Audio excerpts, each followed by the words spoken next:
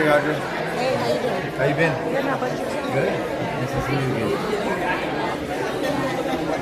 I missed the last one. I was on patrol. Yeah. It was like a month. Like, no. Not for sure. How was it, bro?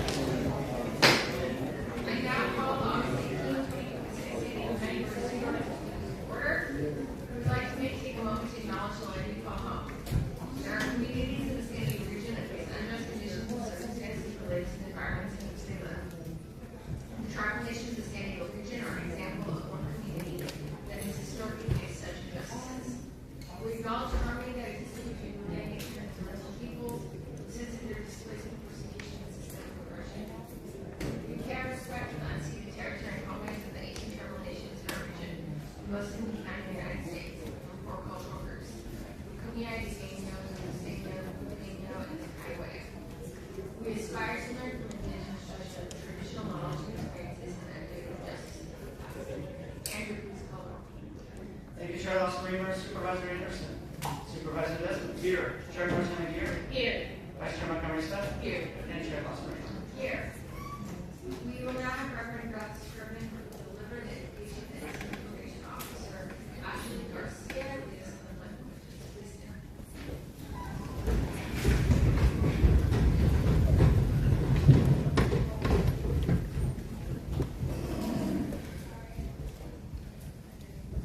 Holy One, God whom we see in many ways and call by many names, source of life, of wisdom, of courage, of hope, be with those who take counsel here today for the welfare of this county. Be upon the tongues of those who speak and in the ears of those who listen. Kindle in every heart a deep love for our neighbors, both those we know and those who are still strangers to us. Today we bring before you questions of how the people who live and work and travel throughout this county are to be kept safe, of how best to steward our natural resources, of how to use money and knowledge in ways that honor our civic responsibility to each other and to future generations. May there be careful and intelligent debate over the comparative value of plans and proposals, and no debate at all over the inherent value of people. May there be honest disagreement over how to approach our challenges and sincere unity in seeking the common good. Give to our governing officials the clarity to perceive what is right, the courage to pursue it vigorously, the grace to accomplish it efficiently, and the skill to communicate it effectively. Make these words more than words and lead us in the ways of love. May it be so. Amen.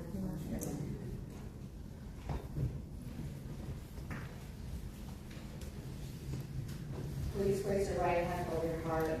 Ready to begin. To the flag of the United States of America and to the republic for which it stands, one nation, under God, indivisible, with liberty and justice for all. Thank you. We have the proclamations. First proclamation is given by herself, honoring Sam Atisha, and the proclamation will be execution.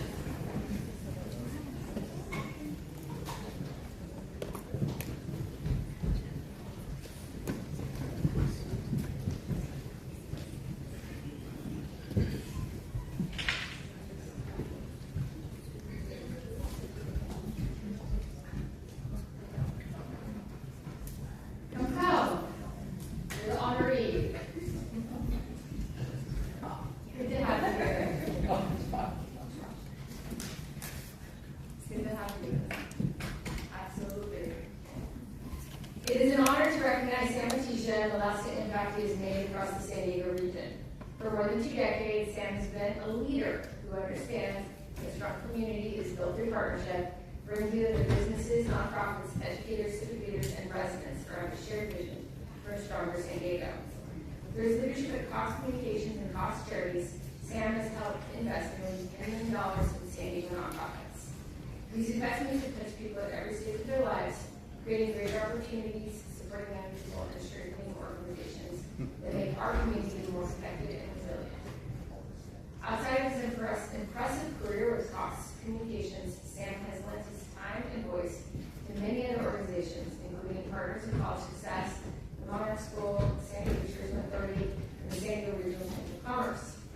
His recognition by organizations throughout San Diego and his inclusion on the San Diego Business Journal's 500 most influential people list for 8 consecutive years reflects what so many of us already know. Sam has been a driving force in shaping our region.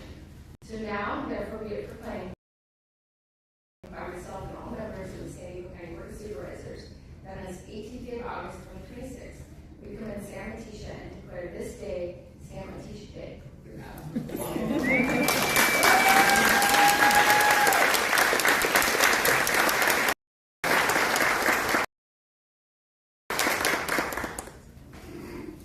Supervisor Lawson, the board, I'm incredibly honored, and for those of you that know me, it takes a lot to surprise me. This was a huge surprise, so thank you. I'm an immigrant. August 20, 1970, my parents landed in the United States.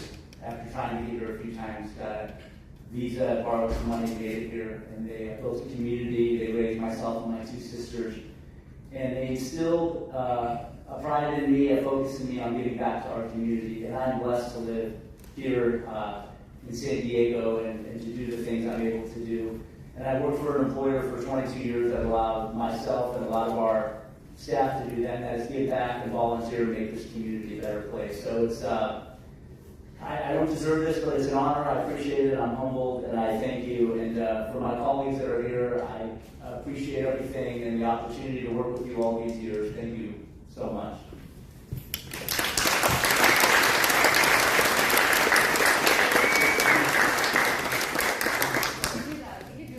Meeting on the phone with Bill Anderson. Why am I going? I saw one of my colleagues go, what's going on with this issue here?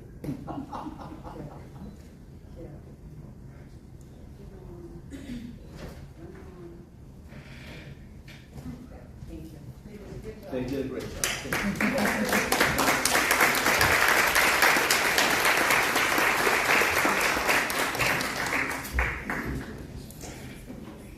Okay, thank you very much. The next proclamation will be given by myself and Supervisor Desmond on the 8th anniversary of the Department of Parks and Recreation. Accepting the proclamation is Jason Hendricks.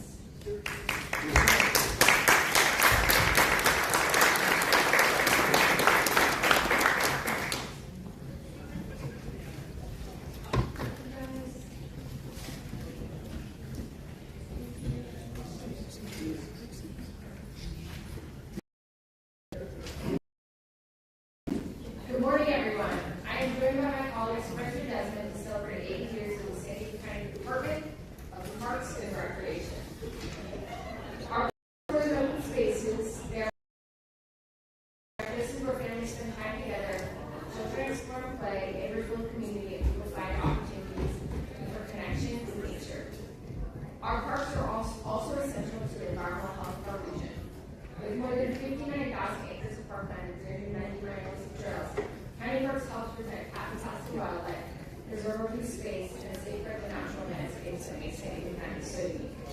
For 80 years, the department has been a steward of both our communities and our environment. So I'd like to say a heartfelt thank you to our county employees, volunteers, and community partners who have worked incredibly hard to provide welcoming places for everyone to enjoy the outdoors. Congratulations to County Parks and Recreation for 8 years of service, and here's to many more years of connecting people with each other and our incredible natural environment. Now, I'd like to hand it over to my colleague, Supervisor Desmond. All right. Well, thank you, Chair Lawson Reamer, and we're very proud to celebrate and honor our County Parks and Recreation for their extraordinary work in the communities that we proudly serve.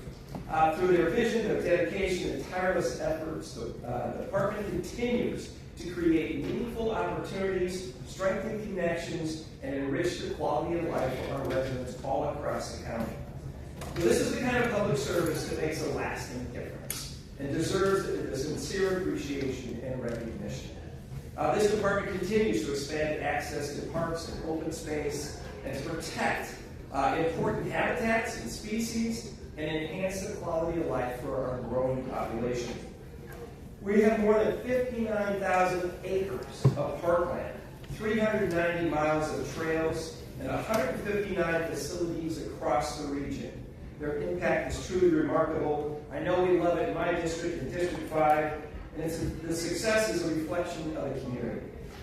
Thousands of volunteers contribute their time each year with strong partnerships with schools, businesses, nonprofits, organizations such as the San Diego County Park Society to help make all of this work possible.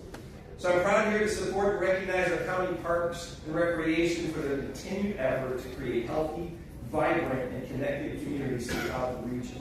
I just want to put in a little side note here. Working with Jason earlier in the year, we opened up a park. And you'd think the community would like the park. They did, but they also wanted a horse staging area that was not part that was left out. They thought, but we were able. Jason and company were able to cobble monies together and to make that possible. And so now the San Luis Rey Park is going to have to do a horse staging area, and it was community input, talking to me, talking to Jason, and getting it done. So I really appreciate it. So be it proclaimed by the Chair Lawson Reamer, and myself, and all the members of the County Board of Supervisors, on this 18th day of August 2026, that we commend the Department of Parks and Rec for their outstanding service, their leadership in San Diego County, and hereby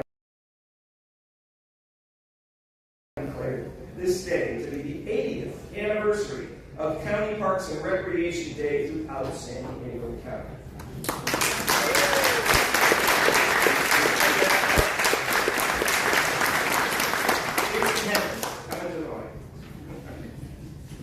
Thank you very much. Thank you, Chair Austin Reaver, Supervisor Desmond, members of the board for this meaningful recognition. I'm honored to accept this proclamation on behalf of our overall team and our department.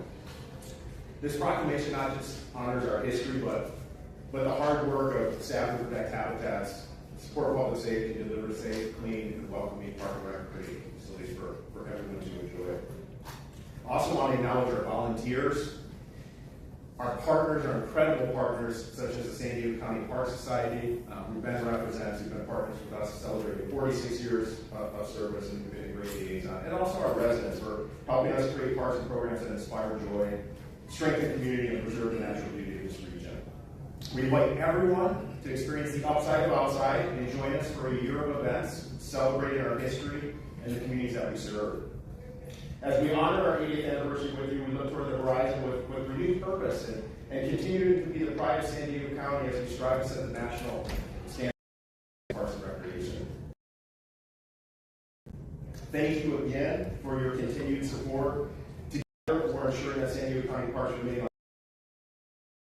a lasting source of pride, inspiration, and stewardship for generations to come. Thank you very much.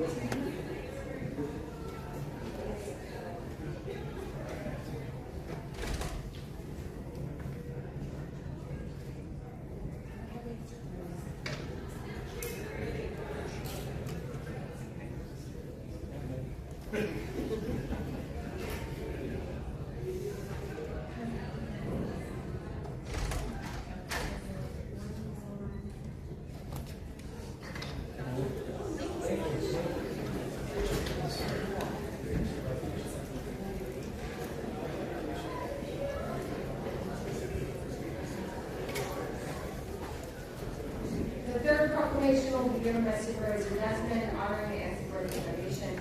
Accepting the proclamation is Bill McConnell.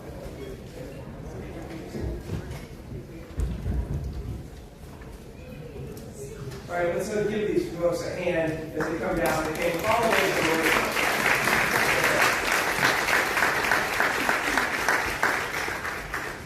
How long was it?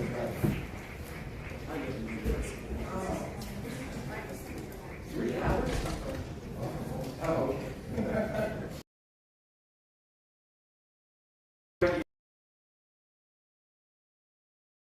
the Anza Borrego Foundation, the official nonprofit partner of the Anza Borrego Desert State Park, for nearly 6 decades of extraordinary dedication to protecting one of California's greatest natural resources. And much of it's in District 5 and also in District 2 in Supervisor Anderson's district as well. But a special thank you to everyone who has made the trek from the desert to celebrate with us. Hopefully this cool coastal breeze is not offensive. But anyway, but since its founding in 1967, the foundation has provided vital support through conservation, education, advocacy, research, and public outreach, and funding that strengthens and sustains the park. Its impact is remarkable, helping conserve more than 58,000 acres and contribute more than $34 million towards land acquisitions and programs that protects the park's extraordinary natural and cultural resources. It inspired thousands each year to explore, appreciate, and protect the desert. Its 2 retail stores also help fund educational and conservation efforts that directly benefit the park. But most importantly, the foundation brings together volunteers, donors, members, partners, and visitors with a shared commitment of preserving Anza Borrego State Park for generations to come. So today we proudly recognize the Anza Borrego Foundation for their lasting contributions in conservation, education, and stewardship. We want to thank everyone that has helped make this mission a great success. So whereas the County of San Diego, we're committed to recognizing and honoring organizations that embody the highest ideals of public service, the Anza Borrego Foundation is one such worthy organization. So therefore, here, Hannah, who wants to hold? All right, here you go. Good job. All right. Be proclaimed by myself and all the members of the San Diego County Board of Supervisors on this 18th day of August 2026 that we commend the Anza Borrego Foundation for their service, leadership, and commitment to the citizens of San Diego County, and do hereby declare today to be Anza Borrego Foundation Day throughout San Diego County. Congratulations, and thank you very much for a great job. Well done.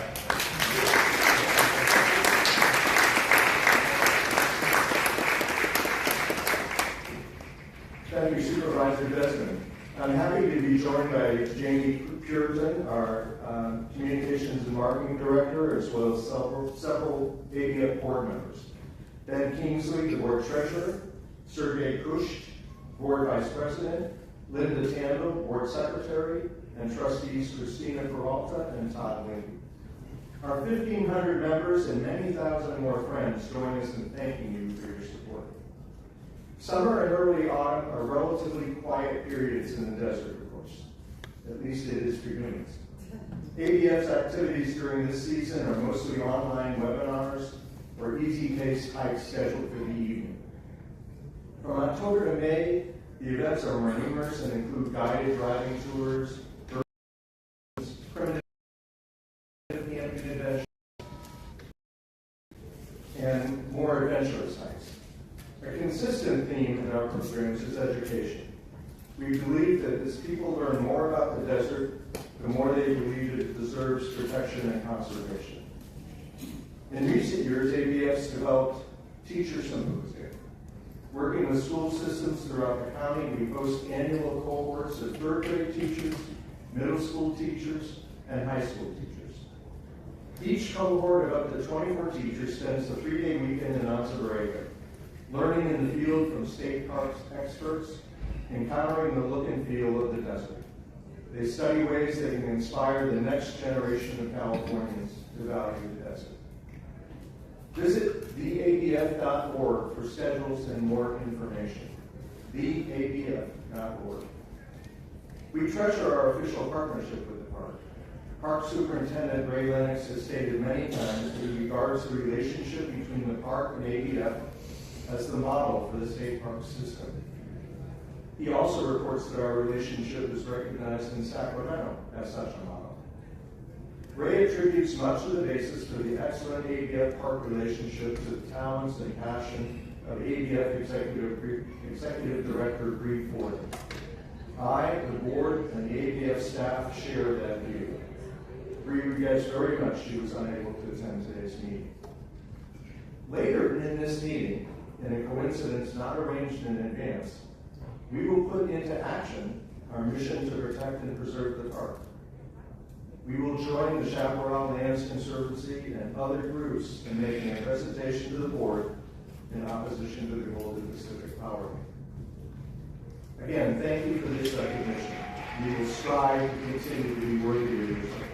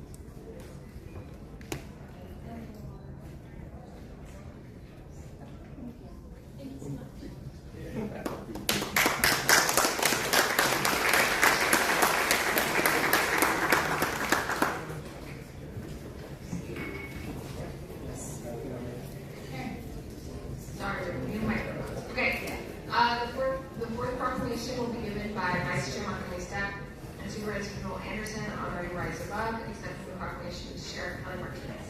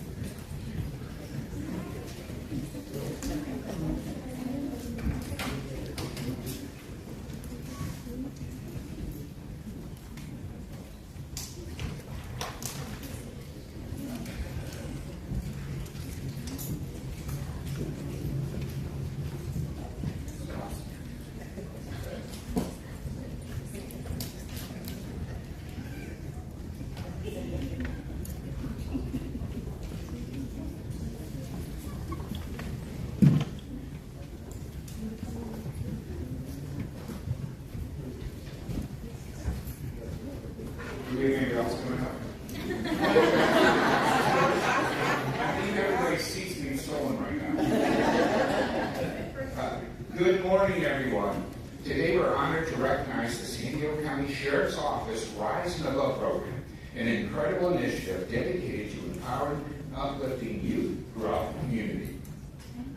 Rise Above is an 8-week program designed to empower San Diego's young people to develop the skills needed to navigate real-world challenges and to recognize the potential they have in shaping their own community and futures. Since its launch in fall 2024, the program has already made a tremendous impact across San Diego County, graduating hundreds of young people in reaching communities in San Marcos, Vista, Ramona, and Spring Valley. Rise Above reminds young people that their circumstances do not determine their future. This program gives our young people the tools, support, and mentorship to rise above adversity and become proactive leaders within their families, schools, and communities.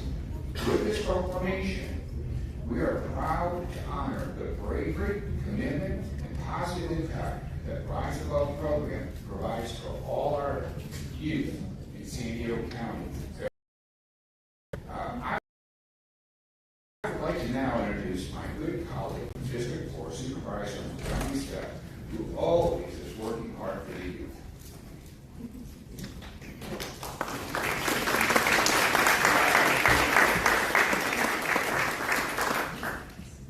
Good morning, everyone, and thank you so much, Supervisor Anderson, for that introduction.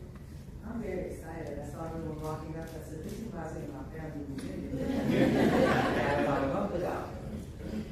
This proclamation reflects a shared commitment to empowering our youth with the tools, support, and opportunities they need to thrive.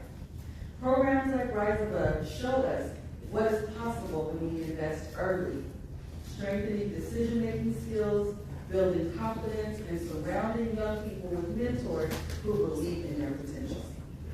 Rise Above also succeeds because families are engaged.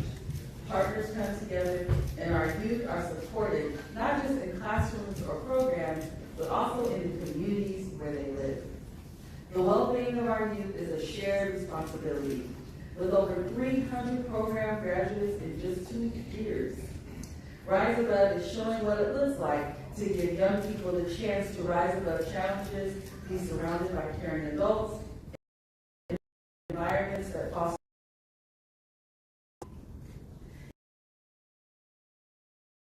In 2026 alone, graduates from across Vista, San Marcos, Rancho San Diego, and Ramona have spent 8 weeks of their own time building skills, strengthening relationships, and investing in their futures. And I'll just say I'm very, very proud of you, all of you. And I think we got the sheriff today here, but I'll let the sheriff speak about that. I think he's ready. I'm talking about a handshake. It really takes all of us, government, community organizations, families, and neighbors, working together to build a future where youth are supported, safe, and empowered to lead. And with that, I'll read the last line of the proclamation. Be it proclaimed by Chair Tara Lawson-Reamer, myself, Supervisor Anderson, and all the members of the board, the San Diego County Board of Supervisors on this 18th day of August 2026. we commend Rise Above for their outstanding service, leadership, and commitment to the citizens of San Diego County, and do hereby declare this day to be Rise Above Day throughout San Diego County.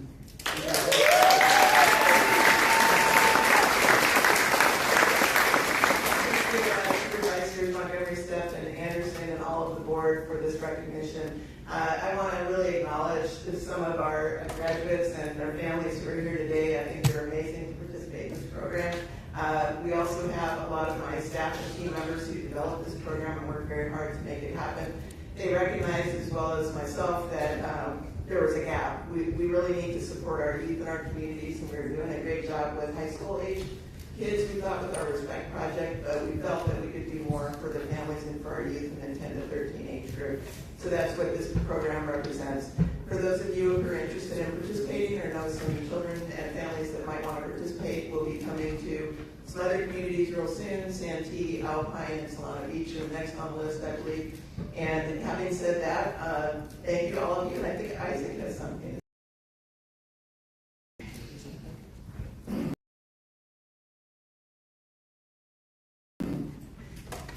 Thank you for having me. I really appreciate Rise Above. Rise Above taught me to not get near strangers or to not even get close to drugs. Again, thank you for having me here.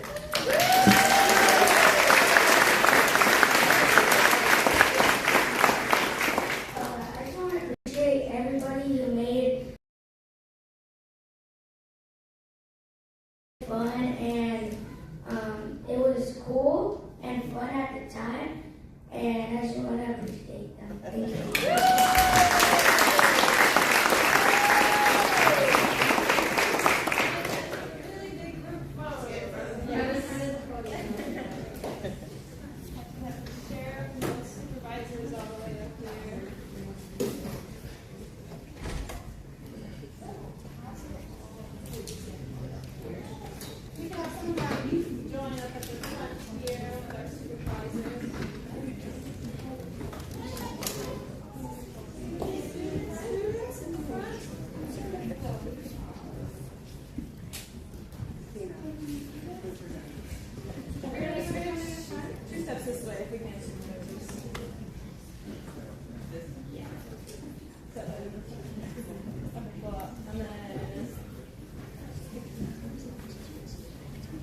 Can we have some of them come and join? And then share if you want to go behind the podium too.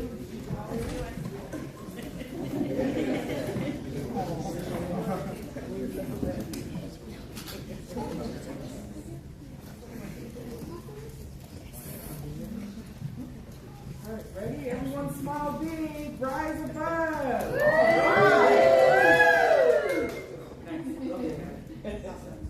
Look here. Here, guys. Big smiles. A couple more smiles. One more. Big smiles. Sonrisa.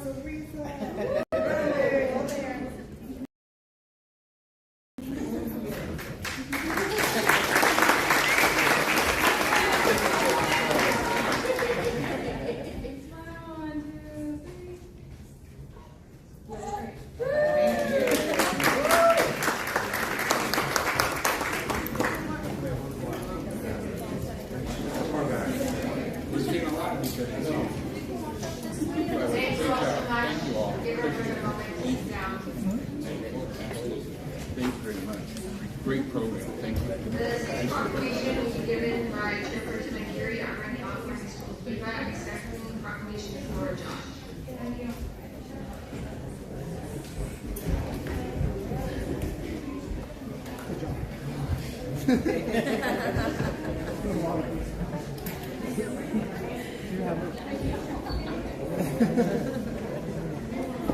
Sorry, apologies to the Vice Chair. Okay, well, we're going to flip the order. You'll go after, I just called her down, so you'll go after. Yeah. Okay, my apologies.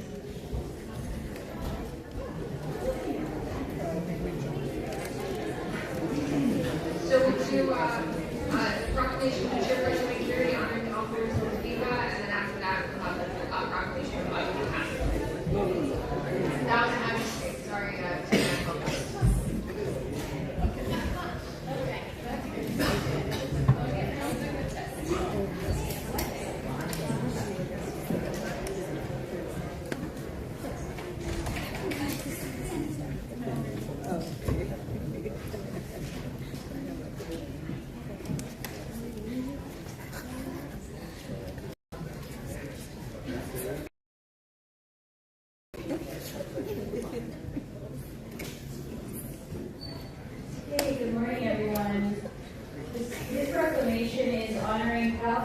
Viva, who is helping us celebrate National Wellness Month in San Diego by hosting its annual Regional Health and Wellness Fair on August 20th.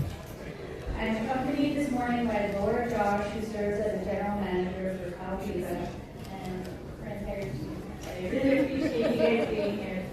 Cal Viva was founded in 1993 by school district superintendents and labor leaders as a joint labor management healthcare trust dedicated to providing top quality, equitable healthcare benefits and wellness programs to public sector employees. Today, Cal Viva has grown to serve 80 public employers, including school districts and public agencies, which support 160,000 employees and their families, including many families in District 1, who now have access to healthcare closer to home in Chula Vista with the new South Bay Resource Center. This matters deeply in District 1, the district with the heart of our region's workforce. This is where our educators, our first responders, and our essential workers and raise their families. The same ones who will benefit from the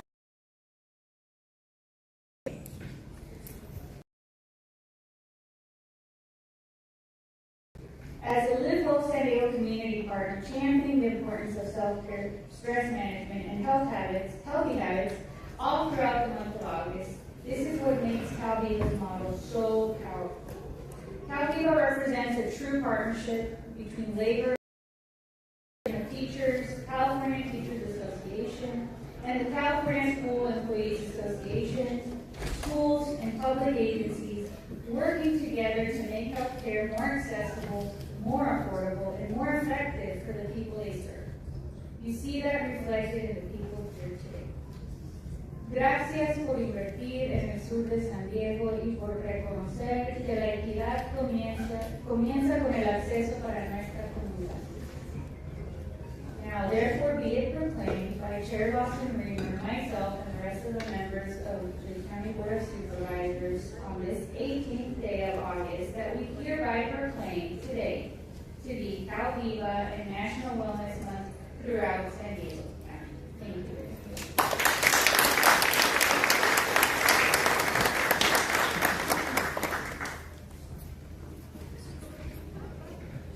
Thank you, Supervisor Aguirre, Chairwoman, members of the board, and honored guests. Thank you very much for this recognition. It's a very tough act to follow with very cute kids, but I will do my best. We're so grateful and honored to accept this on behalf of our board of directors, our dedicated staff, and then the thousands of public sector employees and family members we serve across the community. At Cal Viva, we really are more than just a health plan. As Supervisor Aguirre mentioned, we are a partnership. We are directed by our members, and we're built to take care of the people who take care of our public. So at our core, it's people taking care of people. More than 30 years ago, superintendents and labor leaders sat down together and asked a simple question. How do we deliver high quality and fairly priced healthcare benefits to our public servants that keep our community running? And that question is what built the Cal Viva Trust. Today, we're the fourth largest healthcare purchaser in California. We serve educators, school employees, and public servants who in turn support more than 800,000 students across our state and strengthen our communities all up and down California. We believe healthcare means access at the right time, in the right place, and in the right language. That is our Cal Viva standard. And our belief that started our resource centers, including our newly expanded one in Chula Vista. Today, more than 40,000 members live within 10 miles of our Chula Vista Resource Center, where they can access things like fitness classes, acupuncture, emotional well-being, free child care, nutrition classes, and this is all close to where they live and work. What makes me most proud, however, is the team and our board of directors. I have some of them standing here with me today. Every day, our staff welcomes members and helps people take their meaningful steps towards better health. And our board members really drive our vision and mission to make a difference in those that we serve. Thank you to all of you. You create a community of healthy, engaged, and empowered people who can bring their best selves to the work of serving others. Supervisor Geary, thank you for your leadership and partnership. Thank you for recognizing the Chula Vista Resource Center and the vision of this board of directors. And to our members, who are educators, public servants, and members across San Diego County, remember this center is for you, for that check-in that prevents a crisis, for the coach that helps you start over, and for the person that reminds you that your health matters too. Because when we invest in the well-being of those who serve others, everyone benefits. So we're so honored to accept this proclamation today. Thank you.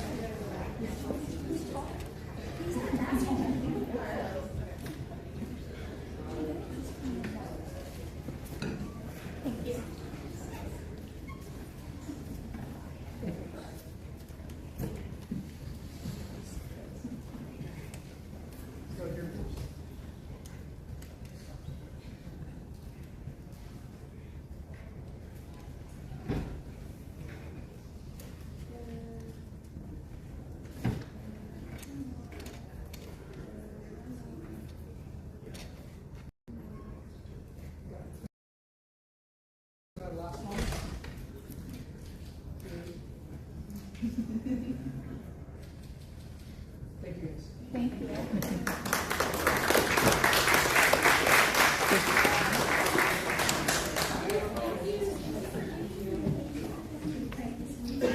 Okay, thank you very much. The next proclamation will be given by Vice Chairman Carmesta and Chairperson Geary honoring Audrey Castro. Attaching the proclamation is not being passed.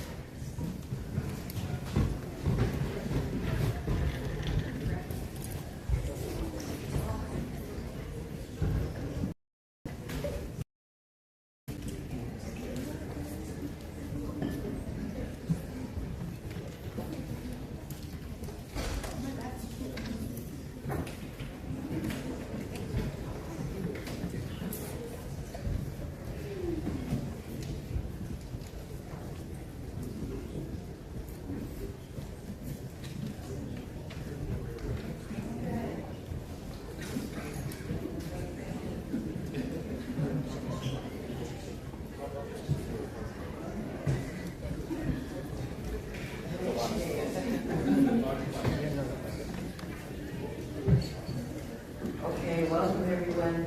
Today I am truly, truly honored to recognize Audrey Castro on his retirement as the Honorary Consul of the Philippines.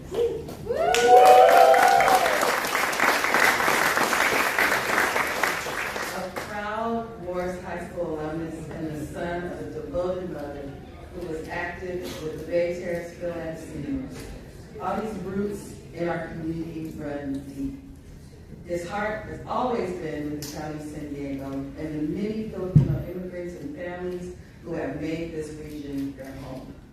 Throughout his tenure, Audrey's work made a meaningful difference in the lives of thousands of Filipino and Filipino American residents across San Diego County, one of the largest Filipino communities in the United States. His responsiveness, accessibility, and cultural competence service filled a critical gap for individuals navigating legal, immigration, and emergency situations. He became a trusted and steady presence for families seeking guidance, reassurance, and support. Audrey worked closely with the Philippine Consulate in Los Angeles to advance trade, tourism, and diplomatic priorities. In 2018, he played a key role in bringing more than 300 U.S. residents to the Philippines through the annual Ambassadors Tour, an effort in which San Diego proudly provided the largest contingent. His leadership strengthened cultural ties, expanded economic opportunities, and showcased San Diego's vibrant Filipino community on a global stage. His commitment to service extended well beyond consular responsibilities. Audie has served as president of both the Asian Business Association of San Diego and the Filipino American Lawyers of San Diego. He also contributed to the region's civic and philanthropic landscape through his work on the Board of Governors of the San Diego Foundation. And he did all of this while successfully operating and growing his law practice in Castro PC, providing trusted counsel across diverse industries and maintaining the highest standards of service. Yet even with the immense demands of his legal practice, community involvement, and consular duties, Audie remained devoted to his family, his wife Thelma, and their 2 sons. His life reflects a remarkable balance of professional achievement, public service, and commitment. Audie, I know this for myself. Your work has uplifted a community, strengthened international ties, and touched lives. Your background as a respected attorney, community leader, and dual U.S.-Philippine citizen made you exceptionally well qualified for your appointment as Honorary Consul of the Philippines back in 2014. The community will deeply miss you in that cherished role, but you leave behind a legacy of service that will be remembered for years to come. And I'll just say one more thing to you. Enjoy your retirement. This is a lot of work you've done in a lifetime. You have more than earned it. And with that, I will turn it over to my colleague, Chair Pro Tem McGee.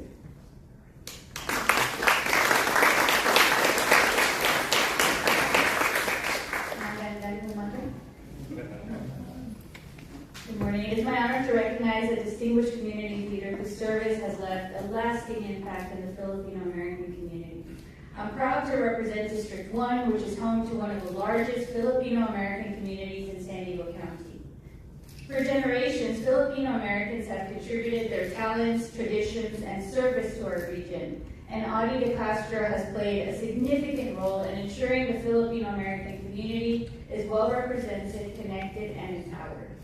Through his leadership as Honorary Consul of the Philippines, Audie has broken down barriers to accessing critical consular services, ensuring that more Filipino Americans can receive the support they need, while strengthening the connection between the Philippines and the Filipino American community in San Diego County.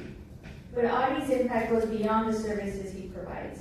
He's been a champion for Filipino American leadership, helping open doors and create pathways for Filipinos across South Bay communities to step into positions of leadership, public service, and influence.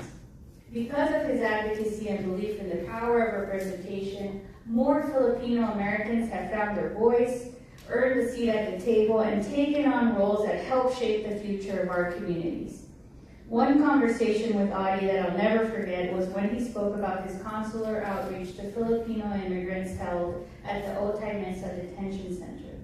What struck me most was not just the help he offered, but the deep compassion and humanity that guided his actions.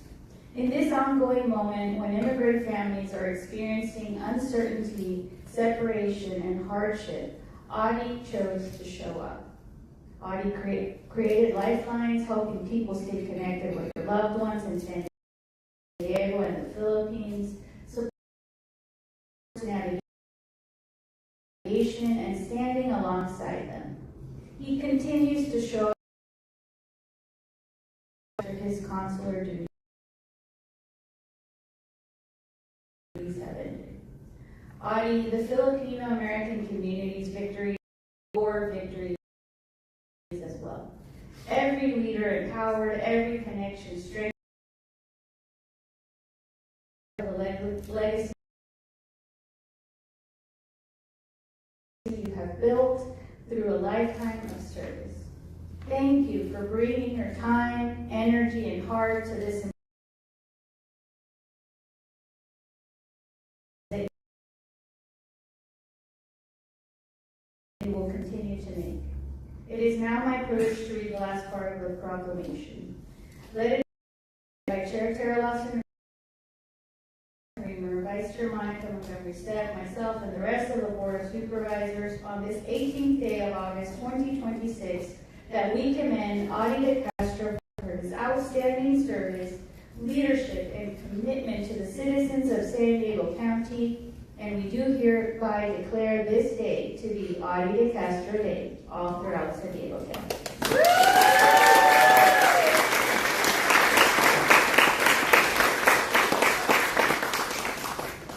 Thank you, Supervisor Marissa and Gary and the entire Board of Supervisors for recognizing the importance of the relationship between the Philippines and San Diego County.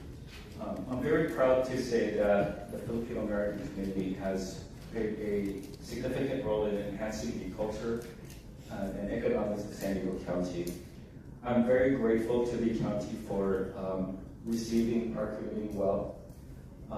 It's been one of the greatest honors, professional honors in my life to be appointed by the Philippine government to represent it, and as well as to represent the Philippines here in San Diego County, a place back where I was born and raised.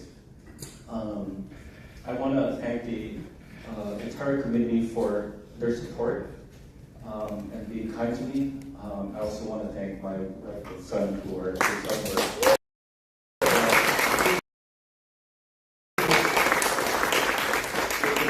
For all these 12 years. I'm going to miss the role, but I'm going to be around. So thank you all. Maraming salamat po.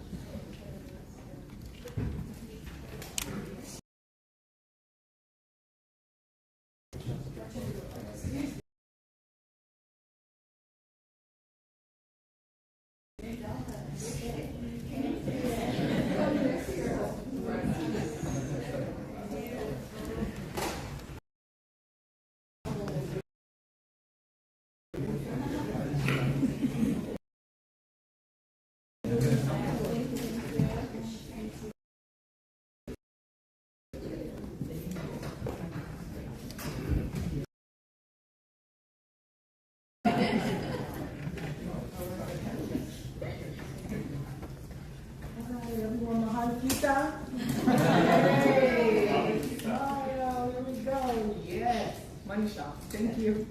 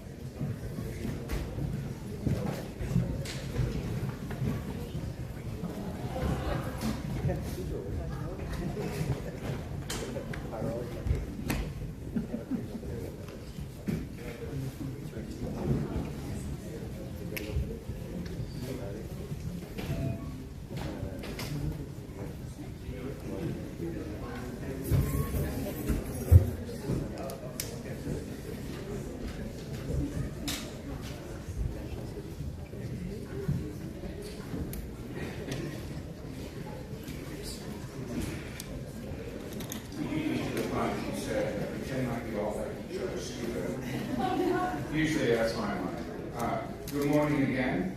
I'm very honored today to recognize National Pretrial Probation and Parole Supervision Week.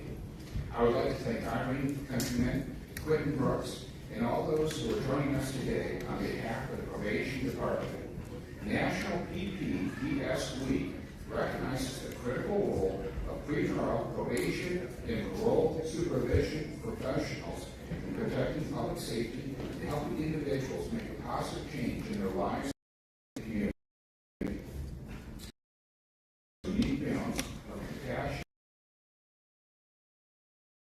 and accountability, often under challenging, very challenging circumstances. Through their dedication, professionalism, and commitment to service, these individuals help strengthen our communities and contribute to a safer San Diego County for all of us every single day. Thank you for your incredible work and for the positive impact you have on our region and beyond. For these reasons, I am proud, along with my colleagues, to present this proclamation honoring pretrial probation and parole supervision week. I'd like to read the last paragraph, being proclaimed by Chair Lawson Reamer and all the members of the Board of Supervisors on this 18th day of August 2026, that they commend the San Diego County Probation Department for their outstanding service, leadership, and commitment to the citizens of San Diego County. And we hereby declare this week of July 19th through the 25th to be National Pretrial Probation and Parole Supervision Week throughout San Diego County. And I just want to personally thank each and every one of you. You know, years ago I went to a Gulls game, and a parole officer was with me, and a young man walked by, and he said, "Hey, Coach." I said, "I didn't know you, Coach." Locally, inside out. That's what we do for our youth. We mentor them. And I just want to thank each and every one of you. Your job's not easy, but you work awfully hard at it, and it shows. You're changing people's lives for the better. And hopefully, this is those changes never end up in our jails in the future. So thank you so much. I appreciate that, and I'm not sure who's speaking next. Awesome. Good morning, everyone. Thank you, Supervisor Anderson and the rest of the board for that recognition. My name is Irene Countryman, Interim Assistant Chief, and I'm honored to be here today on behalf of Chief Nelson and the County Probation Department. We are extremely grateful for this proclamation honoring the Probation Department in celebration of Probation, Pretrial, and Parole Supervision Week, PPPS Week. PPPS Week is recognized nationally during the third calendar week of July and provides an opportunity to recognize the dedication, hard work, and contributions of community supervision professionals who help individuals successfully navigate supervision, rehabilitation, and reintegration into society. This year's theme, Connected for Change, Building Bridges in Supervision, speaks directly to the work we do every day. The County Probation Department is made up of dedicated, motivated, and highly skilled professionals who work alongside our clients to connecting them to opportunities while balancing support and accountability. Through partnerships, collaborations, resources, guidance, and support, we help individuals overcome barriers, make positive changes, and move towards successful rehabilitation, reintegration, and restoration in the community. I am joined today by team members from Admin Secretary, Analyst to Officer, representing the various careers and San Diegans committed to service and safety of our communities within the Probation Department. We are proud to accept this proclamation on behalf of the entire department and the many professionals who are committed to serving our communities each day. We would like to express our sincere and heartfelt gratitude to Supervisor Anderson and to the Board of Supervisors for this meaningful recognition of our profession and for acknowledging the important work of the Probation Department. On behalf of Chief Nelson and the entire probation team, thank you for your support, your recognition, and your continued partnership. Thank you so much.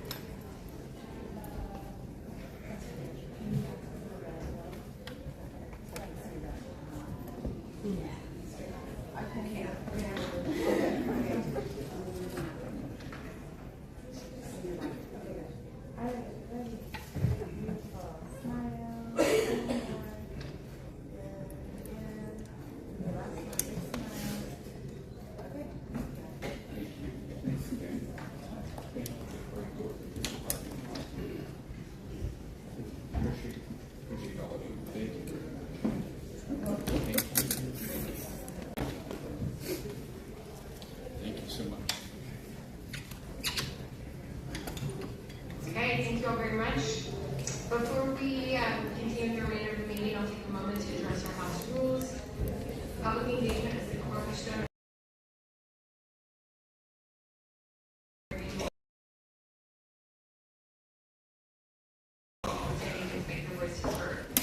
Our county is committed to a work environment free from unlawful discrimination and harassment, including sexual, racial, religious, age, disability, and other forms of discrimination or harassment. Under the language and any member of the board of staff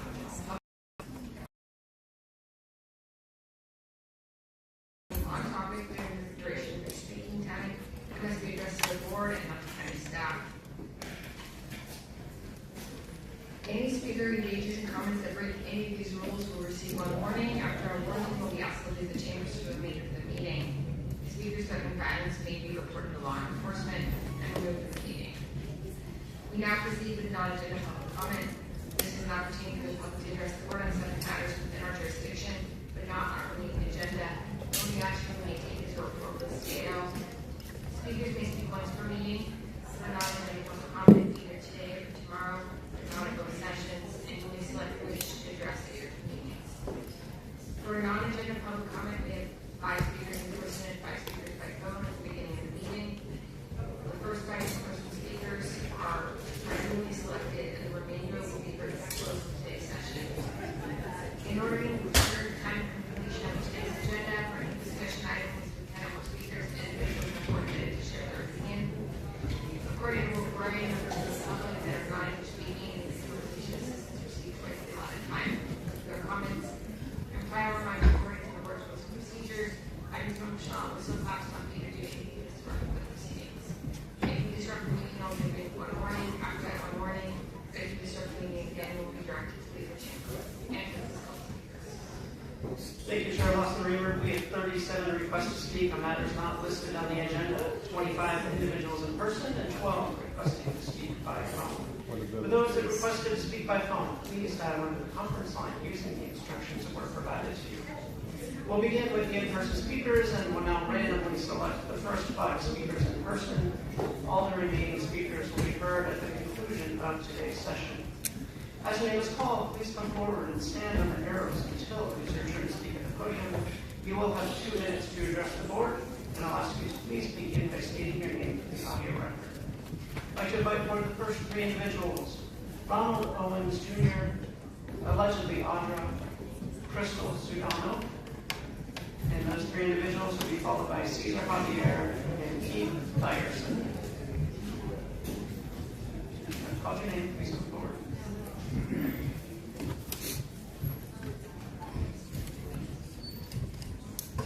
Audra has indicated she would not like to speak today, so we'll go to the 5th speaker, will be Ryan. Just first name, Ryan. Do I have 1 minute or 2 minutes? No, 2 minutes, right? You can speak. Please begin by stating your name. The Board of Supervisors of East County will take measures that may be necessary to preserve and protect the public health. Can you please state your name? My name is Ronald Owens Jr. I was a public information officer at the California Department of Public Health. On April 14, 2022, the Department of Health and Human Services Secretary Javier Becerra said this regarding the COVID-19 vaccine. Quote, "We know these vaccines are killing people of color, blacks, Latinos, indigenous people at about the rate of white Americans." I brought this information to my management at CDPH. Facial paralysis, miscarriages, heart attacks, heart inflammation, serious seizures, strokes, and sudden deaths. They didn't want to hear this information. They wanted to tell you, important Californians, that the vaccines are safe and effective. That is a lie.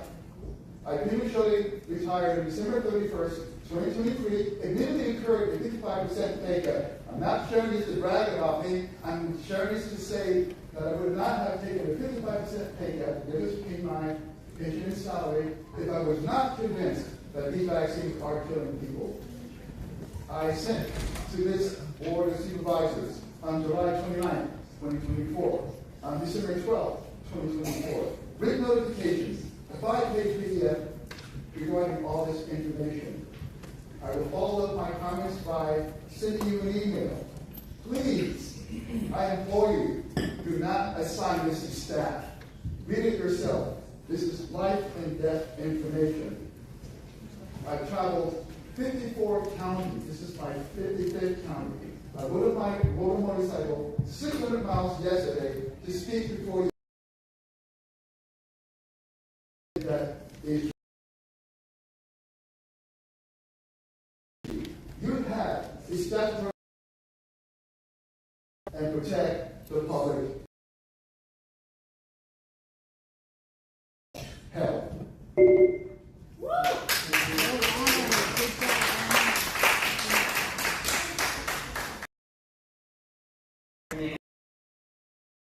Please come forward.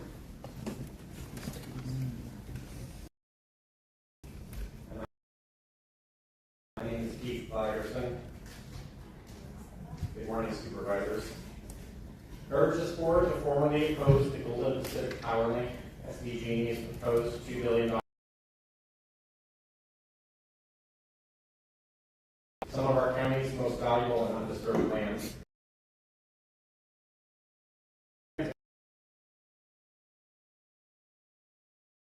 Deserts, mountains, forests, and homes. Can I just talk to you for a second? I think you actually want to be speaking on the agenda item because it sounds like you're talking about the power link item. I did not see an agenda item that was called the Power Link item. It was a presentation by the Anthony Desert Foundation about the effects. So that is the topic of that agenda item. Let me confirm that with Supervisor Desmond. It is his item. Yeah. So if you're going to speak on that topic, we need to ask that you speak on the topic you're speaking on right now. I need to ask you to talk about it at that item. Okay. Because that's the topic of that item. Right now you're talking about was something in regards to specifically the Anthony Desert State Park. It's Supervisor is confirming, but it's about power, correct? Well, it is about the power link and it's being presented by the Anthony Foundation. Okay. Thank you. Yeah, please come back for that item. Okay. Next speaker, please. Crystal Sudano, Cesar Javier, and Ryan.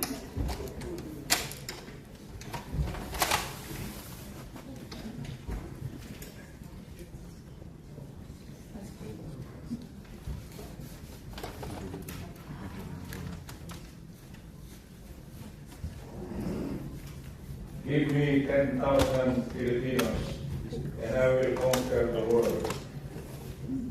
We do not hate just because to be popular. We hate because of that spiritual and emotional value and jewel to us Filipinos. We are here consistently because good governance simply all about survival from conception to grave of San Diego's.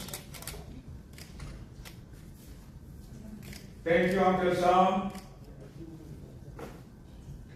Thank you for our home, for our street, for our utilities, light, water, food, clothing. But it is not enough. It looks like, pardon us, we have the belief that the priority of this leadership is business rather than safety and health of humans. Let us not fear. Let us not be threatened. It is the truth. Mama Giri declared in January, people are sick and dying. How many are dying now, Mom? You do not know because the city, the Swiss Imperial do not have human and health resource or agency. That is true, Mom. Rimmer, Mom Chair. We have been with Air Pollution Control District many meetings. We have many meetings with Mom State, and the ceramics manufacturing is still there, killing us, depriving us of happiness in our home. Thank you. Thank you.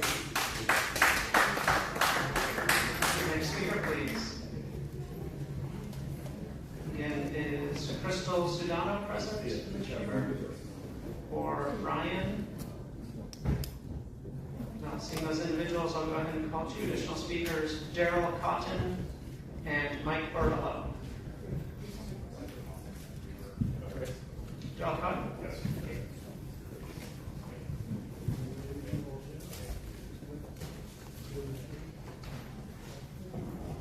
Hi, my name is Gerald Cotton. I'm at 2051 Farms.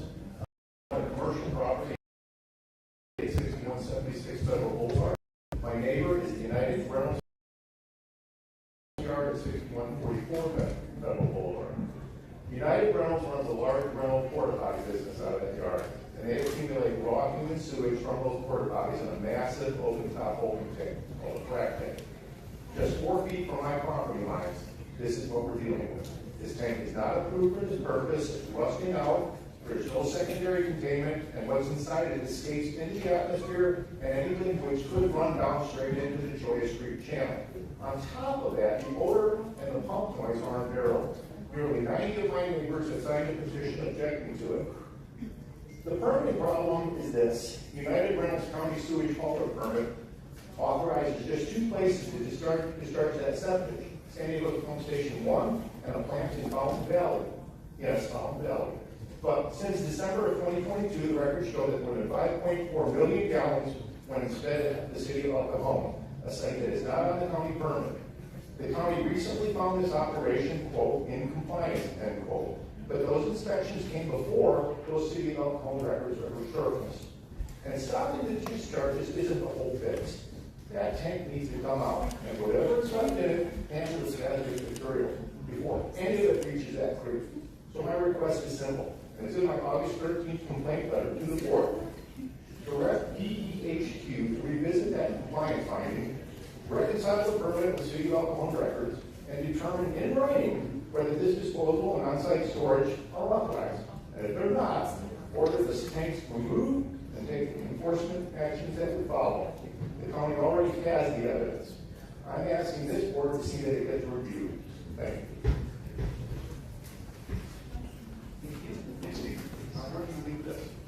You can leave that with the deputy clerk right now. Thank you so much.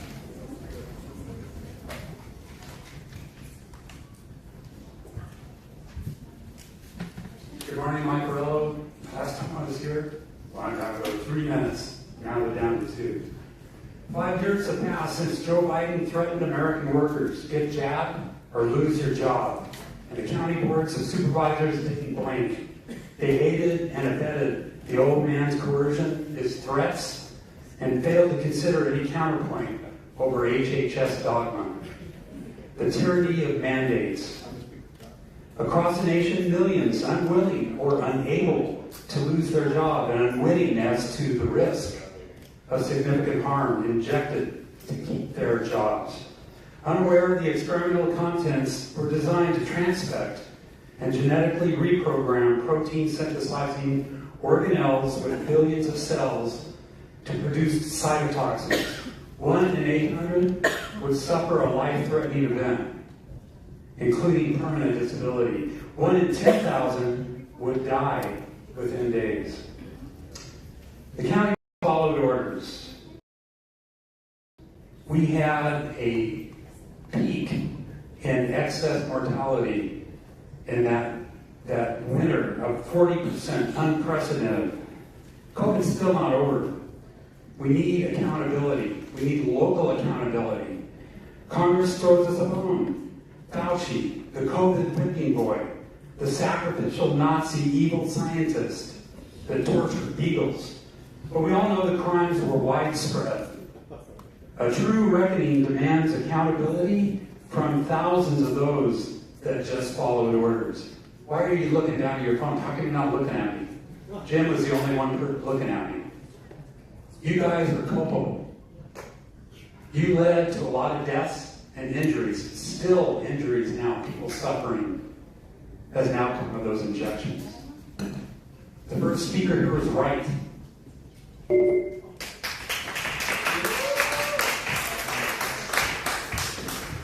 One out here for those that requested to speak by phone. Again, in accordance with the board's rules, we'll hear the first callers will be heard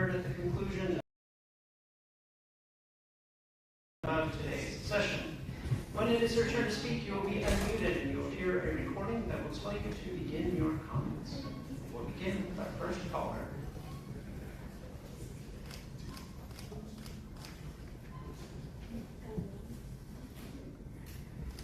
Although the county stopped deleting emails after only 2 years, which should have been kept.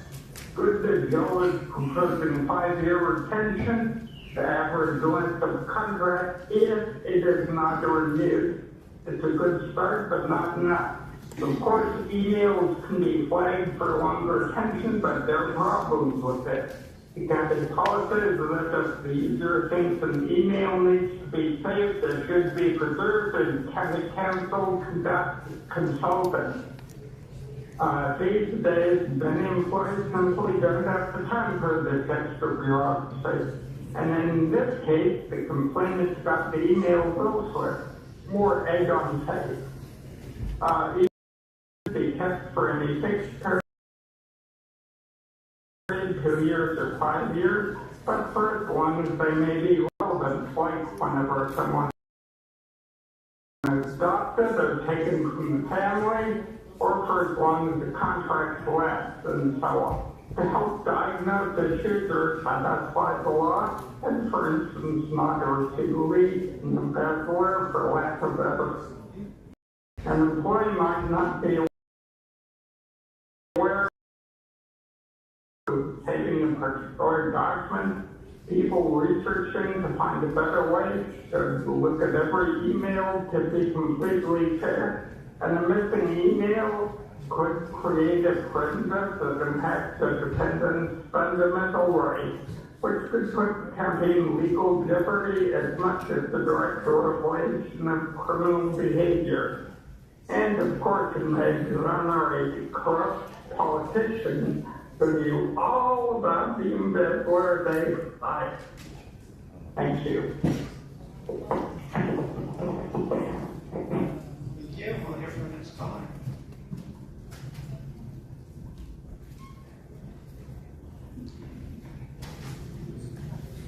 Hi, Andrew. And before you start my time, I just wanted to mention to Tara, you need to stop people and let them know that they can still continue to talk on an agenda. You're taking away the rights of people to speak, and that's not fair. Now you're going to get 60 seconds to speak on that item.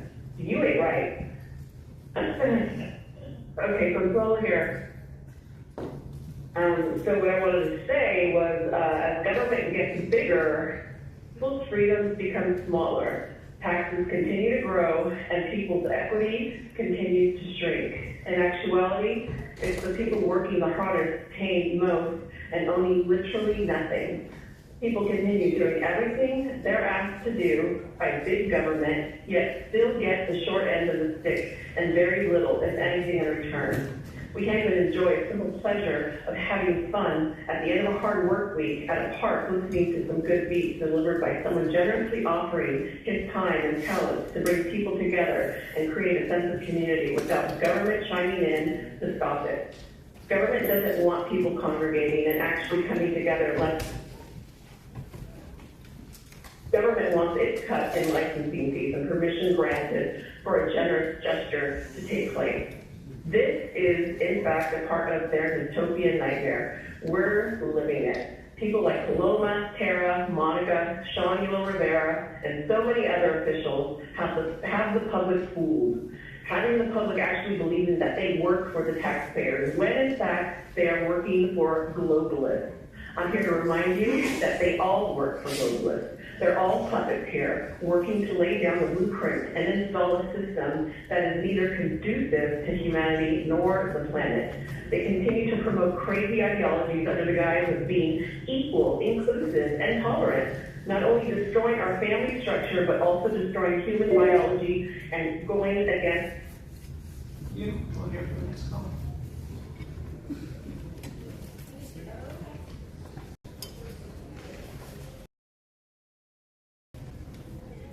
Hi, good morning, Board of Supervisors. My name is Madison. As families across the county send their kids back to school this month, I want to use this time to raise a concern that doesn't always get attention until it's a crisis. cannabis use among teens and preteens. This isn't a hypothetical concern because school staff and prevention counselors across San Diego County continue to report cannabis as one of the most common substances found on middle and high school campuses. Vape pens and edibles have made use easier to conceal and easier for young people to access than ever before. And the science is clear that cannabis use during adolescence, while the brain is still developing, is linked to impacts on memory, attention, and long-term health.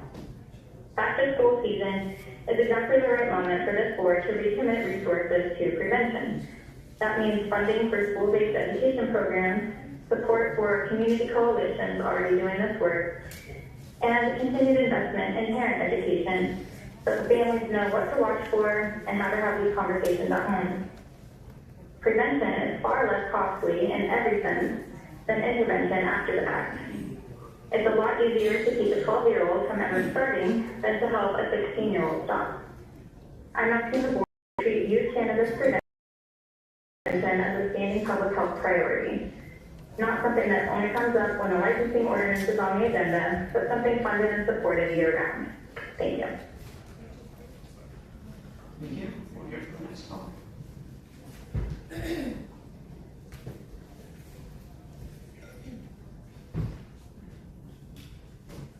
Good morning, my name is Terry Ann Skelly. I'm a planning group member of parents and a community volunteer with school programs that serve youth, especially those in need. As we prepare for the school year, we recognize the staff will need to be attentive to indications of mental health struggles of our students, of the personnel and mental health resources. They've been written more robustly lately in all of our school district budgets.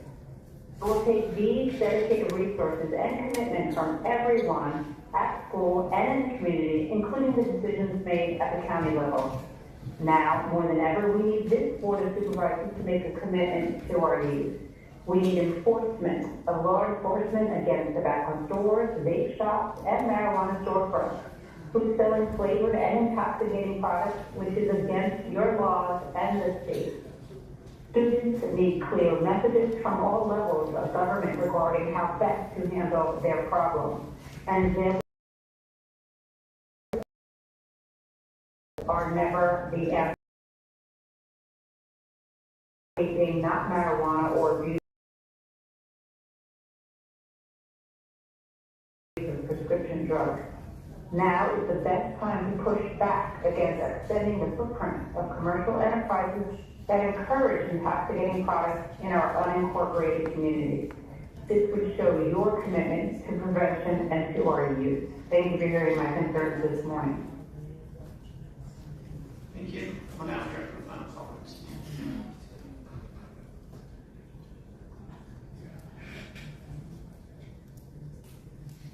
Yes, hello, San Diego County. This is Julie 3, calling in also to warn you about the dangers of the COVID vaccine. I was one of those healthcare workers mandated to take 2 shots, and I've been permanently disabled ever since. I have a lesion on my brain, chronic tinnitus, both retinas detached. I've had 5 eye surgeries, and internal bleeding so bad I've been hospitalized 3 times, requiring 12 contaminated blood transfusions. I also work for the public health clinic in Butte County, where I witnessed injuries riding the chair, seizures, fainting, and miscarriages. All lies. Fauci lied, people died. What can you do? You can issue a public warning on your website. You can bring back in your medical officer who lied to you and have an agenda item to atone for all the lies. Social distancing was a lie. The mask on children didn't work. Isolating seniors was a crime. Have your sheriff investigate every single death, including your COVID vaccination status. Have Sheriff Martinez bring in those responsible for lying to you and hold people to account. On this Rise Above Day, I'm giving you several resources. React19.org. Over 4,000 peer-reviewed studies will show you that this vaccine is harmful. DocInTheLoop.com will give detox strategies for those that are injured in your county. AmericansForHealthFreedom.org. You can sign that pledge that you will do everything to get this COVID vaccine off your county and out of your public health department. Again, Fauci lied, Pfizer lied, people died. The California Department of Public Health lied, you all lied, and you need to atone for this problem. Thank you.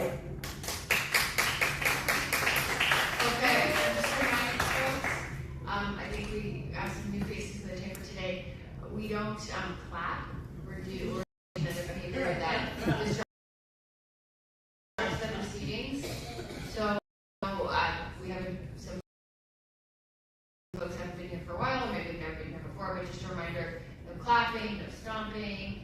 If you want to show support for something that somebody says, you can do this. It's like a silent cheer. Next time I'll be issuing a warning. Thanks. And Chair Wasserman, that concludes a request for non-agenda public communication this morning. Again, all the remaining speakers will be heard at the conclusion of today's session.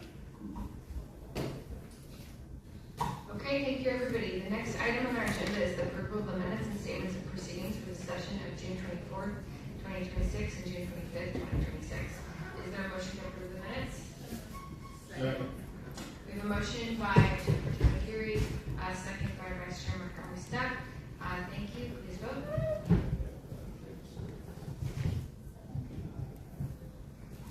Chair Wasserman, that motion passes unanimously. All supervisors being present and voting aye. Okay, thank you very much. We now proceed with the formation of the consent agenda. This is items 1 through 6, 8 through 9, and 11 through 23. I'd like to note that item 7 has been withdrawn from the agenda by the CAO. All items on the consent agenda are routine and will be acted upon for motion. Individuals can comment on the consent agenda after the supervisors pull the items they would like for discussion. Would any of my colleagues like to pull any items for discussion or comments on any of the items on the consent agenda? Vice Chair McCarthy Stepp. No need to pull any items, I may have comments on this. Okay, thank you so much. Chairperson McGarry. I also have a brief comment after public comment. Okay, 2 comments after public comment. Great. Supervisor Anderson. I'd like to pull item 14, and I have a brief comment right now. I understand item 7 was pulled. I don't have a problem with the contract. But I did look at the contract. In the previous contract, 8.6% of the people were served in District 2. In part of, when I looked at the contract, it allows for 100 miles per month. But if you were to, say, look at a single trip from Boulevard to this board meeting, that's 66 miles. They couldn't come here round trip. So if they don't have good internet, they're not participating in our meetings. And so I would like for our staff to go back and look at the actual distances. You know, if we were to look at Potrero is 900 people, the average household income is $28,000. And yet the closest meal program we have in El Cajon is beyond their range. So I think that we would see more use in District 2 if there was actual services provided to District 2. And so I'd like staff to go back, take that into consideration before they bring it back to the board. And then finally, I think this is a terrific program, but what I'd really like is after this contract completes, for us to look at a multi-year contract and open up the bidding process beyond JFS. So I have no problems with JFS, they're doing a great job, but I would like to see some of the poorest people in my district have access to this wonderful program of county funds. Thank you. Okay, thank you very much. Supervisor Desmond. Thank you, Madam Chair. I appreciate this, Supervisor Anderson's comments as well, and hopefully that work about mileage expands beyond District 2 to all districts. Take a look at this. I also understand item 10 was moved to the regular under discussion. Okay. I just wanted to, since 14's pulled, item 21. This is a second consideration. I'm going to be registering a no vote on item 21. I believe the County Consumer Fairness and Public Protection Unit duplicates the existing Consumer Protection Unit under our district attorney. So I'll be registering a no vote on item 21. Okay, thank you very much. We can now turn to public comment. Thank you, Chair Wasserman. We have 25 requests to speak on items on the consent agenda, 13 in person, 5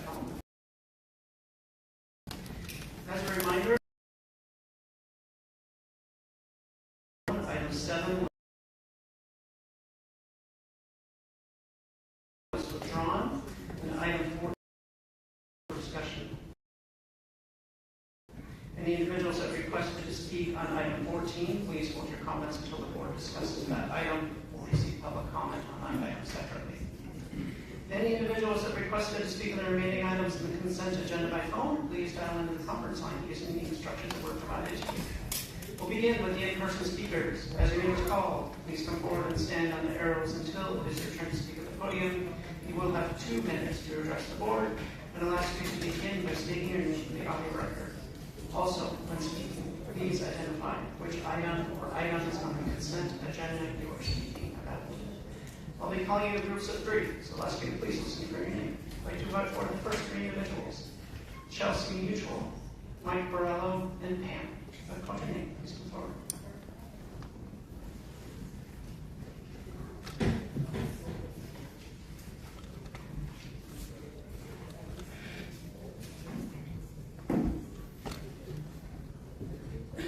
You're all complicit in the danger and the disaster that was COVID. None of you spoke up against it. You need to today. All right, item 5. I love this one because every child should be helped, every infant, not just based on skin color. But we know the state government, along with this county government, tend to discriminate based on money. But why do disparities in Black infant health still exist in this county and still need funds? What are you doing with the money? Number 6. Receiving an award for your home visiting program to support families and pregnant mothers during their time of need. By chance, do these visitors encourage abortion? Do these visitors tell the family's children they may have been born in the wrong body?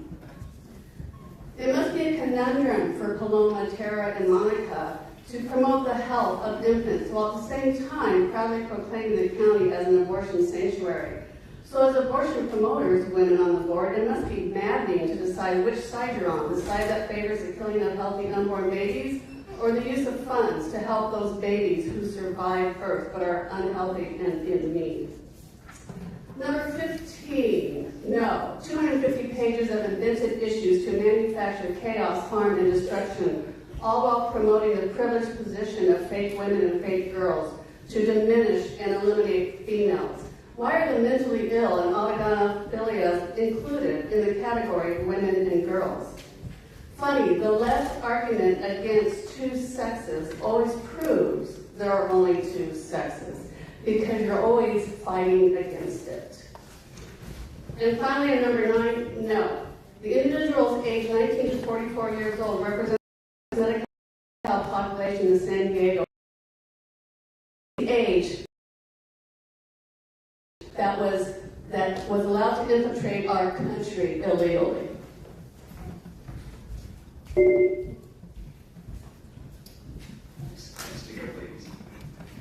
Mike Borello, item number 4. I have a problem with item number 4.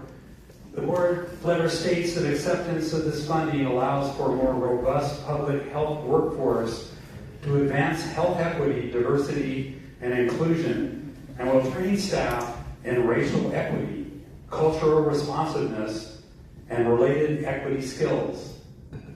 That framing is a big problem. Public health is not a social experiment. It's a high-stakes technical field. Competence is non-negotiable. Will you board an aircraft whose pilot was selected primarily so the cockpit felt inclusive? Or the one who had logged thousands of hours and met the highest performance standards, regardless of background? The answer is obvious. The same logic applies here. Lives and public trust are at stake. I am not opposed to capable Health and Human Services agency.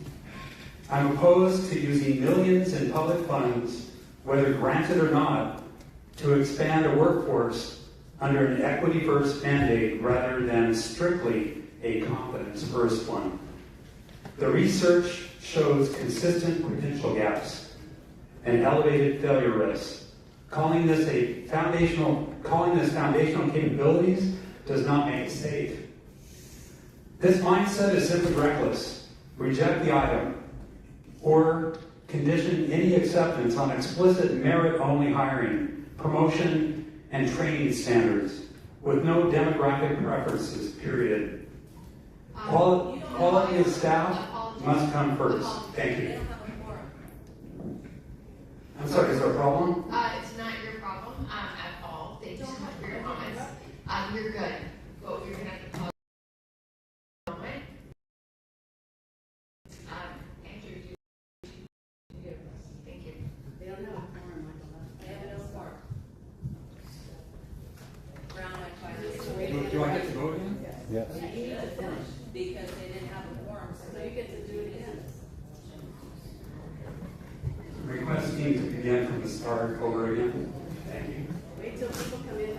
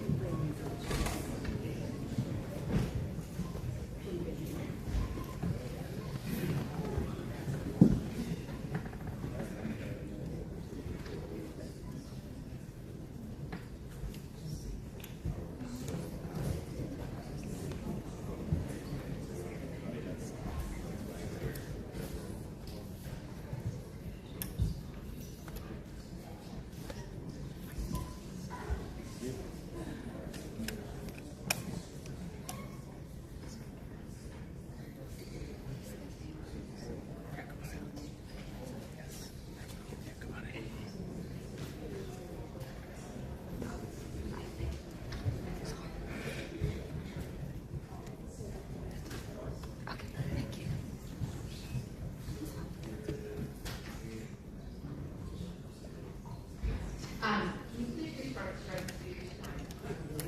You have about 20 seconds. I'll just start over again. Desmond wasn't here when I walked in. There was no quorum. How much? You want to hear it, right, Jim? 12 seconds. To be honest with you, the bathroom has speakers. It doesn't matter. That was a lot of information. Well, I just Why wanted don't to we go ahead and give the you're the only gentleman, one that's going to vote against it. So. why don't we give the gentleman his full time? Okay. Where's Anderson? No, Gary, Where's Anderson? We have quorum, so there's 3 of us, so that's what we have to continue with, but you can have your full time, so go ahead and begin. Okay. Maybe he'll walk in, I'll get lucky.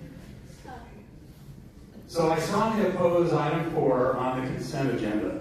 The board letter states that acceptance allows for a more robust public health work equity, cultural responsiveness, and related equity skills. That framing is a big problem. Public health is not a social experiment. It's a high-stakes technical field, and competence is non-negotiable. Would you board an aircraft whose pilot was selected primarily so the cockpit felt inclusive, or the one who had logged thousands of hours and met the highest performance standards, regardless of background? The answer is obvious. The same logic applies here. Lives and public trust are at stake. I'm not opposed to a capable Health and Human Services agency. I'm opposed to using millions in public funds, my tax dollars, whether granted or not, to expand a workforce under an equity-first mandate rather than strictly a competence-first one. The research shows consistent credential gaps and elevated failure risks. Calling this foundational capabilities does not make it safe.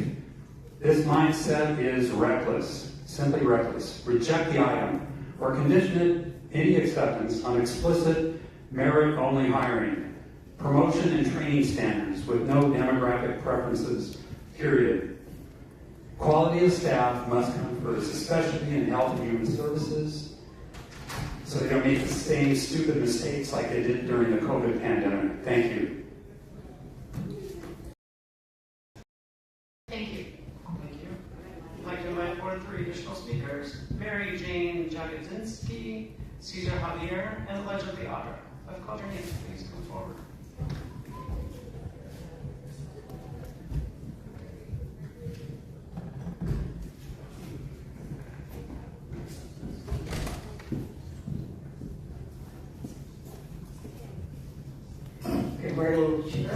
Vice Chair, Supervisors, and staff. I'm Mary Jane Jasinski. I'm Senior Vice President of Development with nonprofit Bridge Housing. I'm here briefly in support of item 16. I want to thank you, the county, for the opportunity to work again in partnership with the county in providing needed affordable housing. This development is one we worked with your staff and with our partner, who is San Ysidro Health. This allows us to provide affordable housing for families that are in need, as well as to continue to provide healthcare services in a neighborhood that has been underserved. And with that, I want to thank you again for this opportunity. We're here for any questions. Thank you. Next speaker, please.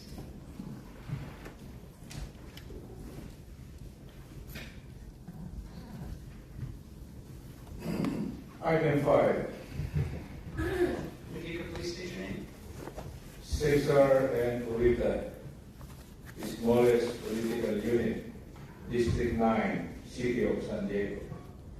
Number 5, with all respect to my brothers and sisters, African Americans. We are members of the New Creation Church, and we look at how demography is being slandered, being destroyed or something. Why, Mom, Steve? Why did you not approve my being member of the advisory board, AIS? Recommendation, let's not put demography in the limelight, because the sick and dying are not only black at the border. Ma'am Aguirre, correct? We have Filipinos, we have Asians, we have name it. Number 7, this is the advisory effort of AIS. AIS. Why single procurement, Ma'am Rimmer? Why? And why Jewish family services? Why? Why? Number 16. Why exempt CEQA on affordable housing in an infested, toxic area? Mama Giri, where is our sanity? You build houses, you know that the environment is not suitable. CEQA says, decent home in a suitable surroundings. Sir Anderson, Sir Desmond, Mom Steve. God help. Thank you. As the next speaker is coming forward, I'll invite the additional speakers. Chris Bloom, Brian Woods, and Melissa O'Connor. Call your name, please.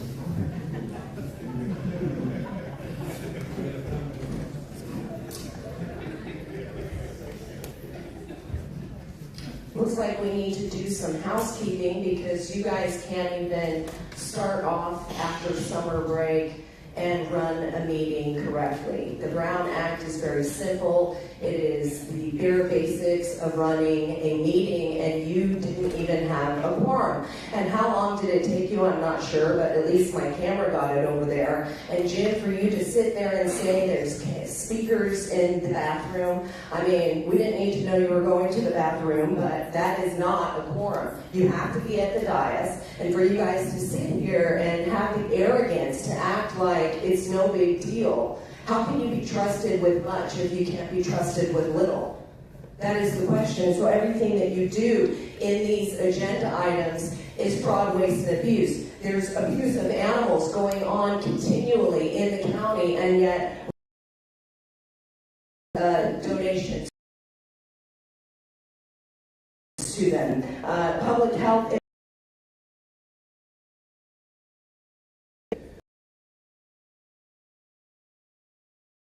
Right, but we're going to be trusting you with our voting and have potentially taken.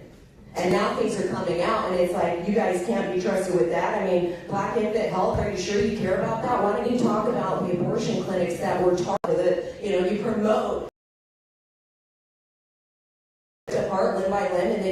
to trust that you're going to go to someone's house and give children and mothers health care? What are you going to do, abort them? Because I guess now we can do it till when they're, basically born. It's like you can have them and then just rip them apart with a violin, so it's so great. And how many genders are there? We're not sure. So how much are you going to be able to have equity in that? It's a circus show. It goes on here, so you guys can't be trusted, and it's just edited to the people. Next speaker, please. Hi, good morning. Good morning, Chair, Vice Chair, County Board of Supervisors. My name is Chris Bloom, Director of Development for the nonprofit Bridge Housing Organization. I'm speaking obviously in support of item 16, the development and disposition of agreement and the CEQA exemptions for affordable housing and the healthcare facility on county surplus land. The proposal is simple. It's 120 units per low-income housing, serving large families up to 60% of the area median income. This model has been successfully done in the past. It connects affordable housing with necessary healthcare services they desperately need in this county. We value our continued partnership with the county, spirit of our track record, and we thank you for the opportunity to continue that partnership. My team and I are here to answer any questions or comments after today. Thank you. Thank you. Next speaker, please.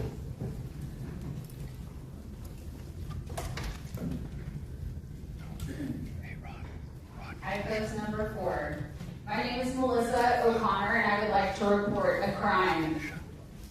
You forced PCR genomic testing on us. You cataloged our biological samples, and you used them against us to push lockdowns, reduce our movement and human interaction. Then you increased surveillance with continued testing, which fed the cycle. You shared our DNA without our knowledge or consent. Then you used our money to develop a private product.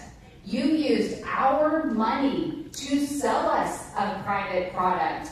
You advised legislators on policy to coerce us to take the product. You experimented on us with that product. And you made billions off this product from our initial investment. When we rejected your toxic product, you punished us for taking it, for refusing it. Taking education and socialization away from our children, shutting down our ways to make a living, and in some cases, fired us from our jobs. This is criminal. It has taken me 5 years to understand how you pulled off the greatest economical heist from the American taxpayer while turning loved ones against each other, keeping healing modalities from us, and poisoning us with so-called treatments.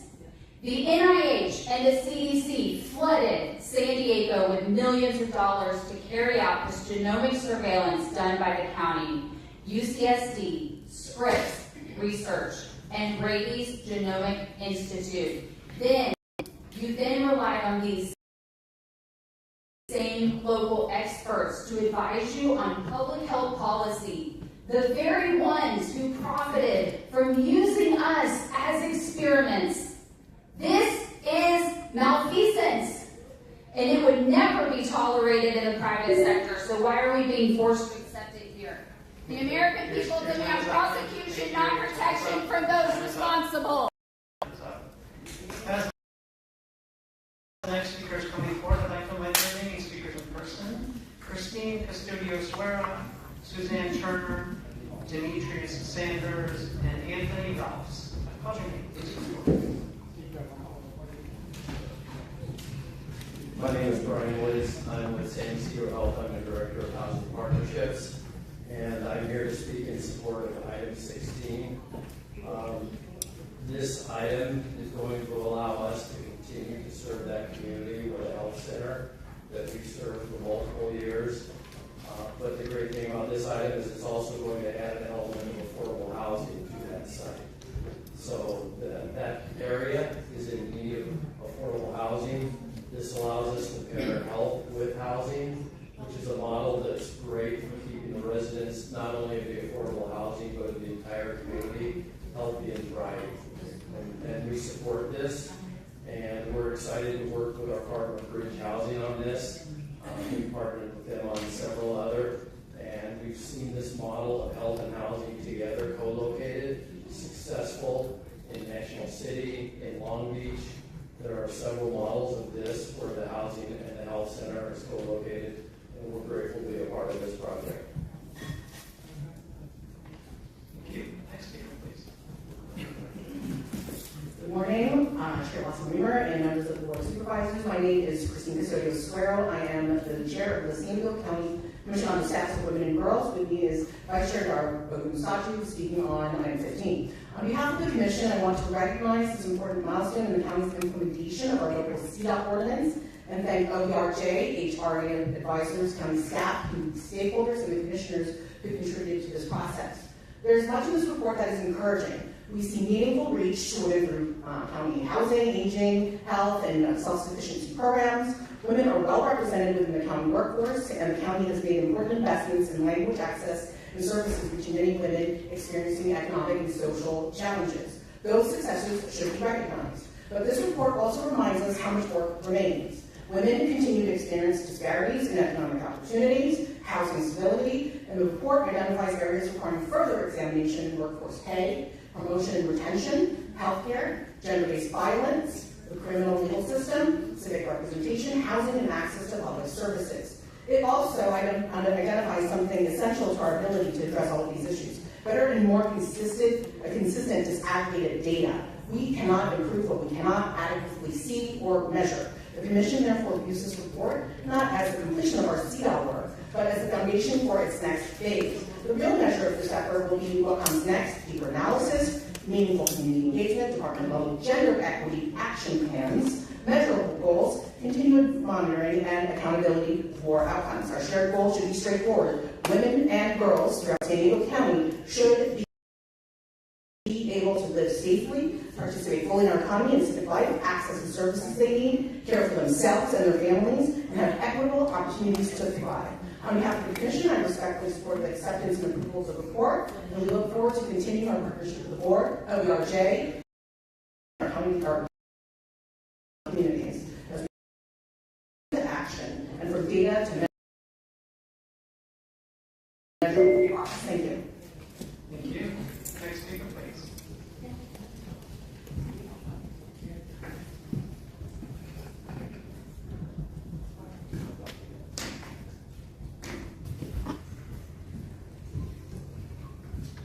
How y'all doing? My name is Demetrius Sanders from Akron, Ohio. I'm the CEO of Put Down the Gun Tail tonight. It was approved by Marco Somerville and Dan Horton, the makers. Since last year, I've been here, and I've been feeding people. I see nobody else up there. Our project been helping. 16 been helping. See nobody else helping. I saved all y'all last year. Ask Donald Trump in Washington, D.C. because I follow them. They follow me on social media. They know what's going on. All tunnels. Hospice. On the second one, Red World. God see you. Also, everybody hope. I'm going to find out people about that baby. July 6th. I'm putting everything together because I don't get too many because I don't do this. This is my first and last time. I'm finna do this again. My first and last time. I didn't want to do this. I have my own town hall meeting coming up. I have a library, Malcolm X library on Euclid. That's why for mine we get more time than that because I'm moving for like 4 or 5 hours or all day. But this is my last time. I just want y'all to know I don't see nobody out here helping their veterans. When we out here feeding them, me, my organization, and the Health Project and other people helping, you know, they come out there and volunteer to help. I'm coming for all the people that's kidnapping everybody. I just want y'all to know. Hope is here. I see you. Have a nice day. Next speaker, please.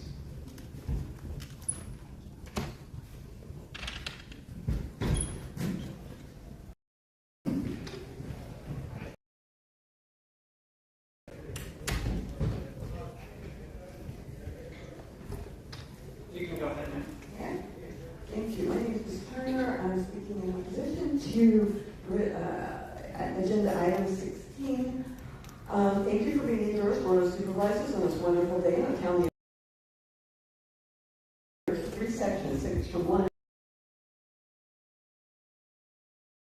are indicators that tell you how important this is. Section 2, why I'm the person championing this issue. And Section 3 actions we're asking the board to take on item 16. These 3 actions we're asking you to take is to investigate what's been going on with bridge housing at Kettner Crossing for the harassment of the seniors who have all given you letters to the effect of what their problem is. Section 2, we're asking for a survey. If you would send an independent survey to all the seniors in the building so they can respond to you specifically about the issues that are going on under bridge housing in Kettner Crossing and others. Action item number 3 will be capped to COLA so that the rent increases will be maintained for the entire year to COLA, which is 2.8% instead of 8.2%, which financially both is important. If I'm going to spend 10%, so I can give you guys this information. Number 3, in retaliation, speaking here today, Bridge Housing has canceled my personal lease renewal in the building in violation of federal low-income tax credit protections. Section number 2, I'm an experienced, incredible community advocate. I've worked with the Board of Supervisors for many years. Tara's office, Omar, was wonderful about, hey, tomorrow the seniors are getting free food at 9:30 a.m. right outside of this building because of Tara. Thank you. Your time's up. Thank you. Final call for Anthony Ralphs.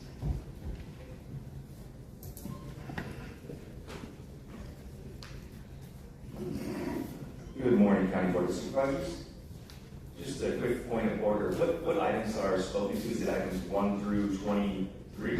Is that all the consent items? It's items 1 through 9, 11 through 13, and 15 through 23. All right. Then I will start by voicing my support for items number 3, items number 4, number 5, number 6, number 7, number 8, number 9, number 11, number 15, number 16, number 12, number 17, number 18, number 19, and number 20. And I would like to speak in opposition to number 1. In the face of all the draconian, Orwellian technology that we're facing, Big Brother technology that we're facing, especially in lieu of all of the approvals that have been passed for first responder drones that can now deploy chemicals to everyday citizens in this county is overwhelming. And we're asking this Board of Supervisors to think very critically about the amount of technology that's being utilized against suppressing the very people that this county is created for serving. Our DNA analysis, our DNA procurement should be completely off limits. That is such a violation of our constitutional human rights. I'm afraid that we've reached a point where technology can no longer protect the human rights that were enshrined in the Constitution, and that big government has reached a level that we've never seen before. Thank you. Thank you. And just to reiterate for the callers, item 7 was withdrawn, so that the consent agenda includes items 1 through 6, 8 through 9, 11 through 13, and 15 through 23. When I'm here from those that requested to speak by phone, when it is your turn to speak, you'll be unmuted and you'll hear a recording that will tell you to begin your comments. And please state which item or items in the consent agenda you're speaking about. We'll begin with our first caller.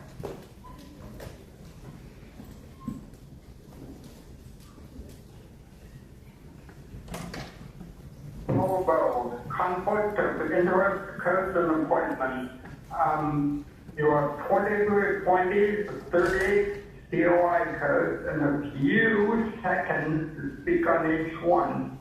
This is not participatory democracy, but democracy spelled with a K. An indefinite appointment like Madeline Smith to Treasury Oversight Committee is asking for trouble. Bridge Housing. The Bridge Housing Corporation has a poor reputation for maintenance, management, and big rent hikes. Residents cite urine-soaked carpets, quick infestation, noise issues, poor management, big rent hikes. Surely someone can do the job better. You should look for one. And reserving all units for people making up to $139,000 per year means that the developer can pick and choose and not rent to truly low-income people.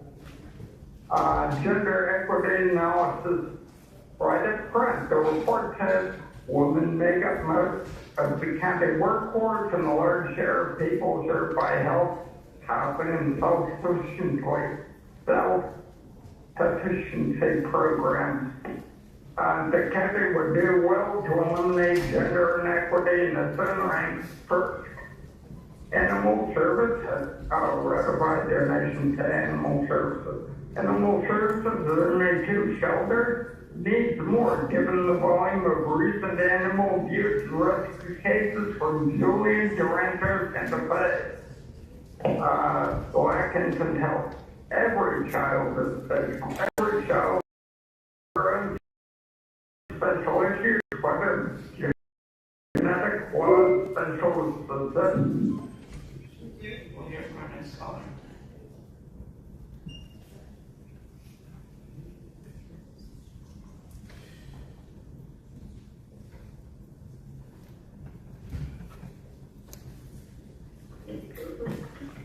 Good morning. Thank you for letting me speak.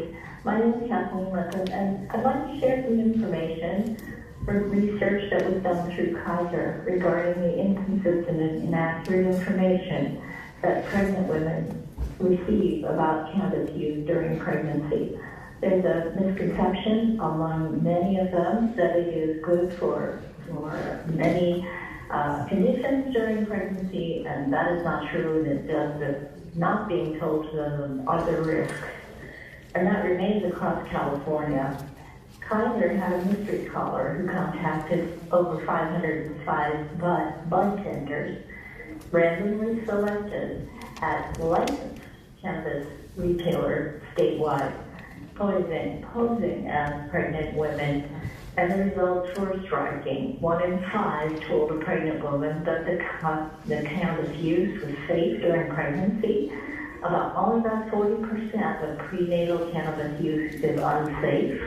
That fewer than 6% referenced the state-mandated pregnancy warning. Bud tenders were far more likely to caution against tobacco than cannabis, and suggesting that the gaps in knowledge about cannabis risks. Nearly 1/3 said edibles are safer in pregnancy despite little evidence comparing those modes of use. And the good news, 90% encourage the caller to speak with a healthcare provider, but often only when asked directly. This matters because prenatal cannabis use exposure has been linked to many problems during pregnancy, complications for the mother, lower birth weight, preterm birth, disruption of fetal neurodevelopment, risks heightened for today's far more potent products, because many people use cannabis during. Thank you. We'll hear from the next caller.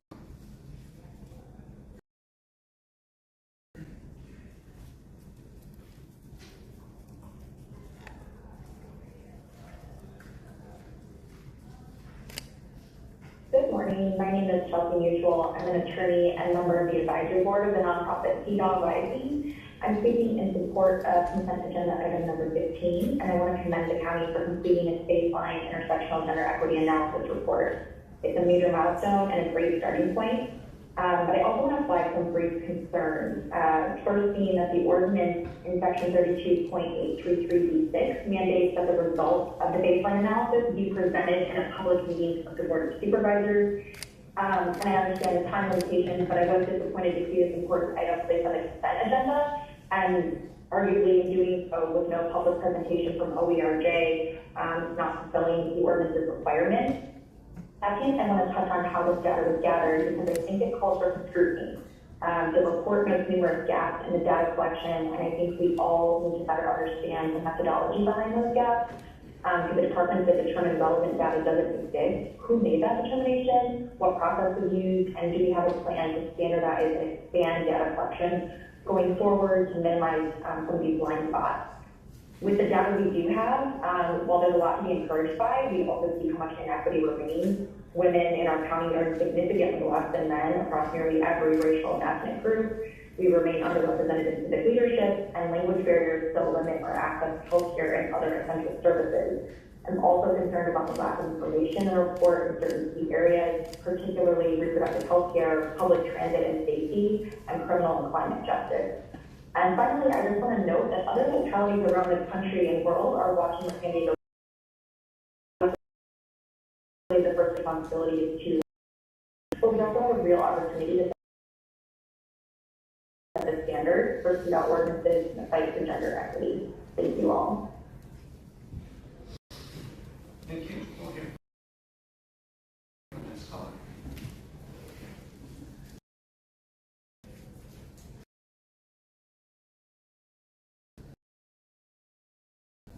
Okay, so Paula here. Yeah, gender equity, can't even define what a woman or a man is. But here we go. Okay, so this, let's see, I'm speaking on 15, 5, 20, 16, 1, 7, and, well, it's just going to pertain to all of them. Okay, so as I mentioned in what I said earlier, you all continue to promote crazy ideology under guise of being equal, inclusive, and tolerant. And that is not only destroying our family structures, but also destroying human biology and going against the laws of nature. So at this point, let's see, it's obvious that the main objective of these politicians is, in fact, to bring our cities and counties down to its knees, and doing their part to make sure that we, as a community, are divided, and struggling, and believing that there are actual teams like red and blue, liberals, conservatives, that have our backs and are looking out for our best interests. That couldn't be furthest from the truth. People are now starting to notice. I'm loving everything that I'm hearing at this meeting so far. People are starting to notice that things like their property values are being compromised, their health, their just everything. They're recognizing how they've been swindled into believing that big government has their back. So it's great. A new day is dawning, a new earth is forming, the system is failing. Humanity on every level is recognizing what's happening. People are starting to recognize what's happening to them, not only to them, to just everybody. They're standing up, well, even if they're not struggling, they're standing up. Thank you. We'll hear from the next caller.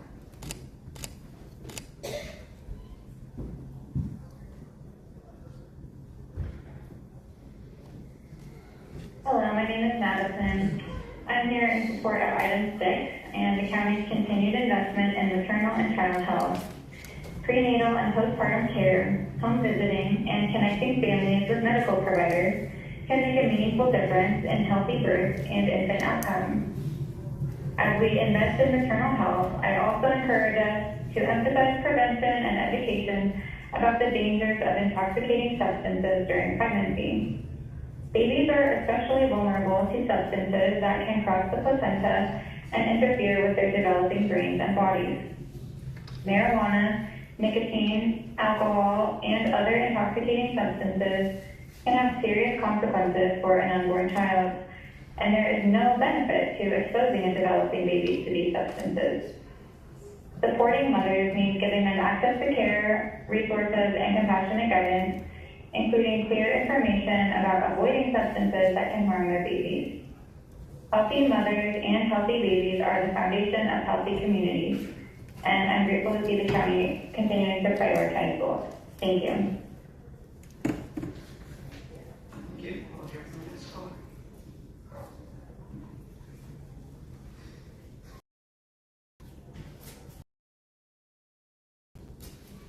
Good morning, Board of Supervisors. My name is Terry M. Kelly. I called in to voice my support for consent program. As a county planning group member and a parent of 3 adult sons, I have appreciated the county's attention to supporting young adults in their journey to successful education, meaningful employment, emotional well-being, and long-term stability.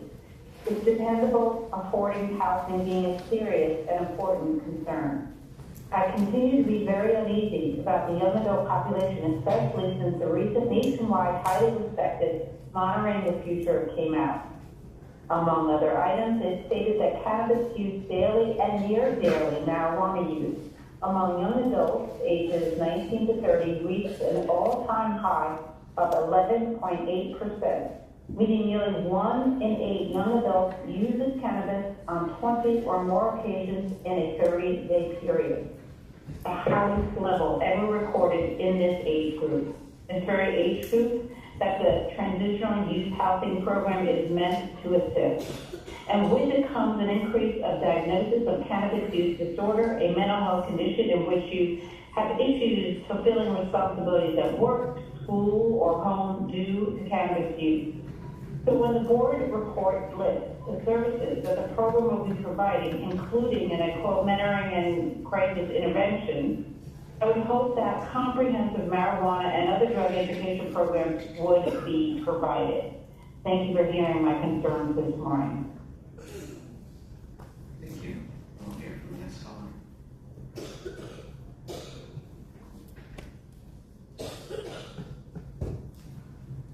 Good morning. My name is Becky Rapp, and I'm speaking today to items 5 and 6, funding for maternal and child health, home visiting, Black infant health, and prenatal equity initiatives. I support accepting these grants. These programs provide important services to mothers, babies, and families, and I appreciate the county's efforts to improve birth outcomes and reduce infant mortality. But I'm asking the board to make sure that marijuana use and exposure are not left out of these maternal and infant health education programs. The CDC states that THC crosses into the developing baby and that marijuana use during pregnancy can harm fetal development, including lower birth weight and abnormal neurological development for newborns. Another CDC study found that high-frequency marijuana use during pregnancy was associated with about twice the risk of delivering a low birth weight baby. And that marijuana smoke contains many of the same toxic and cancer-causing chemicals found in tobacco smoke. This education needs to be addressed, both marijuana use during pregnancy and exposure to marijuana smoke after the baby is born. Please expect this grant funding to direct staff to include clear evidence-based education about the risks of marijuana use during pregnancy, the potential effects on fetal development and birth rate, and the dangers of secondhand marijuana smoke in all appropriate maternal, infant, home visiting, and birth equity educational materials. Families deserve to know the risks so they can make informed decisions and protect their babies. Thank you. Thank you. We'll hear from the next caller.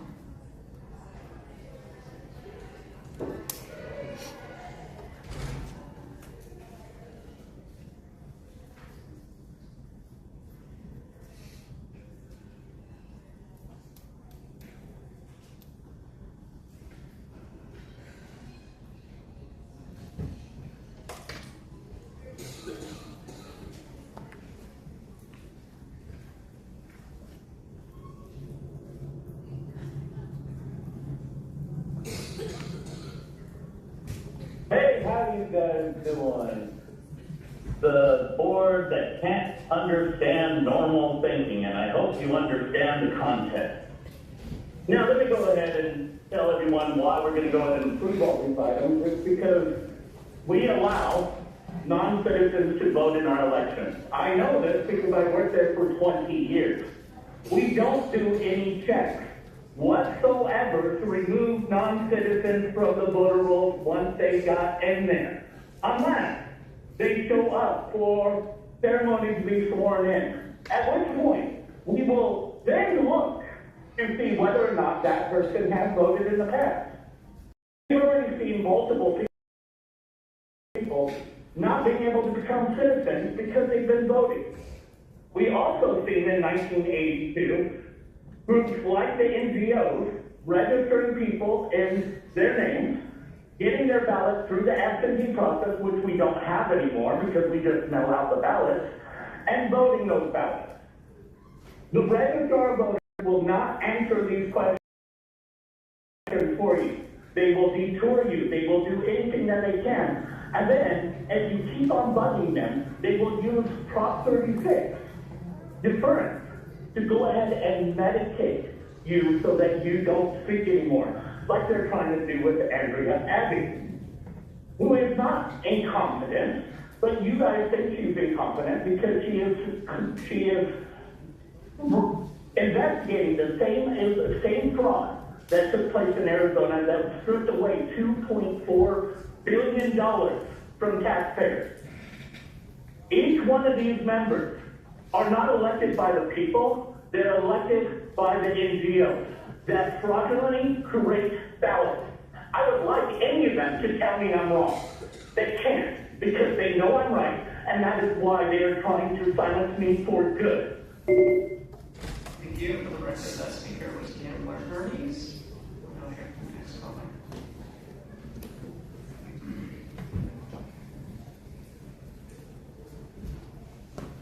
Mayor Trutonic, item 2 for $724,000 insurance and train at a federal facility, but federal law enforcement can't train at a county facility? You know that's going to backfire.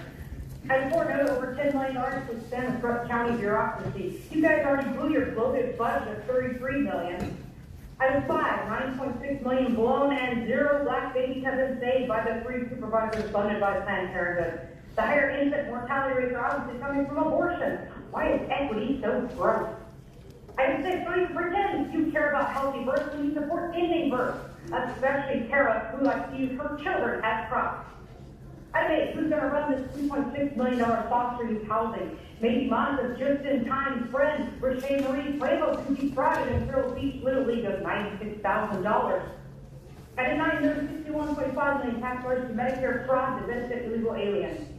Item 11, if the property tax system is long outdated, then this $56 million bond debt should have been a discussion item 10 years ago.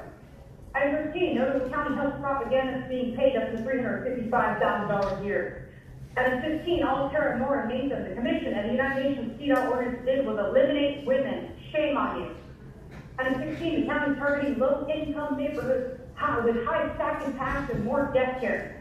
Bridge Corporation has $4 billion in assets. Why do they need 500,000 tax dollars in county kickbacks?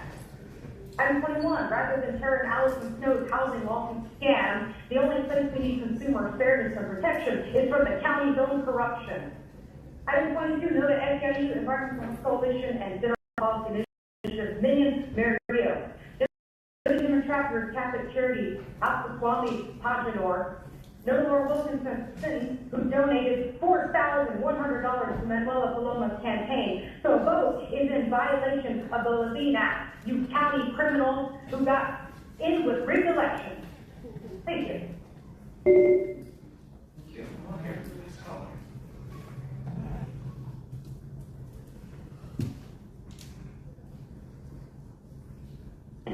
Good morning, Board of Supervisors. Ann Riddle here. I called in to address consent items 5, 6, and 8.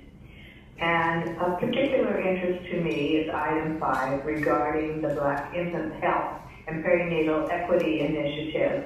About 3 decades ago, the county initiated a program they called Infant Immunization Initiative because we discovered here in San Diego County that our children weren't receiving timely immunizations, and that it seemed, in comparison to Tijuana, they had a higher rate of immunizations, and they were concerned about cross-border transmission of our diseases to their children. I was a representative from PTA at that point, and originally we were concerned, as is the grant for item 5, about Black infants, and that concern still exists. But what we discovered is it was more of a case of economic circumstances than it was of race. And I think it has to be deeply considered when we single out a race for our grant money, that we don't leave others behind. And there is that sense in this particular item. What we found back then was the social economic causes behind poor health were far more serious than any racial designation. And perhaps they go hand in hand. Perhaps within racial designations you do find more low-income families. So it's important not to think that what we're talking about is racial when it is far more economic. But I'm hopeful as we gather information, rather than breaking it down by racial designations, that we could take a more close look at economic. And we'll hear from the final caller.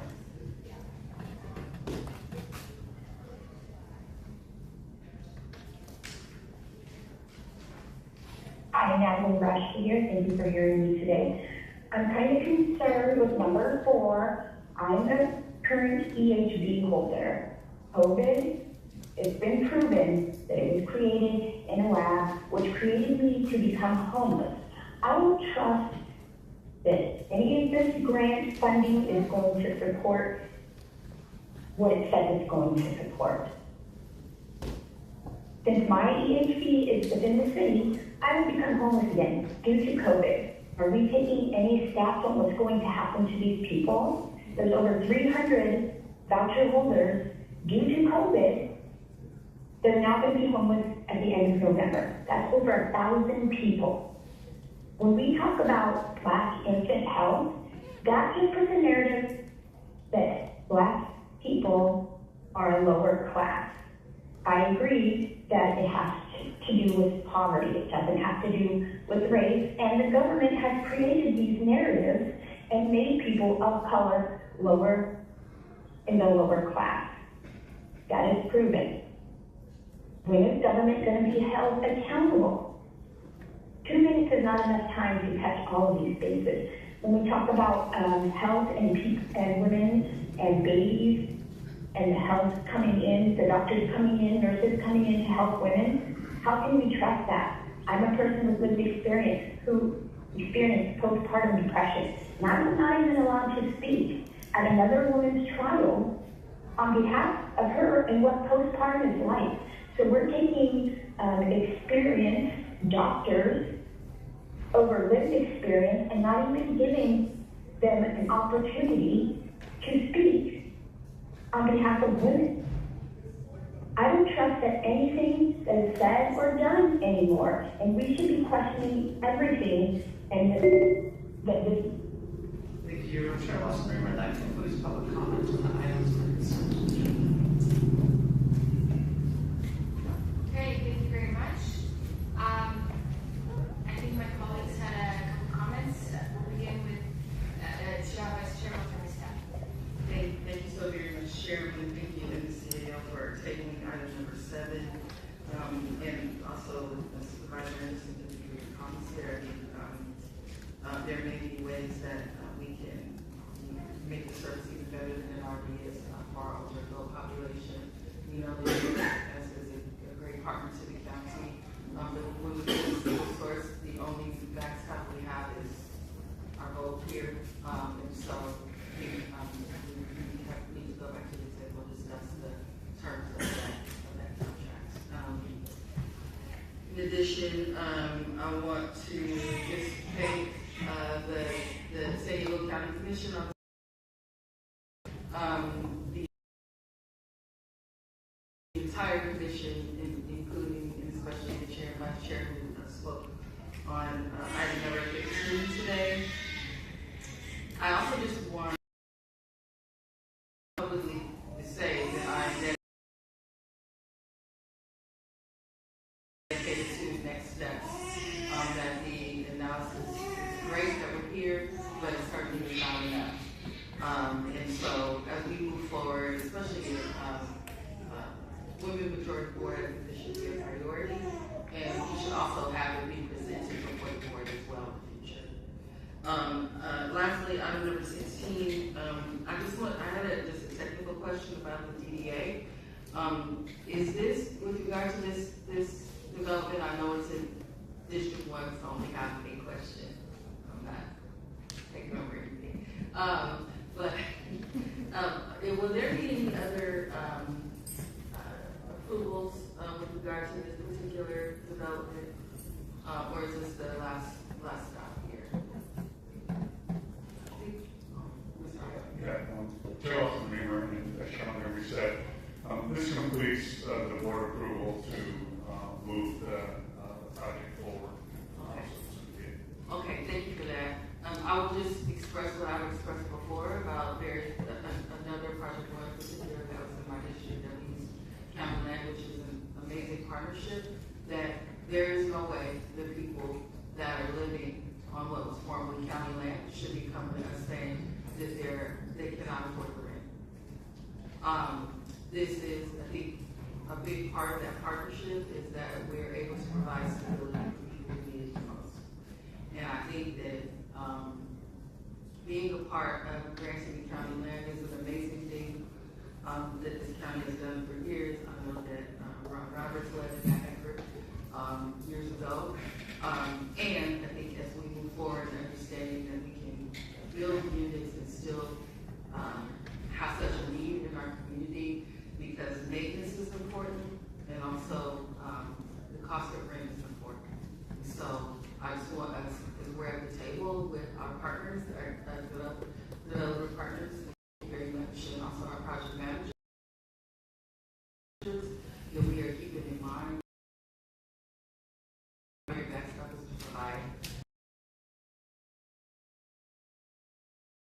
affordable housing stability for people that are on what's formerly our land.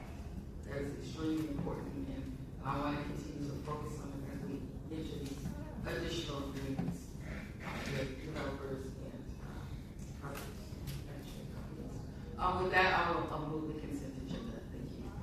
Okay, thank you very much. Turn the floor over to my colleague, Jennifer Taylor. Thank you, Madam Chair, and thank you, Vice Chair, for your comments regarding these types of projects. I think it's, you hit the nail on the head. It's extremely important for us to ensure that these partnerships, that we protect those that we're working to protect. And just because rents can be increased due to state statute doesn't mean they should, right? So I agree with her comments. I just also want to speak briefly to item 16, which authorizes, of course, the agreements that we're talking about with our partner Bridge Housing and San Isidro Health to redevelop county-owned land at 3177 Ocean View Boulevard into 121 affordable homes and a new healthcare facility. The Ocean View project is about much more than putting roofs over people's heads. It's about creating affordable homes where families can live well, stay connected to their community, and have access to the services they need.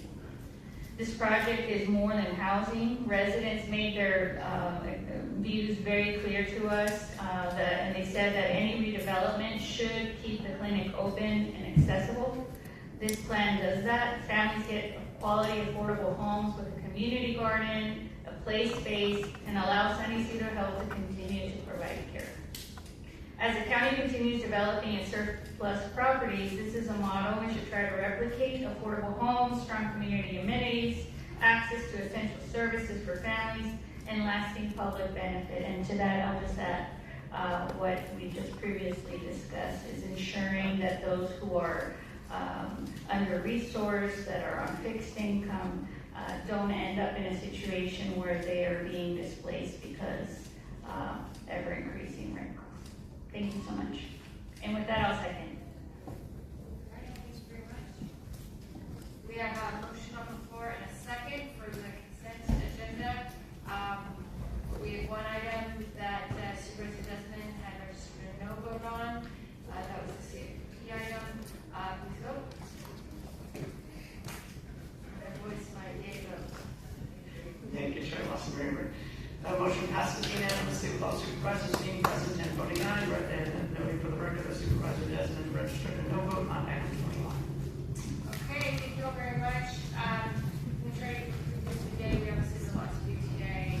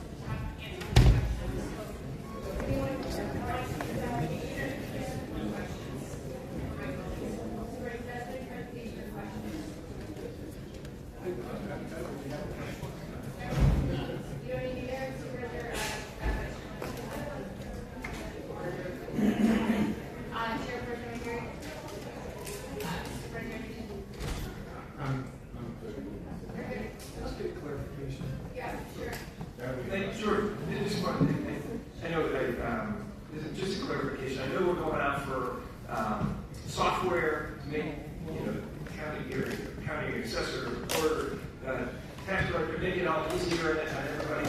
And what I'm concerned is if we get a custom software package that only San Diego County has, are we going to be stuck with when updates have to be done, or are we getting something that's at least off the shelf that might be we can get people to work on and not just be one of a kind in an island sitting on a road? Thank you, Supervisor Desmond. What's fantastic about the opportunities in front of us is that off-the-shelf solutions are available, and that's actually our requirement when we go into RFP is that they have to close the property tax roll in another county. We expect multiple bids that will allow us to then join a user group of other counties and then lower cost administration for the board and the citizens over time. So by having shared costs in the technology, we'll be able to add developments with partners, whether it's LA County, Riverside County, Orange County, San Francisco County. So we fully expect to be a part of the user group and not have those costs that are associated with a custom build. Thank you. So that's next to Rose Desmond, two softballs. But if you have any opening remarks, just a couple remarks, I don't think there's a need for a formal presentation. If not, we can just go to public comment. Is it, I apologize, I couldn't hear. Is this item 10 or 11? I believe we're talking about the real estate fraud fee, is that right? So great news. The state of California has passed, I apologize, we're talking SB 255, which has met a opportunity, and it's a mandate, but an opportunity for us to alert the citizens of San Diego County if real estate fraud has occurred on the property. Thanks to the leadership of my team, I want to give recognition to my staff, Alejandro Larios, Val Hanfield, who is my chief deputy reporter county clerk, Teresa Rosario, my head of finance. We have offered in the county of San Diego what's called Owner Alert, free property tax e-notification program. Why that's important is because if they steal your property, within weeks they could be taking loans out against your property, reselling your property, and doing really nefarious things to the most important investment that our citizens make. Not only that, we also realize that part of our population doesn't use email. And so this allows us to meet the moment by having a mail program put in place to allow every property owner to get a piece of mail. It's a second way to report and fight real estate fraud. And that's what we're going to do. So we're going to have email notification, immediate notification, and we're still leaving the state teaching other counties how to offer that opportunity. But then it will follow with a piece of mail that says, hey, this is taking place on your property. It's a way that allows us to fight back real estate fraud. Our owner alert program last year alone caught 3 attempts at folks trying to steal real estate from our seniors and folks having undeveloped land. This is the second actually piece to it. One thing I'm really proud of is that our county is the gold standard of having a model for time and motion study to deliver this fraud protection priority fee at the lowest cost possible. So you should be very proud of the county employees that help bring this forward today. Thank you so much. Chair Bruno, do you have a question? A quick question based on what you just presented, and welcome. So when you, as a second tier of notification, when you send out those mail alerts, are you planning on putting it in an envelope that's quite conspicuous, like yellow or red, so that people don't miss? No, and I'm not being facetious.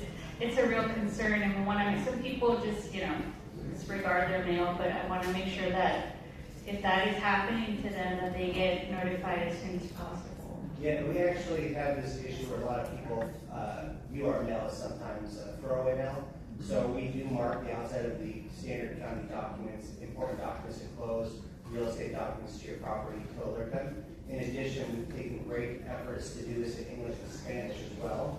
And then we're going to have online translation for the documents inside in multiple languages when they come to our website. Okay, that's great. Thank you. Thank you for that question. Thank you so much. Why don't we go to public comments, and then if there's any additional supervisors' questions for your public comment, we can return to you. Thank you, Chair. Absolutely. Thank you, Chair Lawson Raver. We have 9 requests to speak on this item, 3 in person and 6 requesting to speak by phone. Also note for the record that we received 1 e-comment in support. Requested to speak on item 10 by phone, please dial into the conference instructions for provided. We'll begin with the in-person speakers. As your name is called, please come forward and stand on the arrows until it is your turn to speak at the podium. 4. Please begin by stating your name for the audio record. I'd like to invite forward Cesar Javier, allegedly Audra, and Demetrius Sanders.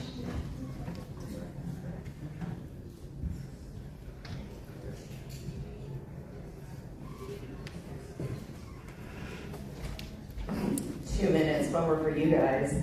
Thieves, stopping thieves. That's what's so interesting, living in Satan's playground where everything is inverted and you have criminals saying they're going to protect you from the crimes that they commit against you. It's interesting. And everybody has Stockholm syndrome because they're like, oh my gosh, yes, please protect me. When you're the thieves, you guys take homes and you're talking about protecting homeowners, right? So that eventually they can't pay their bill and then you guys get to take it back from them, rob them basically, and we just keep paying over and over for our house. How cool is that? What a great setup. Like, I mean, whoever thought of this stuff is so smart. Total racketeering, organized crime. And what's interesting is that there is immunity happening here with the county recorder and their staff if the notice fails to send, so they could get their house stolen, but at least, you know, the county's immune from any culpability in that, right? It's like, you know, vaccine makers killing people and totally being immune from accountability. And you guys sitting there saying you want to protect kids, well, you can rip them apart limb by limb. Like, I mean, it's crazy, Tara. I mean, how can you even say what gender your baby is? It's kind of rude, isn't it? Her choice. I mean, I feel like you're like putting the cart before the horse, you know, there. But it's cool. I mean, I'm sure she'll, or he'll, or them. I don't know. There's so many genders to pick from. Isn't that fun? I mean, we don't know what a woman is, but there's like, could be 250 genders. So if you guys are going to have a hard time doing equity with that, I'm going to make sure I get equity in that. We're going to have to, I'm just going to make one up. I feel like we could do that. We could just identify as whatever. Like you guys identify as public servants.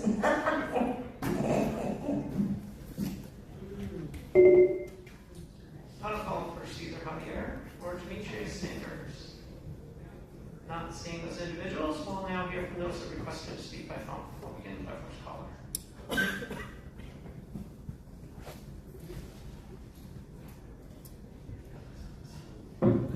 Hi, I'm Bobo. All I actually wanted to say was this looks good. I have good feelings about our county assessor, and that's really all I have to say.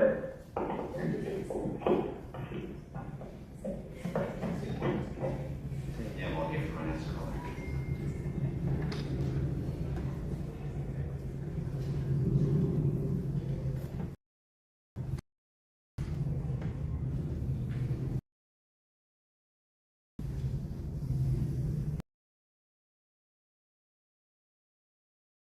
The next caller is Consuelo. Your device might be muted.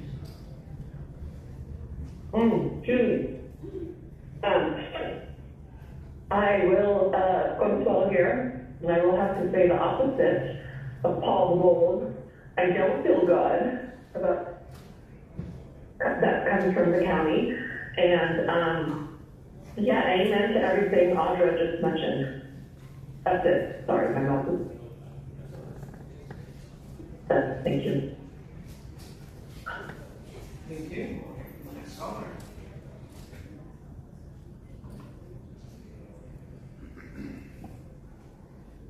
It's true. I guess it's up to me to save these comments and go somewhere with it. Although I was thinking about food too. Jordan, your presentation, it was a little bit short, I have to say. You did a lot better on that, what was it, the charter bastardization? You did a lot better on that one. I have a question. Item 11 was about an outdated property tax system with zero public discussion required, apparently. Is this the same concept, Jordan? Were notifications of basic service that should have been updated and provided years ago, like when computers were invented, or no? I'm actually going to assume that the companies on board, like Manuela Blum, are trying to circumvent property fraud prevention. Just, you know, they never support anything good, so why would they start now? And I find it ironic because multiple property-owning communities like Manning, Terry, Monica can be against theft and defrauding of property, but it's not their property in question. Because we don't know, the county should have confiscated Manuela's second home when she failed to pay her property tax bills for 4 years. See, equality is not ensured for all as the law demands. And that's exactly why we need more notification. The only change to the bill I would add is that the state should put the notification bill, because people already pay plenty of fees and taxes to have homes and streets paved in gold. Plus, it's unconstitutional to have unfunded mandates like Herbert Scott Wiener and the rest of the Sacramento SWAT keep introducing. That being said, I support Jordan Marks and Senator Kelly Clarkson's attempts with SB 255 to get some real justice in the corrupt state. Because, you know, no justice, no peace, and then we people should shut down these meetings in the same way the purple shirts did until the county drive across. No, just a thought, you know, just the same way, nothing different, right? Equality. Plus, anyone that doesn't support the prevention of the theft of someone's title to their property, that was pretty gross. So I want the mailers to be manila and color and say I on them in 192 languages. Thank you. We'll hear from the final caller.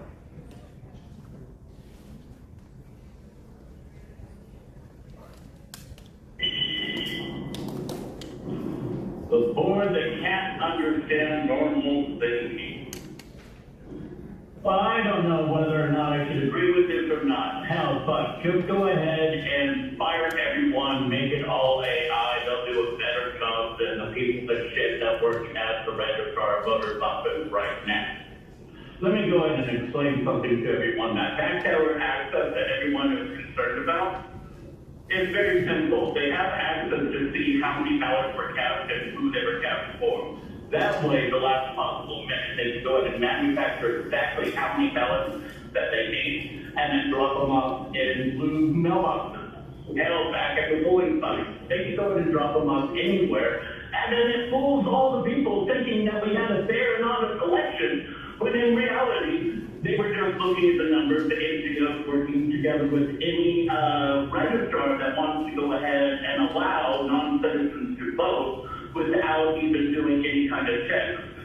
Being that they are the ones certifying elections, all responsibility falls on them. And if when this is determined, that person should be thrown in jail immediately. Maximum punishment. That goes for you, Damian Brown, too. So your duty is to reduce the cost, not to increase it by covering up fraud. Not trying to throw people in jail, not trying to freaking get them into a psych ward because they disagree with you. I thought we lived in the United States of America. But no, you deported so many people, I mean, you brought in so many in the election. Completely and utterly. And anyone that speaks out about it, even when I was working at the registrar of voters office, please, you fired me, put me on hold for 5 years, this year, and then filed a restraining order, trying to throw. Chair Lawson, that concludes public comment on this item. Okay, thank you all very much. Anyone have any questions or comments? Okay, seeing none, do we have a motion? So moved.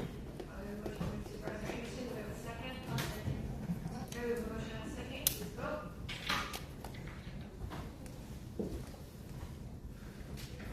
Chair Lawson, that motion passes unanimously with all supervisors present and voting. Okay, thank you all so much. Thank you so much, Jordan. Appreciate you being here. Okay. Well, now move to item 14, second by my colleague, Supervisor Anderson. Just want to say I really appreciate you bringing this forward initially. I appreciate this coming back from staff. I think this helps strengthen our transparency around community surveys.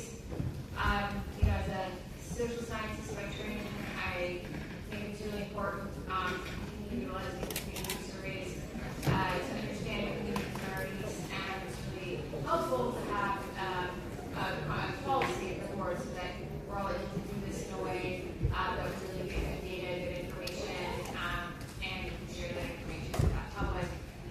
So I'd love to make an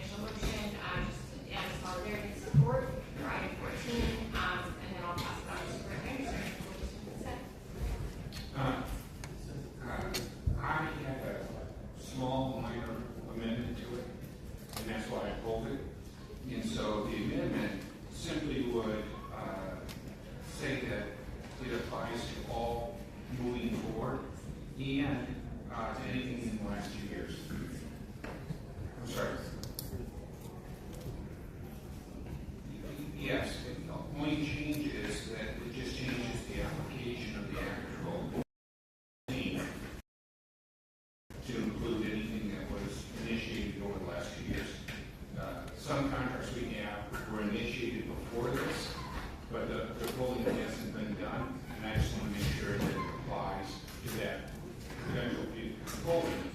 Although the contract was initiated, the polling hasn't been conducted.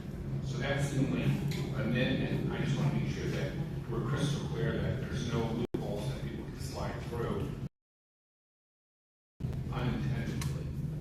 So just to clarify, and then I think probably help your amendment, the intent is to apply to any polling or community surveys that have not yet been conducted, even if the contract has already been signed to do that work. Is that correct? When we made an inquiry about some specific contracts, our county council said it would not apply to them or not necessarily. So I asked for language that would make it apply. So we would simply submit the language that would make it apply. And essentially, you hit it on the head. You summarized, but I was so long-winded, but Why don't you so go ahead, succinctly. thank you. Why don't you go ahead and put that in the words so everyone can see? The last paragraph. Before anyone has to take it. Give our clerk 1 moment.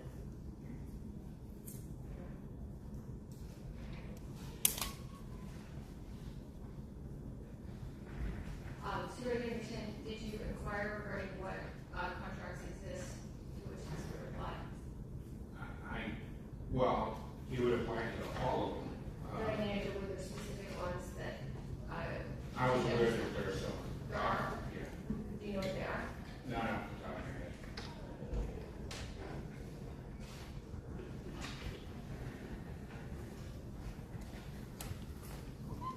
Okay.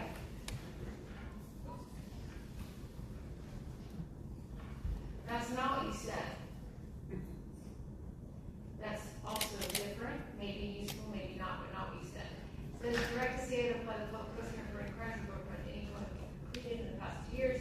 That is not what you said. What you said was direct to see it apply the public question reporting for crimes and work policy A72 to any polling community surveys not yet conducted, but that were commissioned under existing contracts. What you said was written. When we brought it to county council, that was the language that in county council's here, so they can read.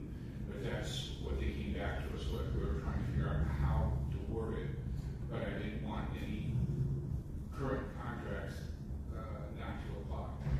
And the feeling was that this will only apply to future contracts, and I think it should apply to all polling, whether the contract was conducted a few years ago. So this was really focused on any contracts in the last 2 years that may move to poll moving forward. Okay. So I'm trying to close the loophole that without attempting to staff created in item 14. So we just want to make it solid. So how about this? Since what you said verbally does not match what is written on this piece of paper, I think I'll probably be amenable to the amendment, but why don't we give you time to think about it on council, and we'll go to public comment, and we'll let people comment and come back with the discussion, since your proposal did not match the words of the paper, but I'm sure we'll sort it out in the next 20 minutes while we listen to the public comments. Okay, why don't we go to public comment? Thank you, Chair Lawson Reaver. We have 10 requests to speak on this item, 3 in person and 7 requesting to speak by phone. Also note for the record that we received 1 neutral e-comment. For any individuals that requested to speak on item 14 by phone, please dial into the conference line using the instructions that were provided to you. We'll begin with the in-person speakers. If you invite forward Pan, allegedly Audra, and Demetrius Sanders. I've called your name. Please come forward.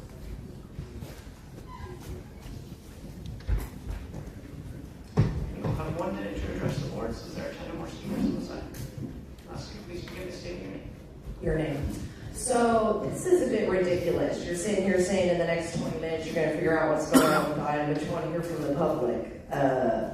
Sounds like this is really a good way to get information from the people, right? Is this a survey? Do we just give you the answers and then get questions later? Is that how it works? I'm just wondering. It's very confusing because actually it's not. I mean, everything is inverted, and so you guys sit here and say, we care about what people think.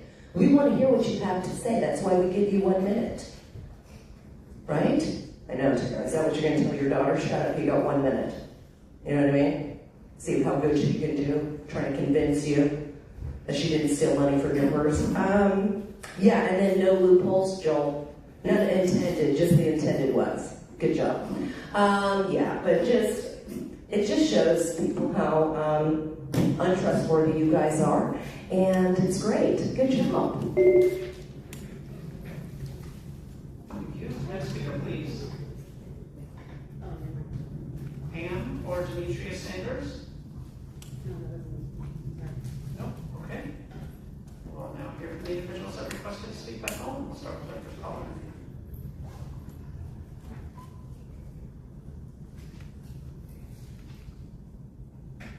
Although, you want to do polling, but exclude the community people. If there's a problem with the implementation or delivery of a county rule, ordinance, or service, all of the community should not be excluded.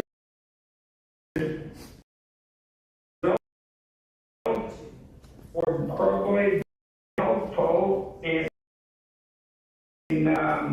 resolving the issue, and excluding the people you serve is manipulation, not transparency.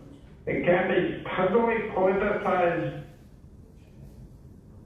polling is like item 29, which you'll be considering later, where you got a polling report from FM3 and then got an opinion from Ironwood, their parent company. Thank you. We will hear from the next caller.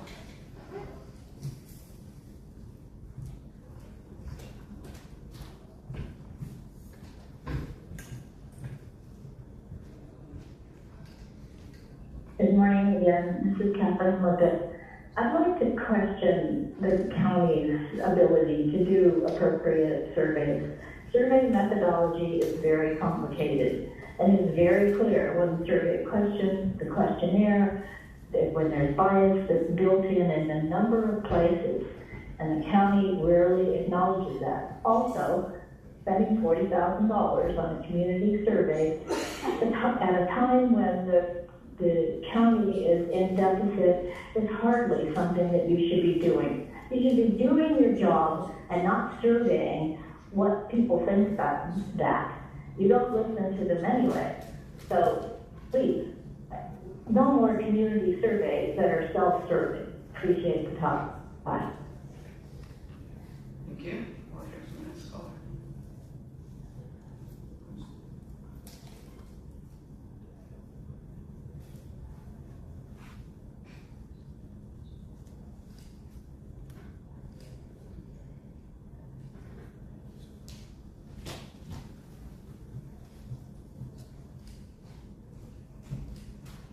Next caller is Consuelo. Well, amen to that. And can you hear me? We sure can. Go ahead, Consuelo. Okay, thank you.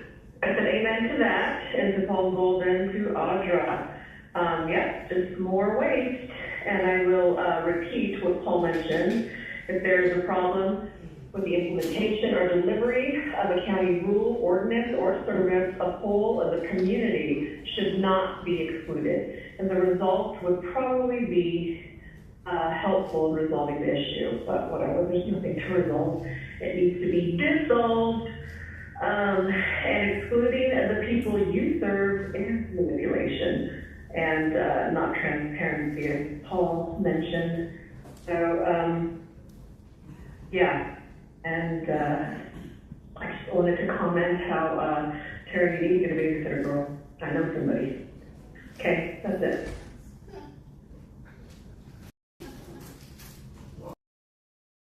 We'll hear from the next caller.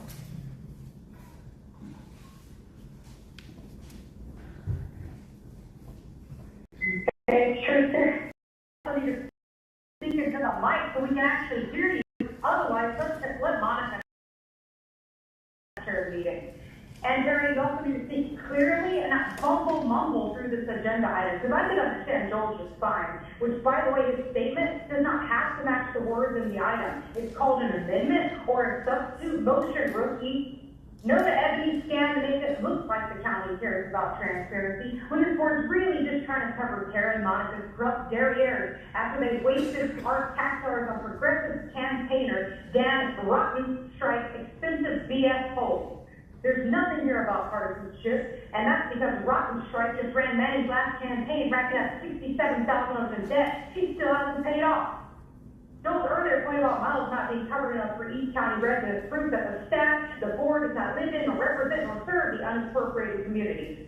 My favorite real county poll, a majority of voters in all 5 districts think the county is headed in the wrong direction. Thanks, Tara. Well, here for the next caller.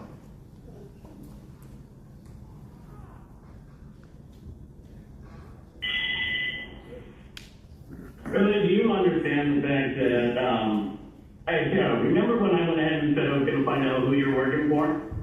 I have the VRR and I already sent it out there. That is basically the rough draft of anyone that can go ahead and find out basically RICO charges or something like conspiracy, stealing the money, where the money goes, the rehab thing, basically the same tactics that they've used up in Arizona.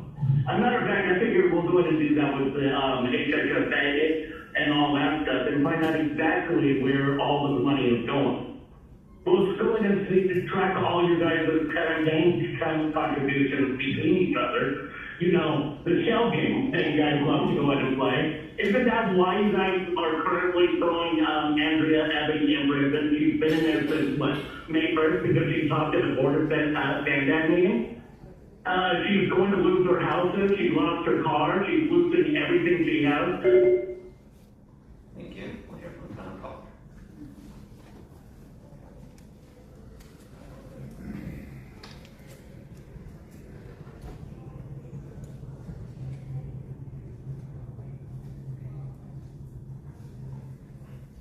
This next caller is Anna Riddle. Your device may be muted.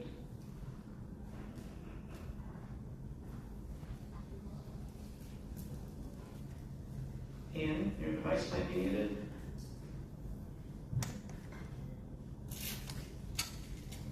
And not hearing anything from that caller. Chair Lawson, that concludes public comment. Okay, thank you so much. I will turn the floor back to my colleague. I imagine he has his amendment sorted out by now. So what I'm trying to accomplish to make sure that nothing slips through the cracks, county councils concur that that's the best language.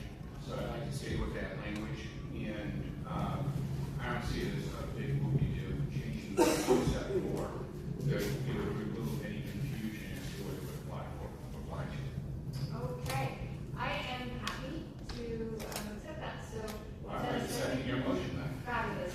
So we have a motion by myself with this amendment, making it clear that this policy, the public posting reporting requirements goes back 2 years forward, and I have a second to the motion. So, any comments from anyone? I see Supervisor President. Yeah, I just wanted to thank the staff's work on this and Supervisor Anderson for your initiating the effort. I believe adopting this policy is a step in the right direction. Glad to hear. Looks like you might have consensus on it, and I'm happy to see it move forward and support it. Thanks. Fantastic. Any other comments? Okay. Let's go and vote. Lawson, that motion passes unanimously with all supervisors being present at 29. Okay, great work, everybody. We now move on to item 24, which is the first discussion item that we have today. Any county facilities to ICE training. This is an item presented by myself and my colleague, Chairperson McCurry. My understanding is we have a presentation for this item. If you'd like to go ahead, yeah. Actually, we're going to get to some opening remarks by my colleague,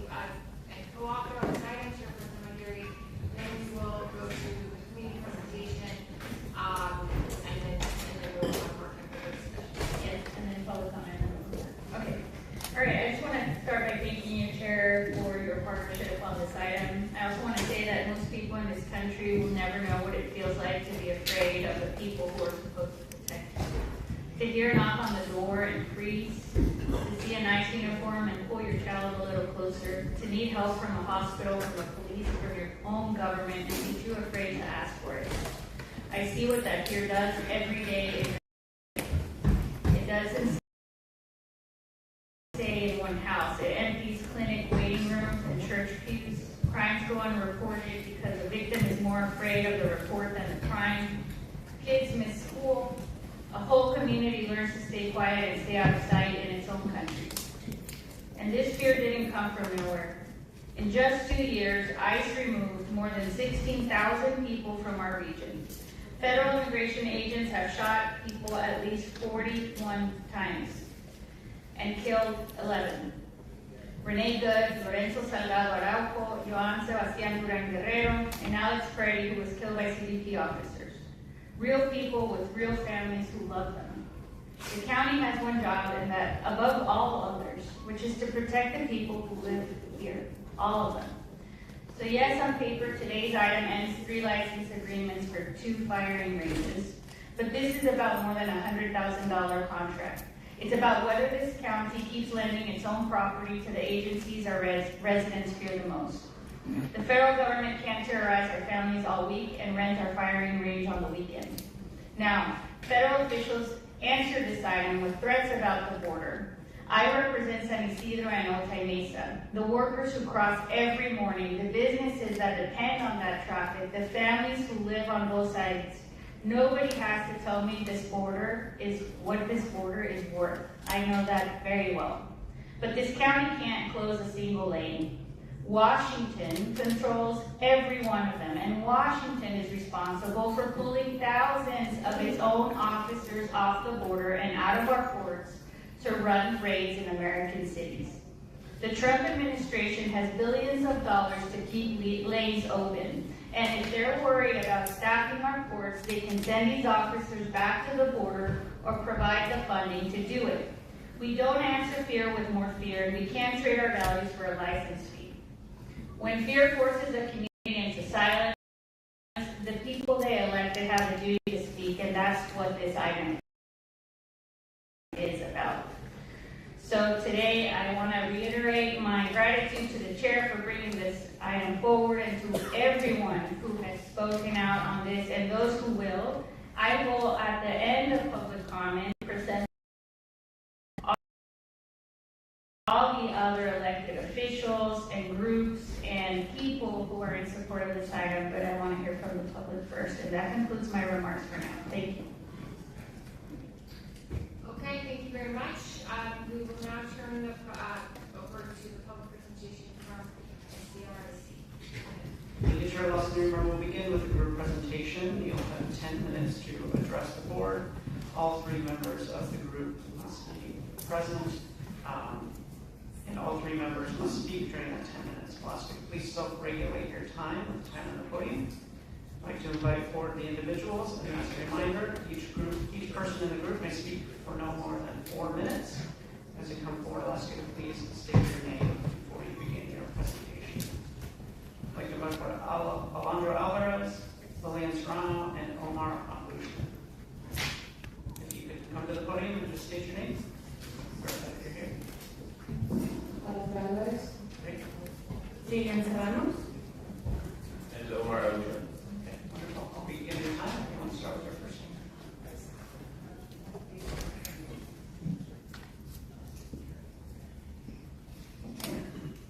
Good afternoon, supervisors. For the record, my name is Alejandro Alvarez, and I'm with Universidad Popular from North County, San Diego.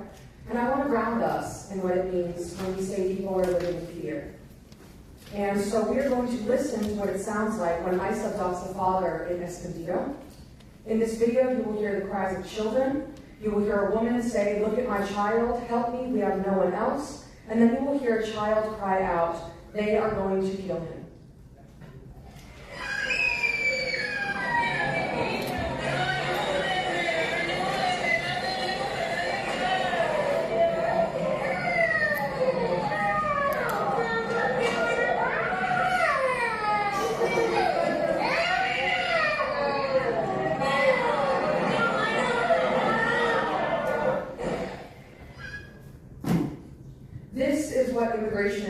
enforcement does to families. The terror that you hear in their sobs and their pleas for help, that is what fear sounds like. Fear that she cannot protect her family because the breadwinner was taken, and fear that ICE will murder their father. Day after day, community members fill political chambers doing to our neighbors. And I want you to hear these sobs and these pleas for help when people come up to this podium and talk about the fear that is breaking apart families in San Diego. Lots of us deliver food to the homes of families that have been living behind locked doors, people that will not seek medical care, report crimes, or interact with any form of government. People will call us in fear that ICE is on their street, when in actuality it's police. ICE and CBP have collectively logged 3,350 hours at the county's Regional Firearms Training Center since 2024. If the county is serious about saying that immigrant families should not fear their local government, then county-owned and county-leased property cannot be used to train the federal immigration agencies driving that fear. When local government resources are muddled with those of an agency that is responsible for the sobs that you just heard, an agency that is responsible for the memorials and the vigils that we put up as community members, community trust in government is broken, and so county safety is compromised. The county does not need to take responsibility for providing these federal agencies with resources that they should be operating. That is a responsibility that belongs to the federal government.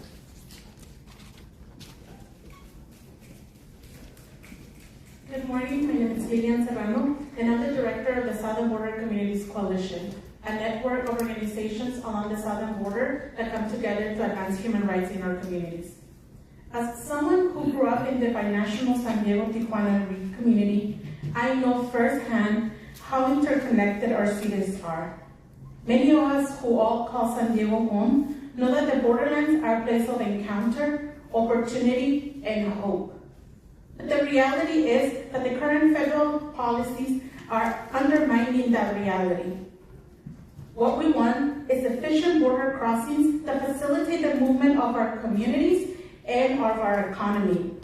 For years, we have been demanding that the federal government invest in the infrastructure and resources necessary to address that very real concern. Responsible for training and qualifying its own officers. If Customs and Border Protection, or DHS, needs a firearms training facility to meet the requirements of those officers, it is that agency that is responsible to create that facility. It's not the responsibility of San Diego County to fulfill the training needs of the federal law enforcement agency. This is especially true in a moment when Congress has provided DHS with extraordinary resources. More than $200 billion have been allocated by Congress to this mass deportation agenda. An agenda that, as we heard, is terrorizing our communities, tearing families apart, and creating mistrust. All of this happening here in San Diego County. Those unprecedented resources include billions for staffing, training, and improvement to CBP facilities. The federal government has both the responsibility and the resources to train its own officers. Yet, while our communities continue to experience long waiting times at the border, DHS has diverted CBP officers away from the ports of entry to support ICE enforcement operations across the country. Our region is experiencing the consequences of federal decisions that prioritize terrorizing families over responding to the very real needs of border communities.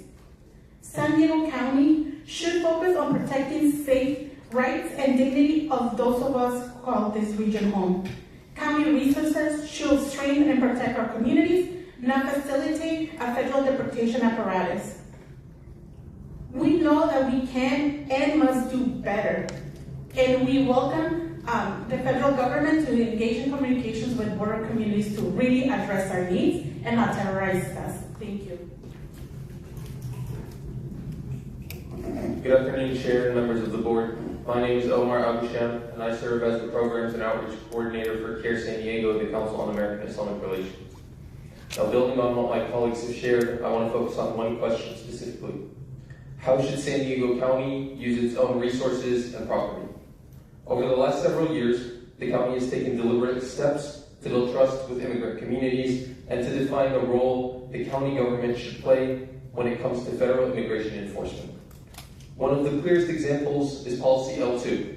That policy limits the use of county agencies and county resources for federal immigration enforcement except in limited circumstances. This is important because the county recognized that residents should be able to access local services, interact with county employees, report their concerns,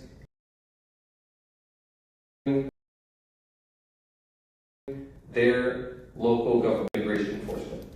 The county reinforced that commitment through clear ordinance, which established additional protections around federal immigration enforcement, and including safeguards regarding access to non-public areas, while the county has also expanded Know Your Rights education and taken steps to strengthen health and safety oversight at the Otay Mesa Detention Center. So we commend you for that. However, these are not isolated actions. They reflect a broader commitment by the county to protect access to services, preserve community trust, and ensure that our county resources are being used to simply serve San Diego residents. And that is why these agreements with ICE and CBP matter.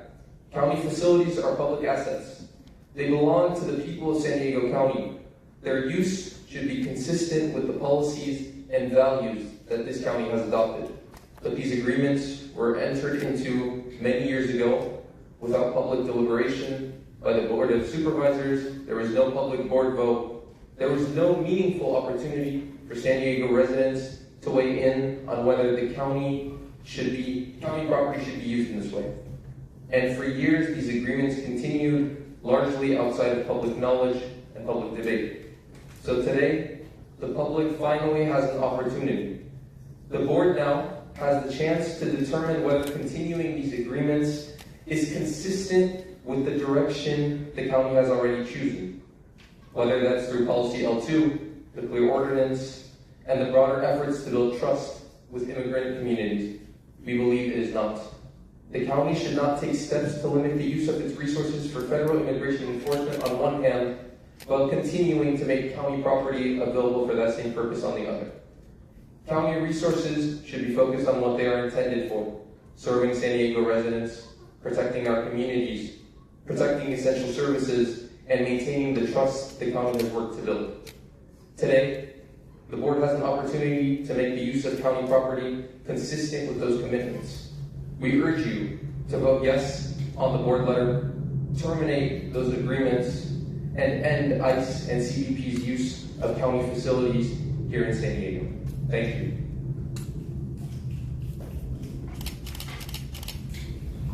Thank you. We'll now hear from the individuals that requested to speak.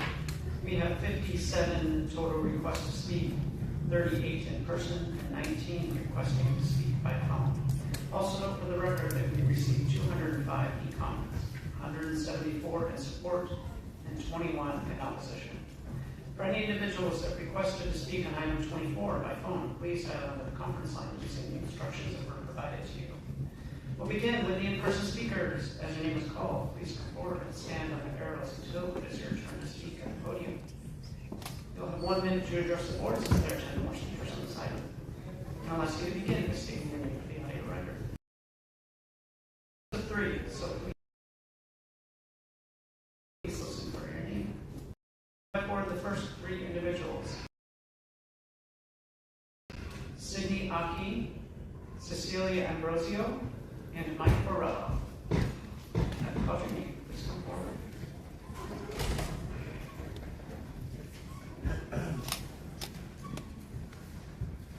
Good afternoon, board. My name is Sydney Aki, and I'm the regional director for the Director of Field Operations for the region of San Diego and the Rio Valley. I want to comment on the potential impact that this will have on our operation at the ports of entrance.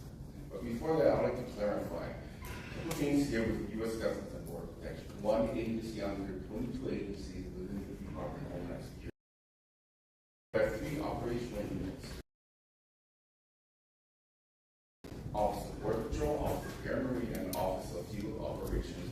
Our responsibility as field operations is at our legal ports of entries. Airport, Seaport, San Ysidro, Old Time, CBX, Tecate, Calexico, and Drive. We focus on the economic engine of commerce in the United States. This referendum will impact the Office of Field Operations Board. Our officers work in partnership with the Sheriff's Department and the county, qualified officers. Based on that, we focus on what we potentially have. Sir, thank you very much. May I say one more thing? No, I'm sorry. We're really trying to be fair to everyone who's here, and there is a strict time limit on comments. So thank you very much for being here. Economic impact. Sir, I really appreciate you being in accordance with the meetings and the rules that apply equally to all people here today. So thank you so much. Madam Chair, for me. Can you ask him if he has the ability to stick around in case there's future questions that Absolutely. an expert? Is that possible? Would you be able and willing to stick around until we get to the board discussion in case there are questions from my board colleagues? Okay. Fantastic. Thank you so much. Next speaker, please. Good afternoon, members of the board. My name is Cecilia Ambrosio. I am a supervising attorney for the immigration team at Legal Aid Society of San Diego. I'm here to support the board's action to end the use of county-owned and county-leased facilities by ICE and CBP. In my work, I regularly assist vulnerable individuals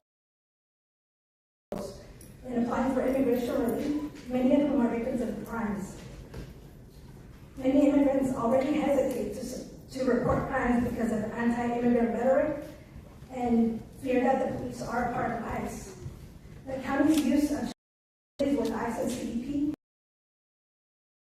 only exacerbates this misconception.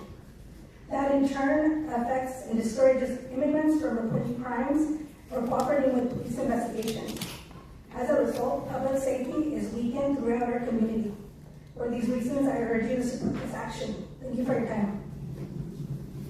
Thank you. As the next speaker is coming forward, I'll invite 3 additional speakers: Carol Stevenson, Pam, and Patricia Mondragon. Caution you, please support. Mike Carrillo. So we wouldn't be here today if, again, Joe Biden, and actually it goes back to Obama, hadn't opened the floodgates and just allowed mass illegal immigration into the United States. We wouldn't have to be dealing with this now, and then this administration gets blamed for violent actions. I think we should be guests. We should be kind guests to ICE and allow them to practice here. You want proficient shooters. You don't want them out of practice because you can hurt innocent people, right? Or shoot the wrong people. So we shouldn't be doing this. Plus, it's going to probably lead to cutting more federal support for San Diego. You're going to lose all your money. You want to bring in, right? Thank you. Hi, my name is Carol Stevenson. I'm a member of China Commercial Justice and I live in District 4.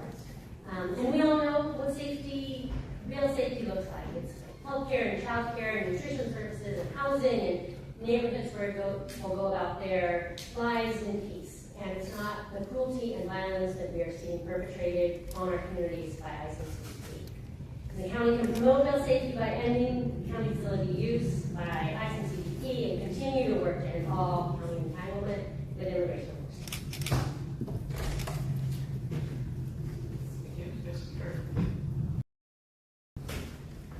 Pam. The Biden administration, this county created the chaos and environment of fear in which we live today, and now this county refuses to cooperate to deport convicted violent criminal illegal immigrants, leading to the escalated chaos ongoing in this county. Millions of illegal immigrants are not entitled to be here because they came in under Biden without any vetting, and they probably didn't get the COVID injection either. deserve to be here or belong here. They are not San Diegans. They are given never expiring freebies by generous Americans.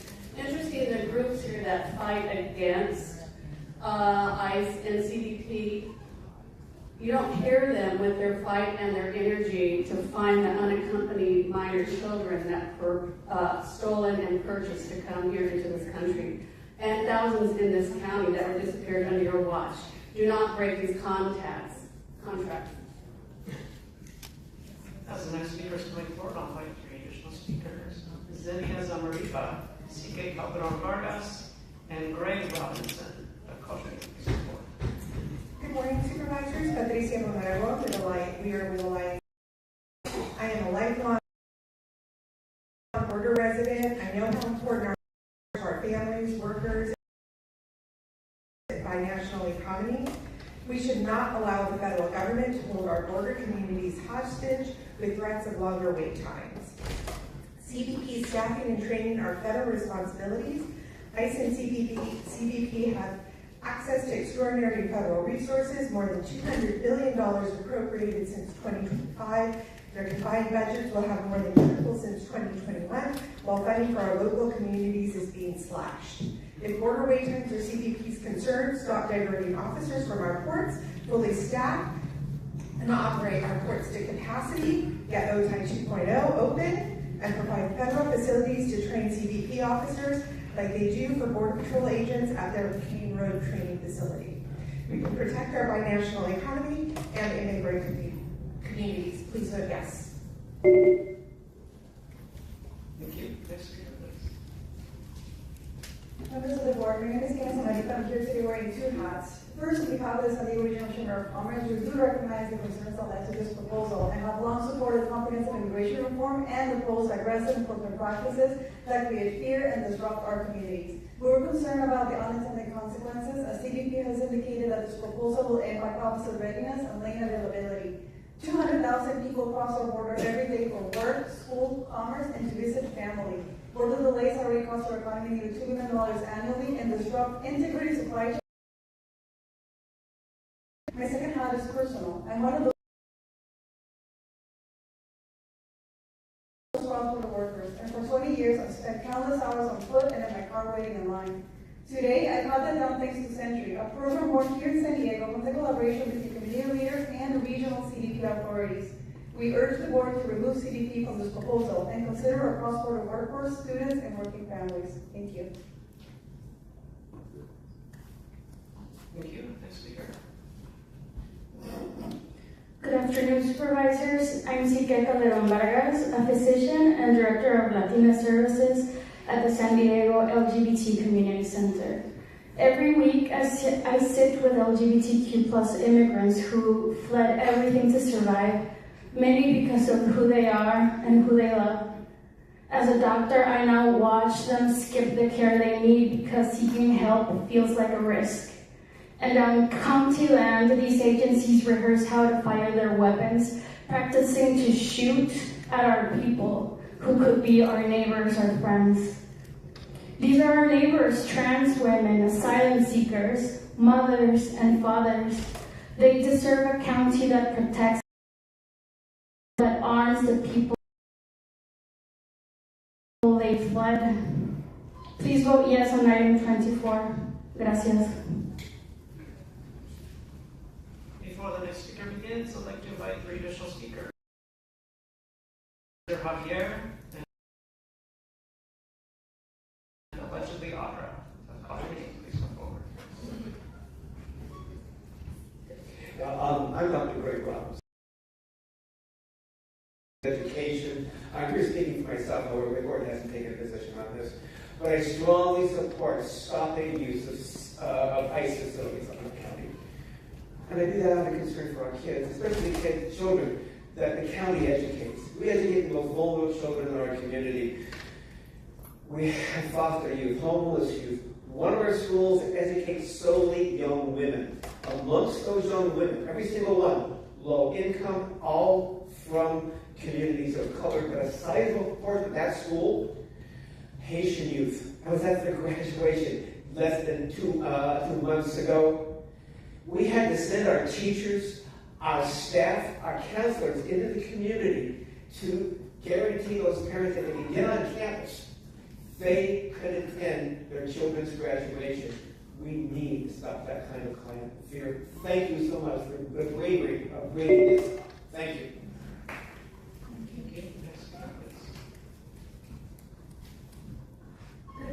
Afternoon. My name is Lori Johnson. I live in District 3, and I'm here today to urge the board to terminate the agreements allowing ICE and CBP to use San Diego County facilities for firearms training. First, I want to thank Supervisors Aguirre and Lawson Reamer for spearheading this effort. I appreciate their leadership in asking the county to take a hard look at how public resources are being used. Thank you. County-owned facilities should serve the people of San Diego County. Allowing federal immigration agencies to use those facilities for firearm training makes our county a resource for federal immigration enforcement and sends the wrong message to our immigrant neighbors. I also believe it erodes the trust of all San Diego County residents in their local government. Our county should be making decisions. Really? Finally, I want you to insist that Sheriff Martinez follow the laws and policies already adopted by San Diego and State of California.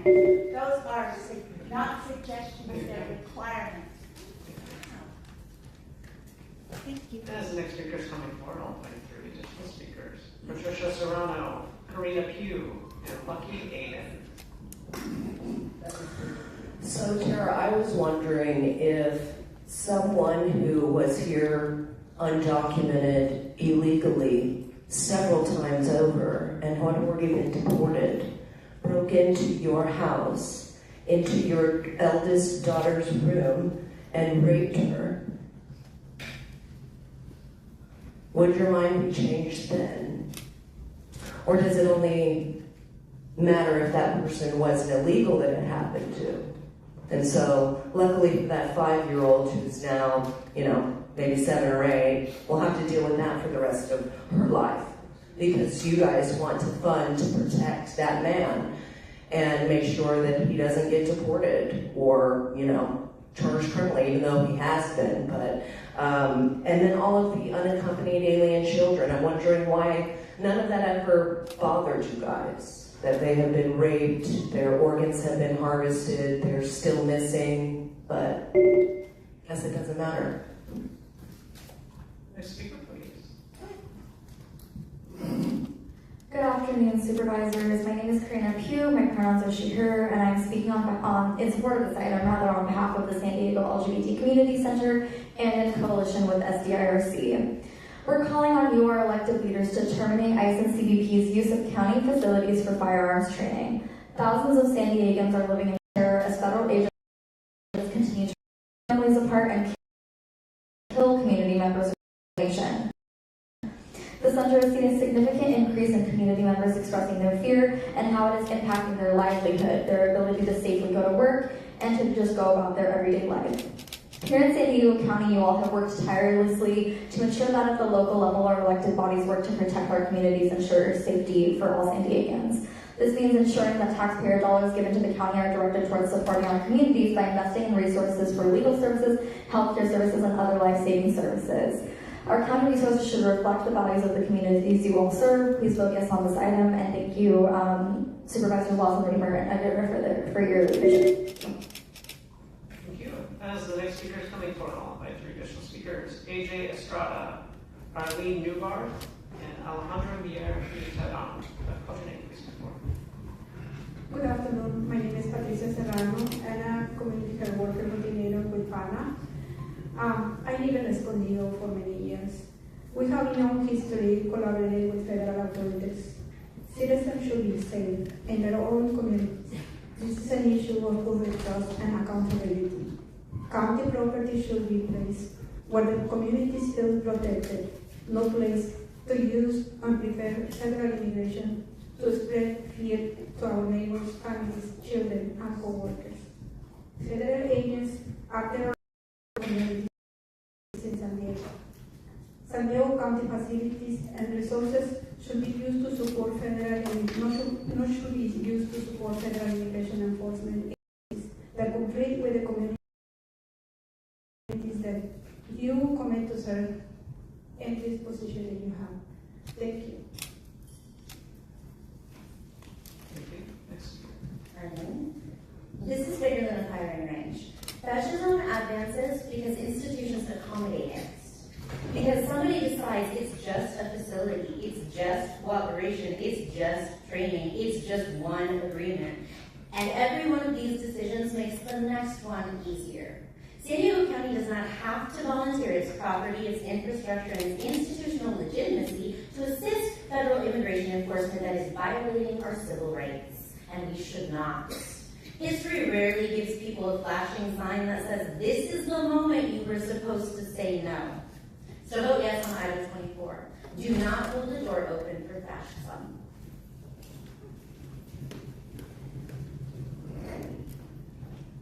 Good afternoon, board members, Chair Wilson, Supervisor Geary. Thank you so much for bringing this forward. I'm a resident of District 1, and this board has already taken action making clear that we as residents should not fear our county government.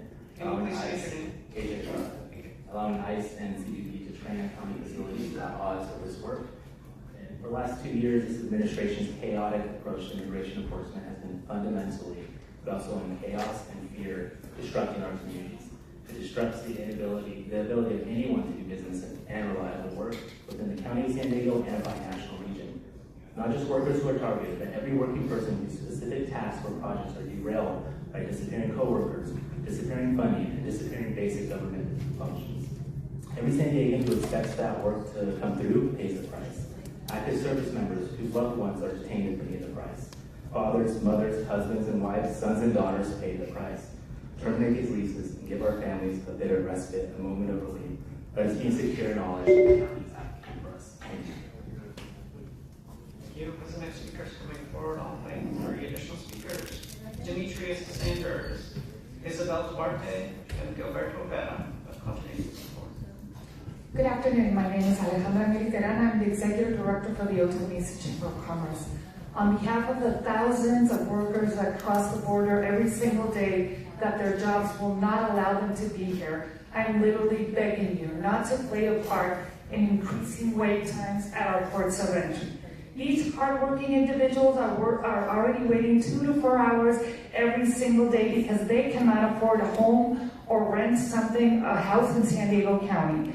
These cross-border workers do not deserve this. And you can avoid this by not canceling specifically the CBP contract. You heard Director Aki. This will only impact officers that are manning our ports of entry.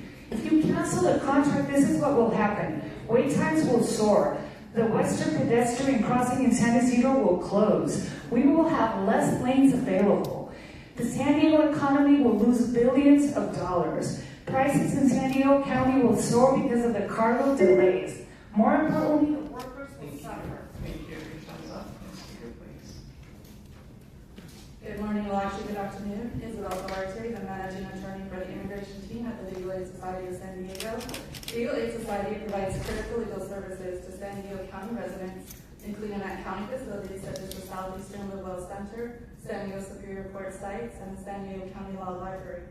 The presence of ICE at county facilities instills fear and mistrust in the most vulnerable San Diego populations that we serve, including survivors of domestic violence and trafficking victims, including trafficking minor victims, who may forgo our services and do forgo our services for fear of being harmed or detained by ICE. For this reason, we support ending the use of county facilities by ICE. Thank you. Thank you. As the next speaker is coming forward, I'll invite 3 additional speakers. Mike Mullins, Carmen Robledo, and Elise.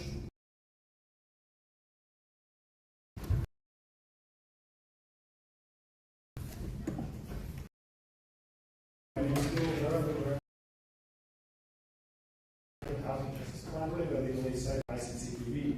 Legal Aid staffs 10 self-help clinics across the 4 San Diego Superior Courthouses, providing assistance in critical civil matters like evictions, elder and domestic abuse restraining orders, and conservatorships. In 2025 alone, we provided nearly 22,000 individuals with one-on-one assistance at these clinics.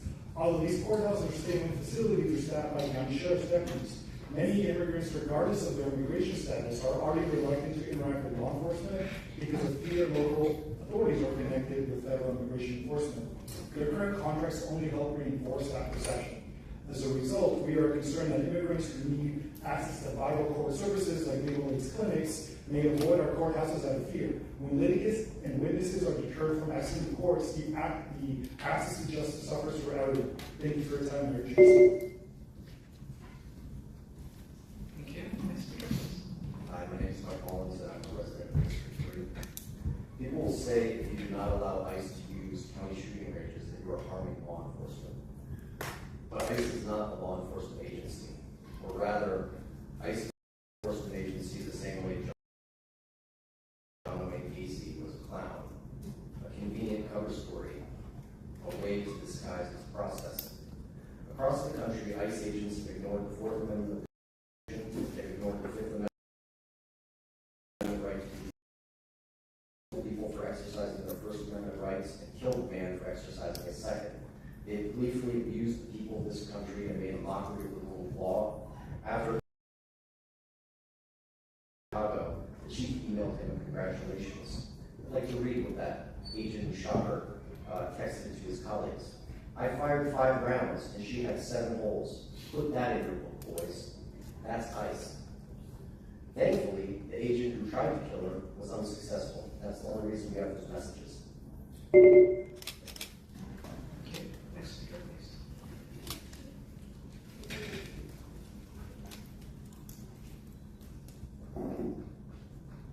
Hello, good afternoon, supervisors. My name is Carmen Robledo, and I'm a home care provider and proud UDW member in San Diego County. Every day I care for recipients who depend on me to keep them safe.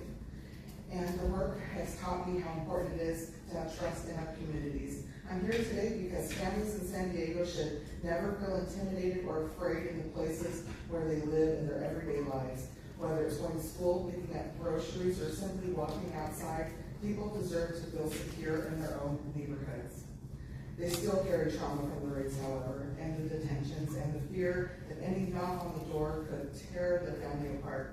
Allowing ICE and CPB to use county facilities for firearms trainings is harmful.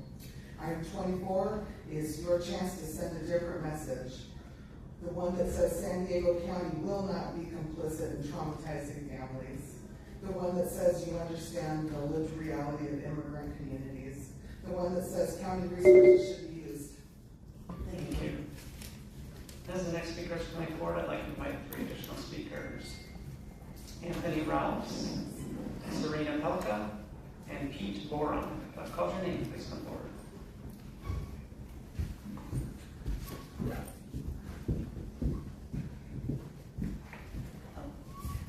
I'm Alice David. I'm from District 3.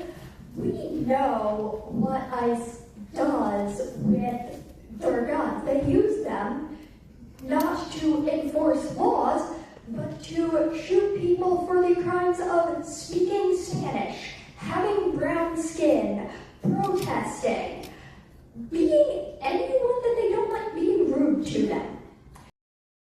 Why should we let them use our facilities to get better at terrorizing our communities? The problem is not that ICE doesn't know how to aim, it's that they're picking people and deciding to aim at them. Thanks for your time.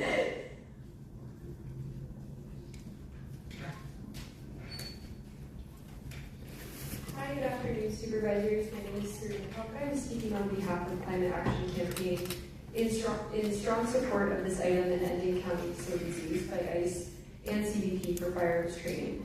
County-owned land, including the Miramar Training Facility and the San Diego Regional Firearms Training Center, should serve our residents, not federal immigration enforcement operations that spread fear in our communities. Local resources and local land should build local trust, not undermine it. Terminating these license agreements is a straightforward, common-sense step to keep county facilities focused on serving county residents and keeping San Diego families safe. We urge your support on this item. Thank you.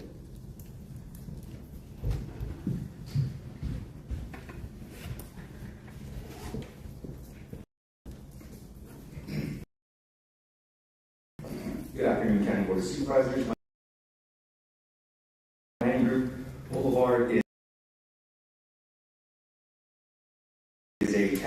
is in your district, Joel Anderson.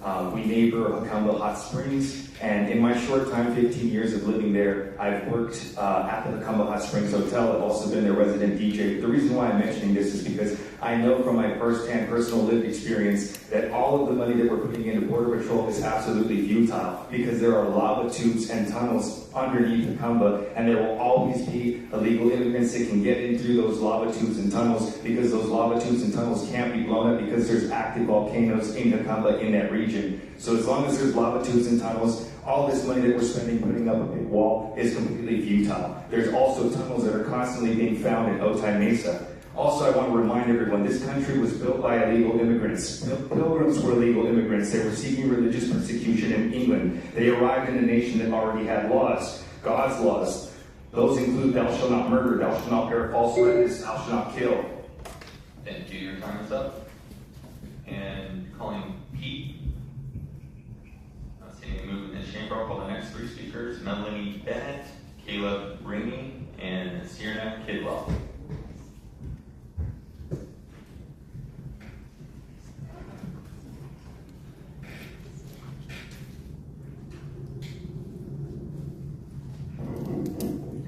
Pleasure to be here. My name is Melanie Bennett, and this sign is getting a lot of views. I'm with Activate San Diego. It's one of the many, 27 or more now, indivisible chapters, groups that are standing up, standing firm for immigrants. We immigrants and brown people, and black people, soon white people, that are being targeted by ICE. So please, thank you for bringing this up. Thank you for standing strong. Thank you for being there for your community and standing against ICE and the immoral things that they're doing. Immoral. And thank you so much for supporting number 24. And yes, on that, we've heard a lot of people speak on this.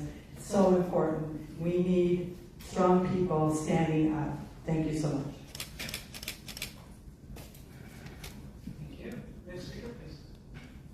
Good afternoon. I'm Caleb Rainey. I'm a resident of District 1. Under the leadership of this board, recent policies like the Queer Ordinance have been adopted, whose aim has been to make San Diego residents feel safe, interacting with our local government, whether we are reporting a crime, seeking medical care, using county services, or sending our children to school. The trust that these policies are meant to engender among San Diego residents is fragile. When county facilities are used to train federal immigration enforcement officers in the use of firearms, a very different message is sent to all of us who call San Diego home. In light of this, and in order to maintain this partner trust, I respectfully urge Board of Supervisors to terminate the county's firearms agreements with ICE and CBP. Thank you. Go ahead and call three additional speakers: Julie Diaz-Martinez, Jessica Eminoff, and your request that just list Admiral. Thank you for this opportunity. My name is Julie Diaz-Martinez. I am the team leader for the Immigrant Justice Group in Indivisible, Fallbrook. I am in North County, where our community and residents live in fear of the daily ICE and CBP checkpoint raids. First off, thank you so much to Chair Tara Loss-Reamer and Chair Pro Tem Paloma Aguirre. We deeply appreciate you bringing this forward. We need to understand property should never be used and or train federal agents conducting mass immigration raids that create fear and separate families. And firearm training falls under this category. We should never allow immigration enforcement use of any county facilities, as per clear. Thank you. Thank you. Next speaker, please. Good afternoon. My name is Jessica Aminoff. I'm an attorney, I'm a parent, and I'm part of the Boots on the Ground organization in Point Loma that has been formed to help our immigrant neighbors. I would like to use my time to talk to our conservative board members and to tell you about Vicky. Vicky was a high-tech high senior when we met her, a U.S. citizen, an AP student, and was accepted to UC Merced. She was raised by her single-parent dad, who consistently worked as a cook and supported his daughter, paid rent, paid for their car, paid taxes. He was here legally with no criminal history, but was terrified to go to his routine immigration check-in and was deported the same day. Vicky was left parentless. Our Point Loma community gathered together, paid for her prom tickets and dress, graduation cap and gown. We also helped transfer her father's car into her name and deliver groceries. Even all this wasn't enough. Her grades dropped, her mental health suffered, and her successful story came to an end. Thank you. Next speaker, please. Good afternoon. So I'm in support of DHS using state facilities and training. Can you please state your name? I am Admiral. I served in the Navy for 15 honorable years. So I'm in support of DHS. I'm a Navy veteran from Chula Vista. I've served for 15 honorable years.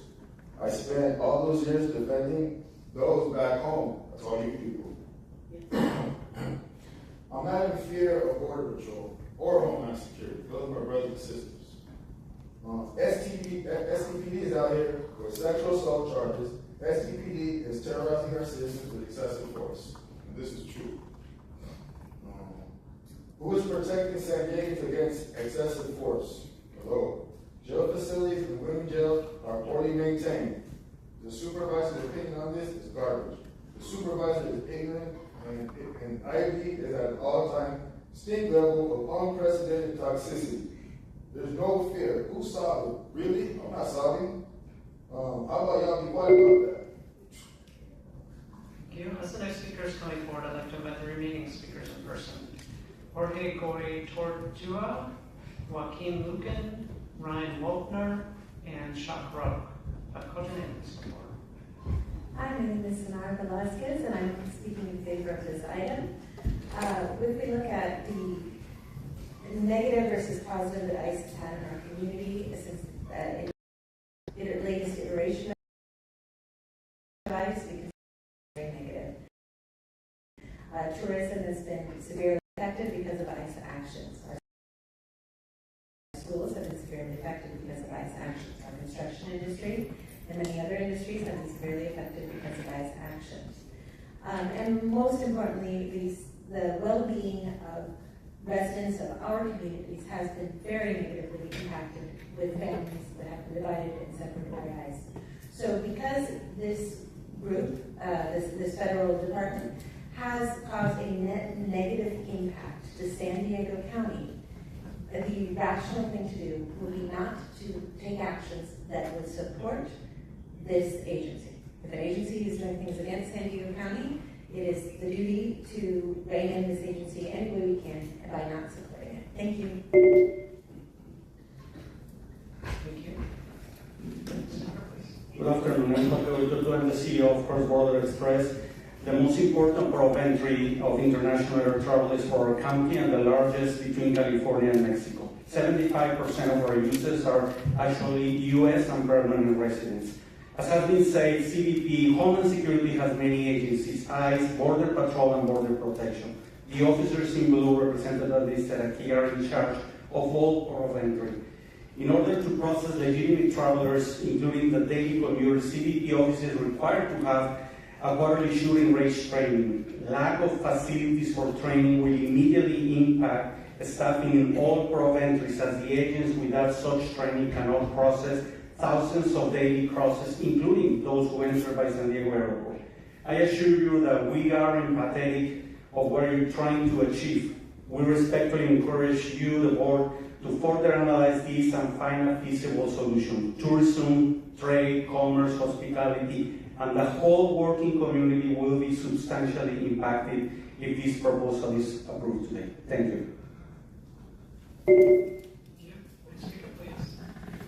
Good afternoon. My name is Joaquin Lucan, and I'm the Executive Director for the Smart Border Coalition. I'd like to urge this board to please, let's get something very, very crystal clear. CBP's Office of Field Operations performs a very distinct mission. These are the officers staffing our ports of entry, processing approximately 150,000 legitimate travelers every day, including students and a binational workforce supporting healthcare, construction, hospitality, trade, and other critical San Diego industries.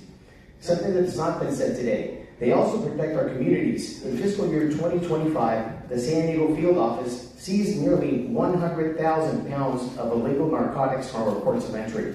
This proposal does not simply affect where officers train. It can affect how many qualified officers are available to staff passenger and cargo operations. We respectfully urge you to reconsider item 24 and work directly with local CBP leadership on an alternative solution. Thank you.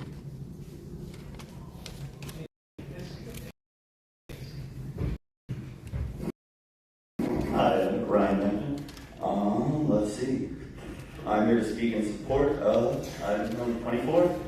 The people of San Diego are sick and tired of incels committing ethnocide. They are unhinged, they are dangerous, they have caused fear and terror throughout our entire nation. And we actually do not want them to train to brutalize San Diegans here in our facility. So I urge the board to please support this measure. Thank you.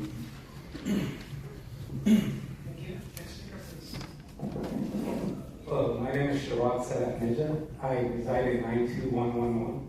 For what it's worth, I've been locked up in the federal facility down the street on State Avenue, and also the facility by the Mexican border. And I've been intercepted by ICE, and I can honestly say that I did not see or experience any violence from them. No, not even insults or anything of that nature. I think supporting the federal government is the right thing to do. Thank you. Thank you. And with your final call for Demetrius Sanders, Pete Borum, Lucky Aiden, and Cesar Javier. Not seeing those individuals in the chamber, we'll now hear from those that requested to speak by phone. Again, in accordance, when it is your turn to speak, you'll be unmuted and you'll hear a recording that will tell you to begin your comments after. We'll begin with our first call.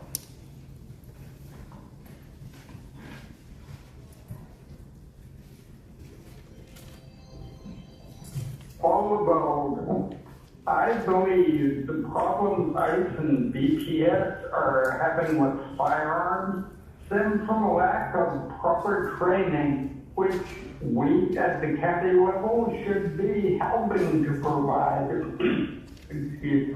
helping to provide, not trying to restrict. You stress fear. Fear is everywhere these days, from arbitrary government actions to AI spying on us, foreign actors hacking us, or even quasi-government people scamming us. There have been cases, a lot of them.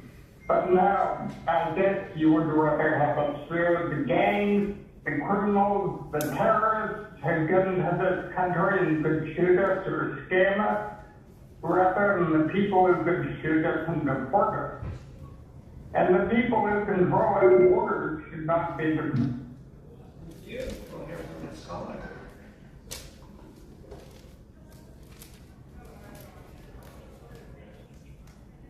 Hello, my name is Janine Rivera. I'm a member of SURGE, or Showing Up for Racial Justice, and I urge the board to terminate the agreement allowing ICE and CBP to use San Diego County facilities for firearms. ICE is not making they're killing and locking up innocent people. Trump said only the worst of the worst would be detained. But he's lied. Innocent people, some citizens even, are being harshly hunted and detained. I want ICE out. These are county facilities supported by county taxpayers. How they are used should reflect the policies and values established by our elected board of supervisors and the community. These agreements were entered into without consideration or public deliberation by the board of supervisors. County resources should serve county priorities, supporting and keeping its community safe. Decisions about using public facilities to Thank you. We'll hear from the next caller.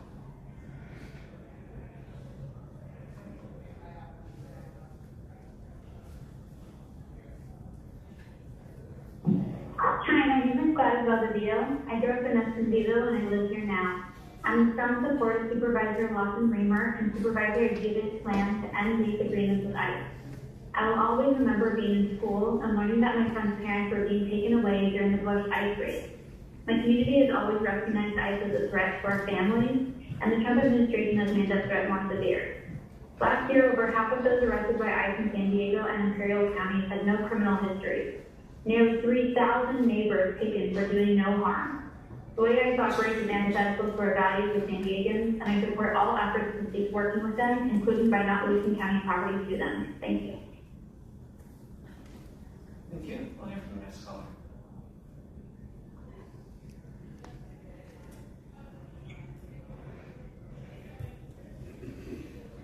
Okay, Gonzalo here, and yeah, I agree. The county property should be used for county residents only. And Paloma mentioned, you mentioned something along the lines of Washington ruling things here. Yes, just like globalists rule over you and them.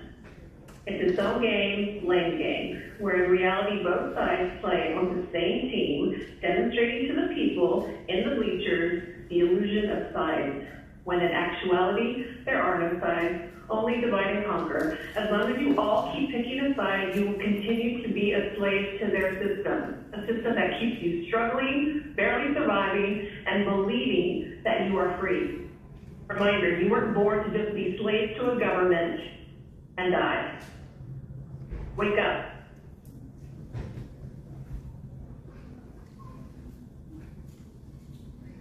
Thank you.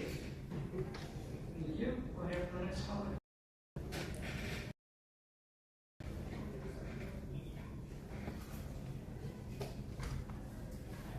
Yes, my name is Mary Best. I'm with Sing for Change.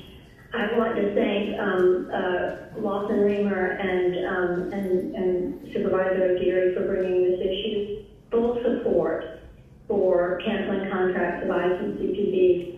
Communities not safe.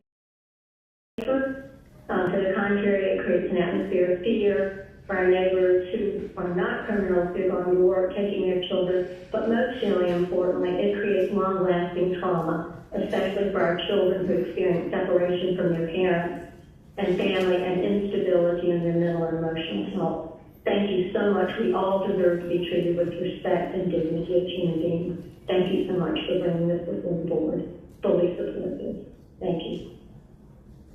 Thank you. We'll hear from the next caller.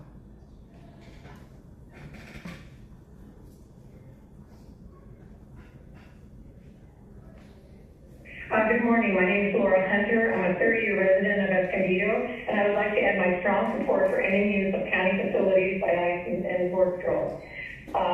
As you heard, under this current administration, these agencies are acting in a completely rogue way in our communities. We need your leadership on this. We have the same situation here in Escondido. An administrative action with no elected public oversight allowed ICE to use our firing range.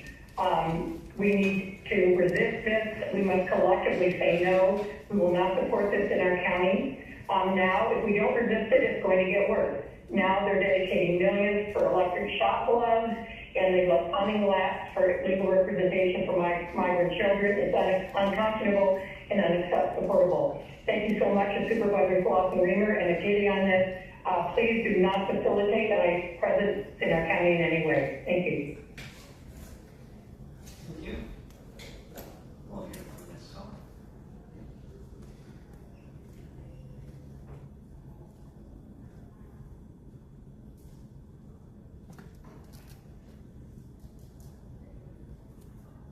Hey, NGO cartel racists who fear losing your modern-day slave trade, it's the real Guerrero truth. There have been 41 shootings with 11 fatalities because nut jobs like Tara and Manny have agitated for violence by showing up to communist events at federal buildings. Manny himself has called ICE terrorists, which is violent rhetoric. She should be federally charged. Tara admits that the agreements do not violate the county building policy, but she's the political leader queen. Faction Tara also whines that the county made a backroom admin deal. Well, isn't that what she and Monica did with the Center on Policy Initiative, Stacey Cooper, SM3, Ironwood, Rock Strike, and even with our Special Events Trust Fund? You serial hypocrite. including the putback sale of the OPI facility that was millions of less tax dollars to San Diego County, because Terry Manning only accepts federal blood money when it means illegal alien invasion. 16,000 criminal aliens deported isn't nearly enough. We need to keep bringing down housing and healthcare costs. If people are not supposed to be in this country, they should be deported. They should be deported. Ah, what a fact. Thank you. Thank you. We'll hear from Ms. Scholar.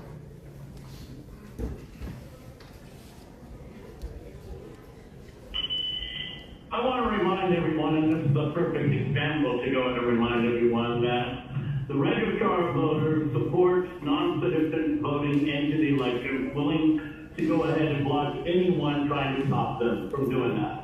As indication, then we might as well go ahead and remove the Border Patrol, right? But we don't need any of that because, you know, for what, last 6, 7 years, we've been on the top of the move house cities, and we have more and more voters every single year. I wonder where they're coming from. Probably non-citizens voting for these measures.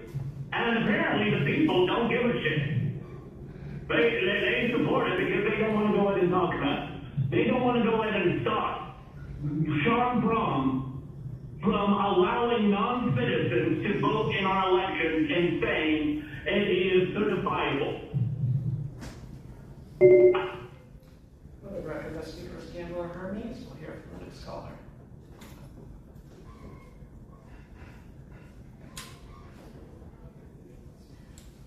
Good afternoon, Chair and Board. My name is Jesse with Alliance San Diego. I'm speaking today in strong support of item 24. This federal administration has spent the last 18 months turning local municipal budgets into a bloodbath of scarce resources left for our community. This county, my neighbors, our family, is not here to subsidize the lawlessness of federal agents executing our community members in broad daylight.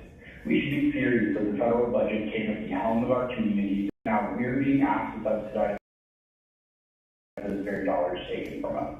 Maybe if this administration focused less on siphoning hardworking taxpayer dollars for illegal wars in Golden Lake and ballrooms, this chief border patrol agent would not be throwing a tantrum filled with threats made at our community. It is not our opponents on the other side who are called to witness and document the terror being unleashed among our community members. They are not asking if those very binational students and workers are returning home every day to their families. A firearms training facility is not what advances economic mobility, and those who believe that should not be the one leading. We'll hear from the next caller.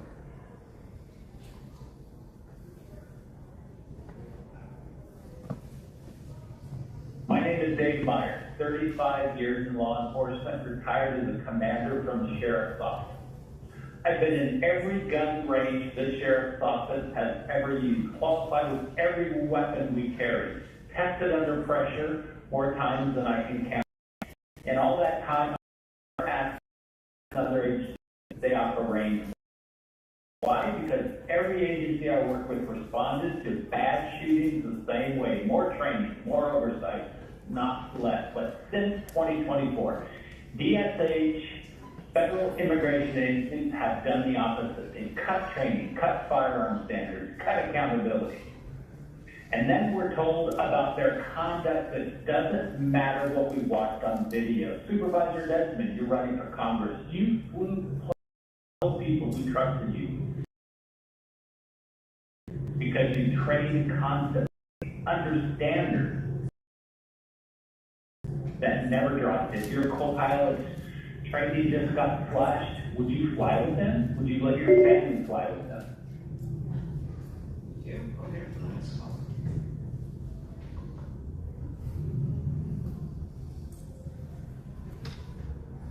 Hi, this is Consuelo Martinez. I am a resident of Escondido, District 5, and I'm also a councilwoman for the Escondido City Council. I'm calling to strongly support this item. I want to thank Supervisors Ted Wasser-Reamer and Paloma Aguirre.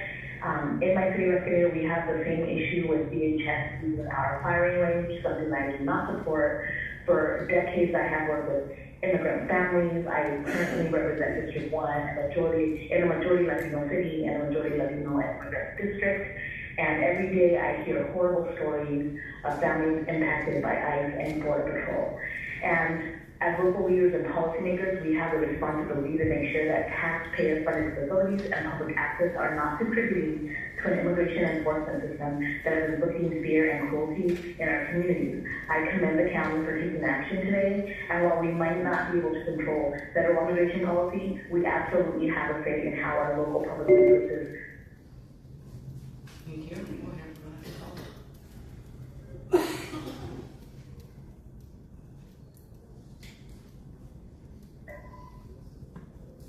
I'm Natalie.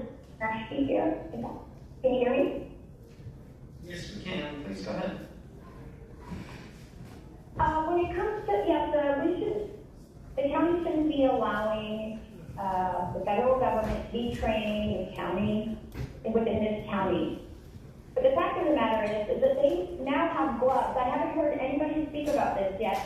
They have gloves that officers can wear that electrically shock whoever they may be taking down. So they don't need training on gunfire. As soon as they grab them with these gloves, they will be electric shocked. I haven't heard one person talk about these gloves yet, and those out in, the information's out there. We need to start really doing our research and be diligent on everything that's happening among the humanity and what's happening in this county. Thank you. Thank you. And we'll hear from the final caller.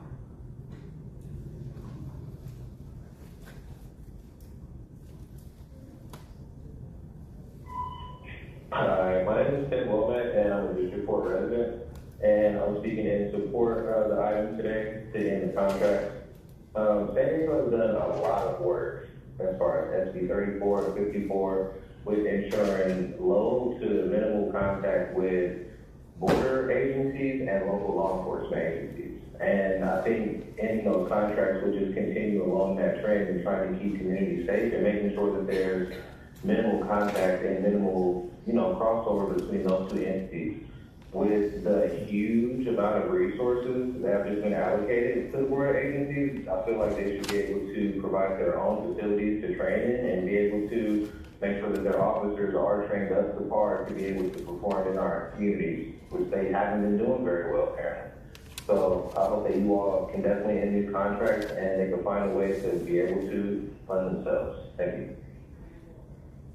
Thank you. And Chair Watson, if I can close public comments. Okay, thank you so much. Appreciate everyone being here to participate in this important conversation. And I also appreciate our folks from CBB sticking around at the request of Supervisor Anderson. I'm just going to begin with a couple of comments and then turn the floor over to my colleague, Chair Pro Tem McGarry, and then we'll have an opportunity for board conversation.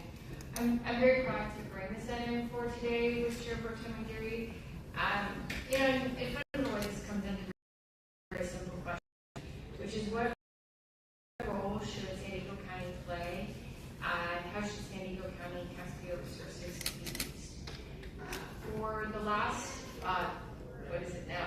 nearly 2 years, we have been fighting very hard to protect transparency, accountability, due process, and public safety here in San Diego County, even if as the safety and well-being of our residents has become under increasing attack from a very reckless and irresponsible policy from the Trump administration.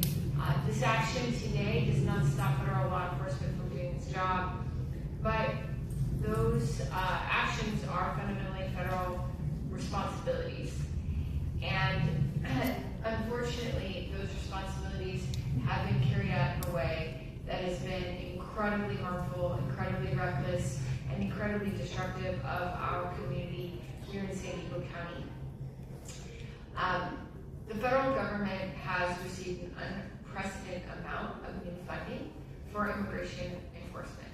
CBP received approximately $64.7 billion in supplemental funding, which includes $4 billion, actually $4.1 billion to hire and train additional personnel, and $5 billion for CBP facilities and checkpoints, construction, acquisition, improvements, and more. It boggles the mind to think that $110,000 contract at a county training facility could be the linchpin for a multi-billion-dollar cross-border operation. And that seems to me to be a distraction from the real issue at stake here, which is that it is immoral and unconscionable for us to support the training of individuals who are using county facilities to shoot and to train to shoot unarmed civilians who are in fear of their lives here in San Diego County and across our country. And I think the very core bottom line is that we've seen too many people die at the hands of armed ICE agents, and I do not believe that we at the county should be complicit. I do want to reiterate that I strongly support cross-border trade and cross-border commerce. It's incredibly vital for the economic health of our region here in San Diego County, but also I think really important for our community and the fabric of our community, the binational character of our community. One of the things that I think makes San Diego so special is that we really are a binational community, and there's really no one better to speak about that than my colleague on the board here today, who embodies that ethos and that spirit of a binational community here in San Diego County. My partner on this project, Supervisor Aguirre. That's not what this is about. This item is really very, very narrowly about making sure that we are not collaborating with the misuse of armed enforcement and law enforcement by the federal government, which I think has proven that they cannot be trusted under this Trump administration to keep us safe. So with that, I'd like to turn the floor over to my colleague. Thank you. And I'm happy to move the motion. Thank you so much. Thank you, Madam Chair, and I'd like to second, and I want to add to your comments. Indeed, ICE and CBP has received $152 billion in unobligated funds available as of mid-2026. Now, I know that there's concerns about cross-border trade, but let me remind those of you who spoke in this regard that the Trump administration itself closed San Isidro for roughly 5 hours in 2018, which we all can remember, and we had an estimated loss of $5.3 million in lost retail sales because of that closure. The lines at the border are not caused by a firing range. Just last weekend, the wait times were 8 hours at any regular lane. So there's more than enough resources for CBP, for our ports of entry, to open all the available physical lanes that are already in place to ensure that our cross-border economy continues to thrive. So it is not being caused by our decision that we will be considering today regarding a firing range.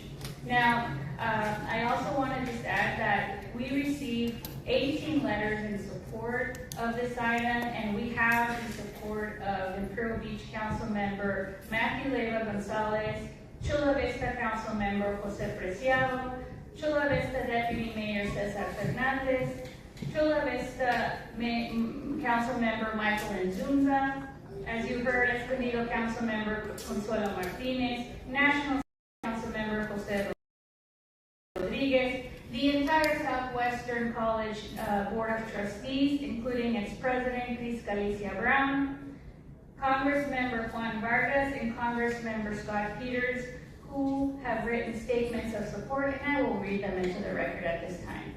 Statement from Representative Juan Vargas. ICE has murdered innocent people, kidnapped our neighbors, and terrorized our communities. Time and time again, they have escalated violence and denied people their constitutional rights. This agency is out of control. We must continue to fight the dignity, safety, and humanity of our immigrant families here at home and across the country. Our local public resources and facilities exist to build trust, keep families safe, and strengthen our communities, not to enable federal immigration enforcement practices that spread fear across San Diego County.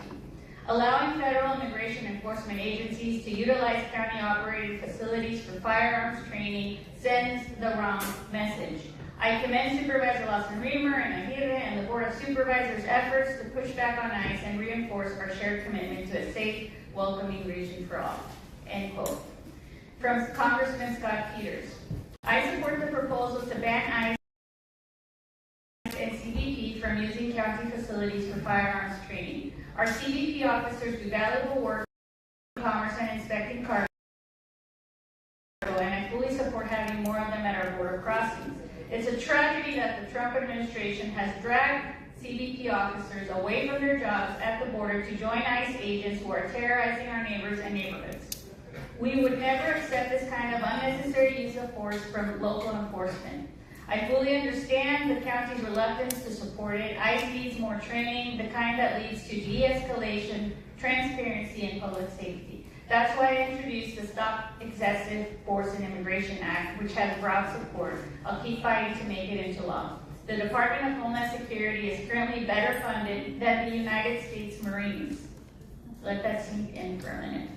They can get the certifications anywhere without closing lanes at the port. End of quote. And I'll pause there, Madam Chair, because I would love to hear my colleagues' comments before making closing remarks. Thank you. Okay, turn the floor over to Supervisor Dexter.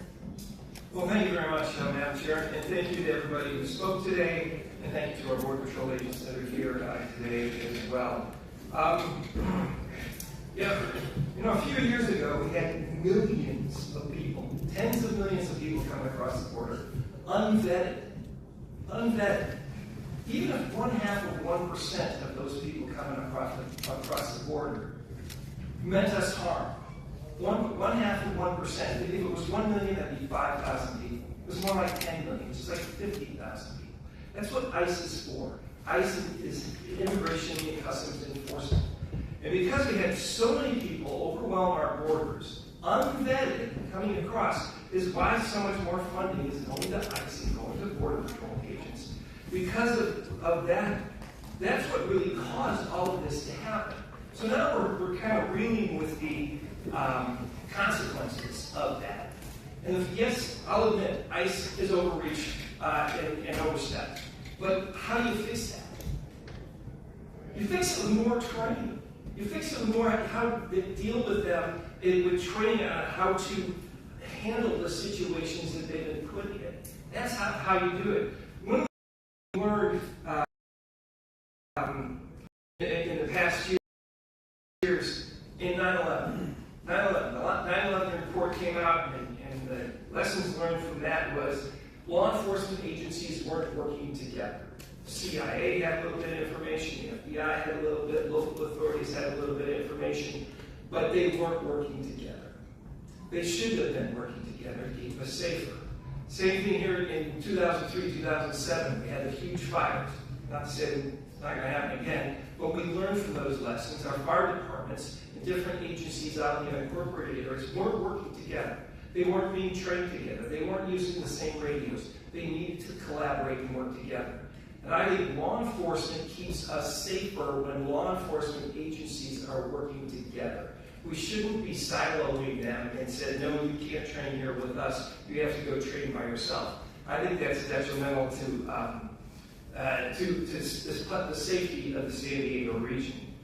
And by changing their training center, it's really not going to change anything in their tactics or what they're doing. It's just causing people to travel farther to get the training that they need. I mean, they don't have time, to even build a facility here locally that's just for the federal government. That's going to take years to do. Our sheriff's training centers are utilized by a variety of local and federal law enforcement agencies. In fact, both of our facilities are possible through partnerships that we have with the federal government to keep us safer. Our facilities are not just shooting ranges. It's not just guns. They also have classrooms. They have simulation rooms. They have tactic trainings to how to de-escalate, which I think would be helpful in some situations, especially ones that are televised. De-escalating. And those are the types of training that I think ICE and other agencies could use. Our law enforcement agencies should be working and training together, not in isolation. And no matter what you think about ICE, I think you all agree that training and training more training is more efficient than isolation or lack of training or making it harder to get to. And I'm disheartened that the Customs and Border Patrol Department is being dragged into this as well. They handle the border. They are required to complete firearms training on a recurring basis as part of their job. They use our OTI facility primarily. It's conveniently located near the ports of entry where they do most of their work. If we block access to them, to these officers, they're going to have to travel out of town for firearm training, potentially to Camp Pendleton, which is probably an hour away, depending on traffic, hour and a half maybe. 2 hours to 3 hours round trip, that they're off a workstation. And these are hours of them unable to do their jobs. They protect our borders. Hundreds of thousands of people and vehicles and trucks and cargo through our ports of entry every day.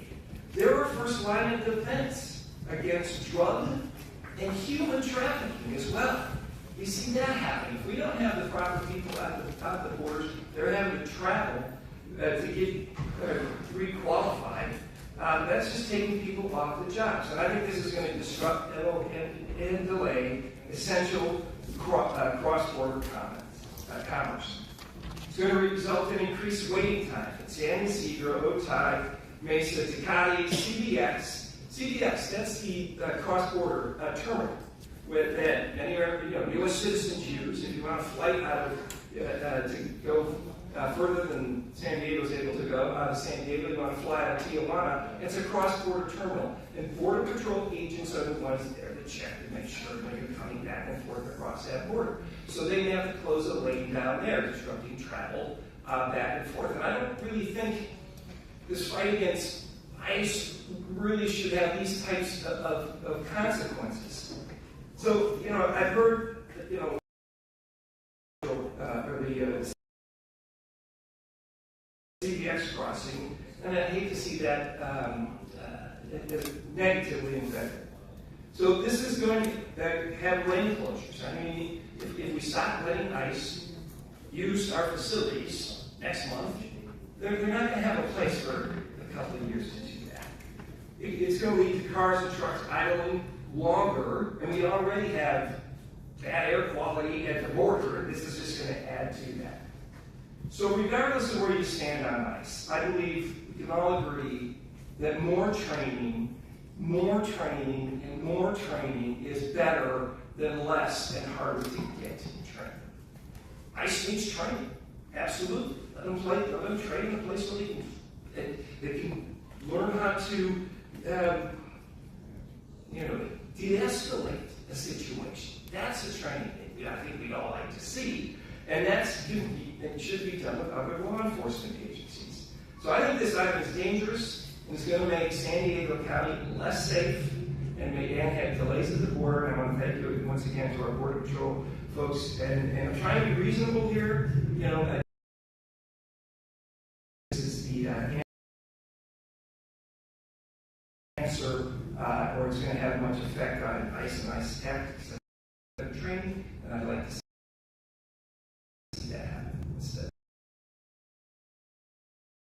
Thank you. Thank you so much, Supervisor Desmond. Vice Chair Montgomery Scott.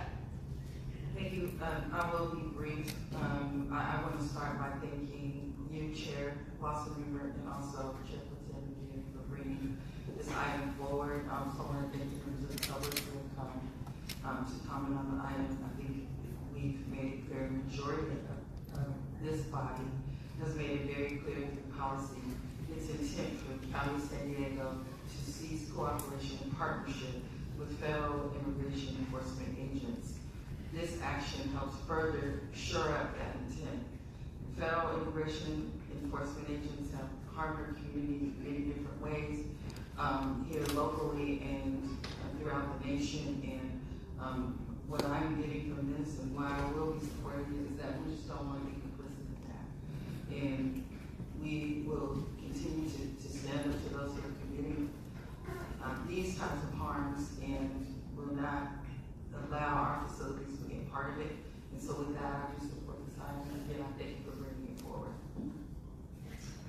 Okay, turn the floor back over to Supervisor, Chairperson McCurry. Thank you, Madam Chair. Just, I want to mention that I do agree with Supervisor Desmond. We want to make sure that our local law enforcement is supported and that they are proficient in de-escalating and continuing to build community trust through initiatives, specifically with our sheriff, our district attorney, our local FBI. I will mention that CBP and ICE have extensive alternative options. They will not have to leave the county. U.S. Border Patrol San Diego Firing Range, which is located at 2301 McCain Road, which is just down the street, with a $2 million funding and forecasted funding for 2026 for facility improvements. They also have access to Escondido Police Department Range, currently has an agreement allowing up to 200 ICE agents to train. Naval Air Station North Island Small Arms Range, which explicitly accommodates law enforcement agencies. And there's also the ability for access to commercial facilities. CBP's Office of Field Operations regularly procures commercial range space for officer qualifications. Thank you. Supervisor Anderson? I have a few questions, and I'm not sure who's best to answer them. What, of my comments, was there stakeholder meetings to draw people together on how it would impact them? And if so, what types of people were, what types of stakeholders were invited? We had stakeholder meetings. I'm sure my colleague did as well. If you want to share, yeah. We had lots of different kinds of stakeholder meetings. So all sorts of people were invited. We've heard a couple people come up and say that it's going to impact them directly, cross-border travel and port of entry type issues. Did you address any of those folks that maybe have trucking firms or live on one side of the border and can't come to work on the other side of the border, or like maybe the hospitality folks? We spoke with quite a number of people. I think at the end of the day, none of us actually believe that a $100,000 contract with the county on this particular issue is the linchpin on massive border waits that have been already caused and created by the Trump administration. Happy to see if my colleague has anything to add on that. Yeah. So, we are very committed to cross-border commerce. I know I am, and that's been a priority of mine for decades, and it's really important to have that kind of integration in this region. And the question just is, what is the county's role in training people to shoot other people? And this does not seem like an appropriate use of county facilities. I forgot. There was ample outreach to all the stakeholders. Supervisor Anderson, we always do our due diligence. I forgot to mention in the list of support and all elected officials that support the site. There's a petition circulated that was signed by over 1,000 people of our constituents and stakeholders. Thank you. I'm glad to give you that opportunity. So we had a speaker earlier who's trying to address what I think they were forecasting what negative impacts this would have. And if they're still here, would it be appropriate to bring them back?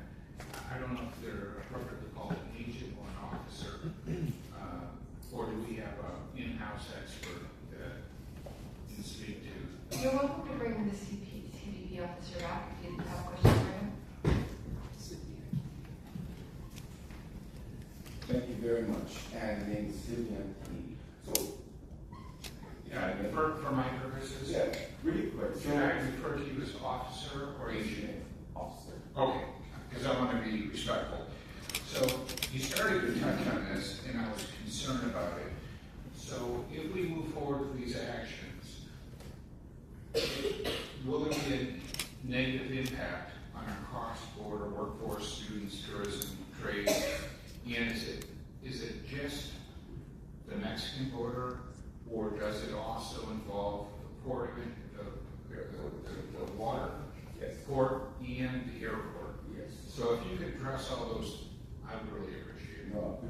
much, sir. With regards to sending field off, we are the busiest field office in the nation. Ideally, what happens every day is our officers working to assist in the movement of cross-border travel. 225,000 people cross every single day, 90,000 passengers, 50,000 pedestrians, over 5,500 trucks worth $174 million every day of merchandise coming to our communities here. At our airports and seaports, over $18 million worth of cargo coming from our vessels daily. We have air cargo, we have international flights, 7 to 8 international flights. We have over 3,500 individuals crossing, to include Carnival, Disney Cruises entering our ports of entry.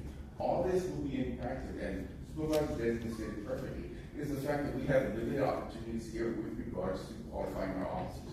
Paloma indicates that we could, do it at commercial facilities. We have exhausted all the commercial facilities. We have closed down.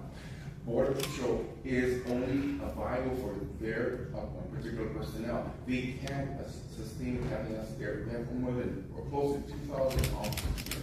So if we could have participated there, we would have done so a long time ago. With regards to the other ranges you mentioned, they're all basically too small to handle the largest of what we have here. The movement to Camp Pendleton or any other location outside of the region will have significant impacts. Why our training days will now be extended from just 1 day to 2 or 3 days, and now officers will be pulled off our operations to actually conduct appropriate training and the training that's required. All of this is being impacted because of, first of all, I also want to state that the county and the sheriff does not train us. We just use the facility. We have our own trainer. We have our own individuals to actually qualify our officers. All the use is basically of the land and the firearms usage. With regard to painting a broad brush of all of us here, our main focus, our job at U.S. Customs and Border Protection as CBP officers, we are at the ports of entry. We are there helping, assisting, and bringing legal, lawful trade into the United States. And same token, preventing fentanyl, methamphetamine, cocaine, heroin, everything from coming across the border. We are preventing human smuggling that's turning into human trafficking into our nation. We're preventing all of those things there, and nobody sees that. And the impact that it will have with regards to what happens when we can't qualify, it will have a domino effect. Yes, we will try our best. Yes, we have maybe some appropriations that we can seek to look for a different range, but that will take time. This immediacy in which we are now saying, hey, from this point on, you cannot use the range. That will put us in a significant harm's way. And that is what I'm trying to kind of elicit to each and every one of you to do the right thing. We're not trying to attack families or, no. We live in the communities that you do as well. We support basically all our immigrant families here, all roughly, to be able to be in the United States, the statuses, and so on. We focus on the admissibility of individuals coming to the United States. If they have proper documents, by all means, they can come into the United States. We are professional, we are respectful law enforcement agency trying to do our job. Going back to Supervisor Desmond, it's better that we train together. State, local, all working together is more comprehensive, more cohesive with regards to preventing threats. We can talk to one another, de-escalate situations. All those things come into play when we work together. When we are separated, we can't use county this, we can't use this, we can't use this. What it does, it creates chasms amongst all of us. And now it creates even stovepiping, not sharing information, not trust, no synergy and no partnership working together. All I ask is that we consider this, may delay this until we can find something to qualify our officers. Continue the partnership, continue the teamwork that we have with all our state and local and federal entities, and allow us to find a solution. Fix this before this creates a significant impact to the border. Alejandra, from CDX, to everyone, they are very strong point with regards to the impact that it will have if and when we start pulling officers away. So when we get older, it's 8 hour week. Imagine, and that was 34 days. Imagine if that goes down to 20, 10, and what the impact will be. We talk about monies and so on. It's not necessarily about money, it's also about personnel. We are ramping up our recruiting efforts to ensure that we can staff all our hands, but it takes time as well. So a lot of it has to do with the high cost of living, officers not necessarily wanting to necessarily live here, honestly, from San Diego area.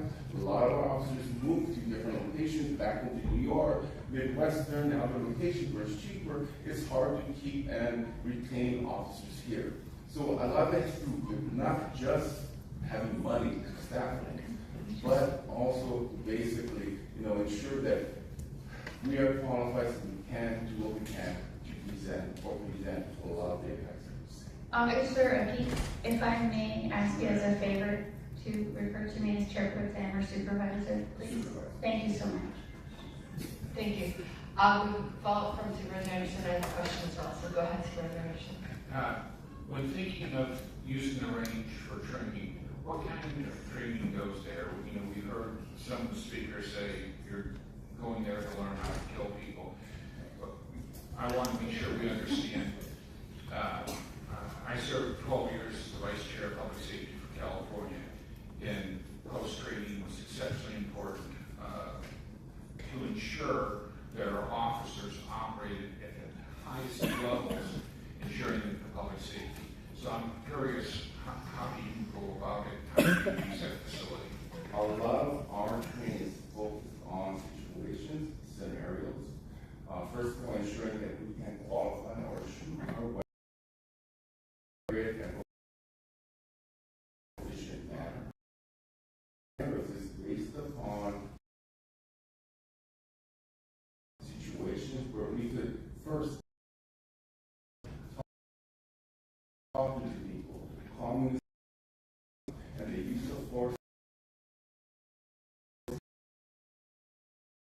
In addition, in between the use of verbal commands, talking and de-escalating, we're also about using the tools that we have to prevent any deadly encounter, or before we can move forward with our firearms or anything such as that. So a lot of it is about talking. It is a lot about de-escalation and be proficient with our firearms and our handguns, and of course our long weapons. Thank you. Just have a couple questions. So the thing I think that I'm a little confused about is my understanding is that this contract with CBP is set to expire in 8 months. So what's your plan after that? Well, right. This is such a kind of crucial linchpin of the entire global economy. We would then basically re-up the contract. So sorry, say that again? We would re-up the contract with the Sheriff's Department. That was the plan. We have a certain period in which the agreements approved. And once the agreement, or prior to the agreement resolving, we would then seek to initiate an extension. Okay, so just so you know, that has not come up at all, that there's been no conversations brought to our attention about that contract being renewed. So just so you know, that's not sort of in the works on the county side. I just want to say in response to this, there's no question that making sure that we continue reducing wait times and facilitating the ability for people to travel across the border and transport goods and services and people and share and in kind of the generation of a cross-border binational region is an enormous priority for me. I can't speak for my colleague, but I'm sure she can speak for herself on this matter as well. I think the issue comes down to whether the feedback I received from lots and lots of stakeholders is that this is not really the linchpin of those kinds of waits, that those wait times have been created for many other reasons and many other forces, and that it's quite possible and feasible to reduce wait times already if the funding at the federal level were appropriately allocated to reducing wait times and improving cross-border commerce instead of increasing wait times and, essentially cracking down on people who are here in our community and living their lives and building deep ties and going to school. So I think that's really the question. I'd be happy to put a note or an amendment to this motion to say this needs to be implemented in such a way that makes sure that we continue supporting a binational integrated community, because I think that's certainly the shared values that we all have here. But I do not, from the $100,000 contract or $120,000 contract at the county is really the driving force behind border wait times. I don't know if my colleague has anything to add on that matter. Thank you, Chair. So you mentioned that you've received some congressional appropriated funding, but just to be exact, this roughly $152 billion were assigned to ICE and CBP for the 2026 federal period.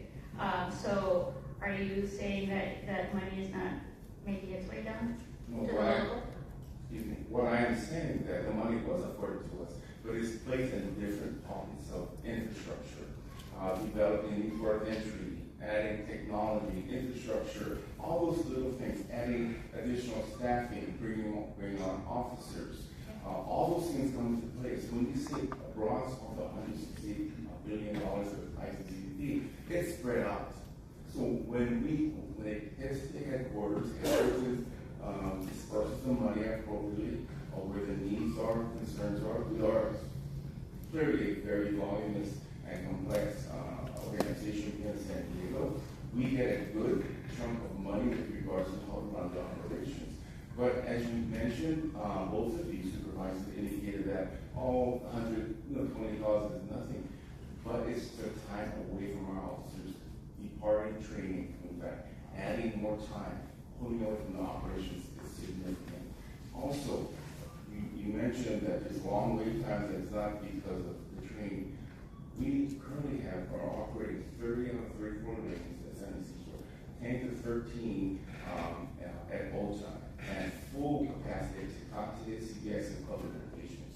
So the infrastructure is limited. We are landlocked with regards to what we can do and the amount of increasing lanes. So we are already increasing, but I would say every year 1 to 2% increase of individuals crossing our borders every year. Hence the reason why we're building out with San Caltrans, of course, with you all as well, the new port of entry to sustain, to look forward in the future, 3, 5, 10 years with the growth of California. And with that, we need to grow at the same time. Our leadership is providing additional focus with regards to hiring more individuals, looking to build out infrastructure, make more efficient the processes that we do every day. All of this is what that 168 million is paying for, or at least part of it. We didn't get all 168, it was shared amongst ICC and others. Is what we're looking at right now on a daily basis. That's great. That's great. And I appreciate hearing that you are getting more agents to make your border crossing times more efficient. And I think we do agree that we all care about preventing human trafficking and drug smuggling and any violent offenders from coming into the border. I think that that's something that we can all agree. But I think the concerning thing is also that according to your own memos, we know that roughly 2,000 CBP officers and agents are being diverted from ports and the border to run raids in interior American communities. So that's also a concern, and there's no need to respond to that. But I also want to add that immigration roles have now been expanded across other federal agencies, such as deputizing diplomatic security agents, giving DEA Title VIII authority and utilizing FBI and Border Patrol personnel in interior enforcement operations. So that is what we're talking about here, is the concern that, that you have this behemoth of an amount of unprecedented resources that, yes, they're being distributed in different pots and for different reasons that you mentioned.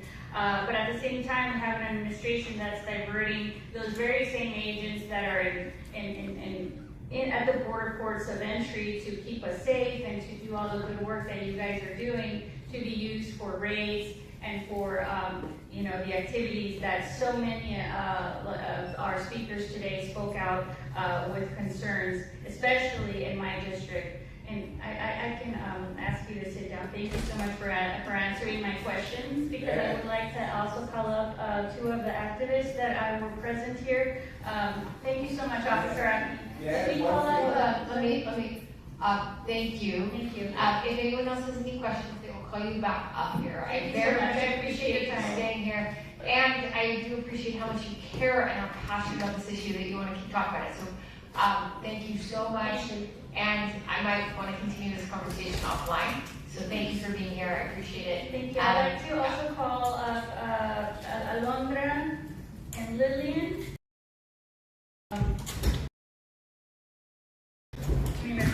They were part of the earlier presenters.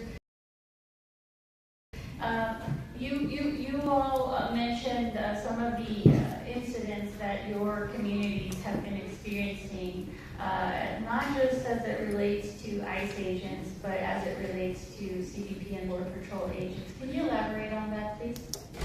Yeah, I could start off and then I'll ask Lily to step in. I think what people are failing to really understand is that the consequences of the federal government deputizing all of these agencies has created mass fear. There's no ability to differentiate who's conducting immigration enforcement when they are masked, when they are wearing civilian clothing, when there are Border Patrol checkpoints that are stopping the only routes that go in and out of agricultural fields in North County, San Diego. So I just wanted to mention that. The fear is really laid in, that is a consequence of the actions that were chosen by the federal government to deputize agencies and mask agents into conducting immigration enforcement in North County, San Diego. We are within a 100-mile jurisdiction, which means that we fall right in the pocket of immigration enforcement that goes all the way from the border of San Diego. Yes, thank you for the question. As I mentioned, I'm with the Southern Border Communities Coalition, and our whole mission is actually to advocate with the federal government on behalf of our border communities for years, for decades, really. We have been partnering with CBP Office of Field Operation to ensure that funding is coming to our ports of entry. We understand how vital the San Isidro Port of Entry and really all of our ports of entry are to San Diego, as well as all the communities along the southern border. These are the officers that are actually in charge of vetting every single person that comes across our borders. They have a very specific mission that actually contributes to our communities. The issue at hand is that the current White House, as well as the Department of Homeland Security leadership, is choosing to turn their backs to their own officers and actually take away from the ports of entry that have been historically under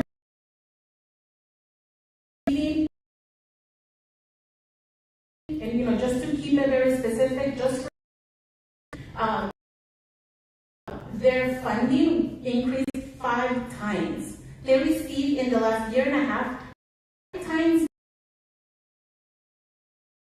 they received in 2024. All of that, as Officer Aki mentioned, is coming in different pockets. There's billions of dollars being allocated to improve CBP facilities.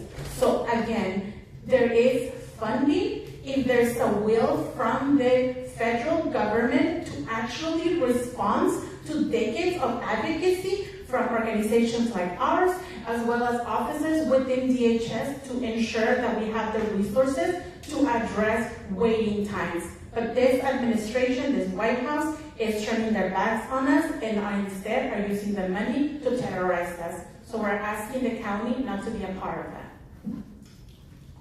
Thank you, I appreciate you both. So you would say that by diverting agents away from our border lanes is what is affecting our border wait times, despite their funding growing 5 times in the last 2 years. Yes. The reality is that the agenda of the federal government is not made in San Diego or really in the borderlands, right? That agenda is set up in the White House. And we know memo after memo from leadership within the Department of Homeland Security is that all resources are to be focused on one thing and one thing only, and that is to drive up the numbers of arrests and deportations. They don't care that we have, as Chair Pro Tem pointed out, long waiting times. I'm a North County resident. I drive from Vista to the border, that hour and a half, very constant, and then I still have to wait those long waiting times just to visit my family, just to engage in milestones that are very important for my culture. And I very much understand that waiting times, using that as a ransom, like telling us that waiting times will increase, will create a lot of fear in our community. But the reality is that we need to take a look at who's actually in charge and who's actually making decisions. That's Washington, D.C., that's the Department of Homeland Security headquarters. That is unfortunately not our local leadership. Thank you so much. Thank you. You all can stay up here. I think you might be able to answer my question, maybe my colleague.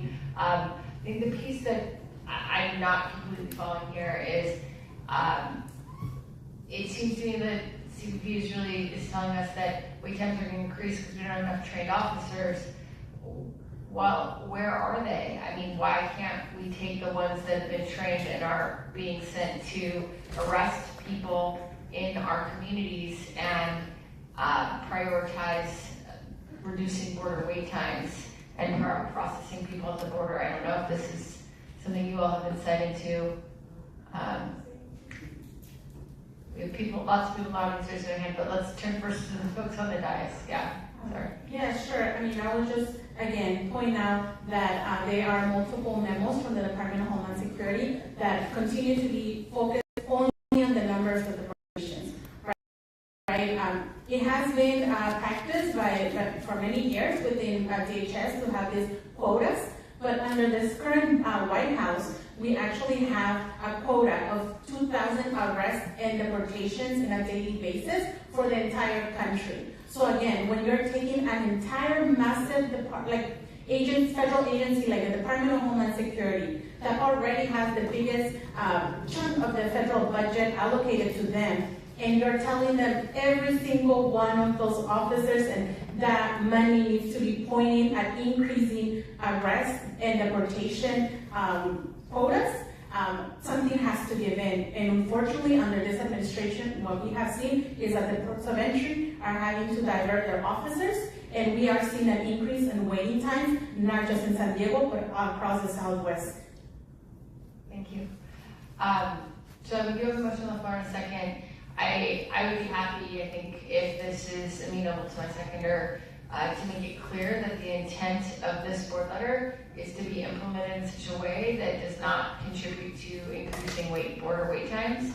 And I'm certainly happy to continue a dialogue of what we need to do to advocate at the federal level to ensure that we have appropriate staffing at all of our ports of entry. It seems a little like we're trying to kill a whale with a bow and arrow to try to think that we're going to address border wait times, or wait time issue is primarily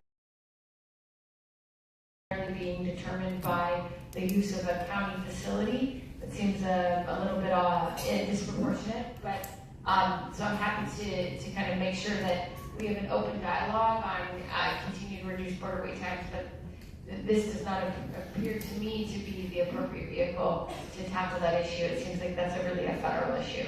I don't know if my colleague has anything further to add. Thank you. I accept the friendly amendment, and I will just add that we can work with our partners, our congressional delegation, to see if we can schedule a hearing in Congress to better understand, so that the public can better understand how those $152 billion that are going to ICE and CBP are being used, especially those who care about commerce in the border region. Thank you. Any further comments? Okay, thank you. A motion and a second.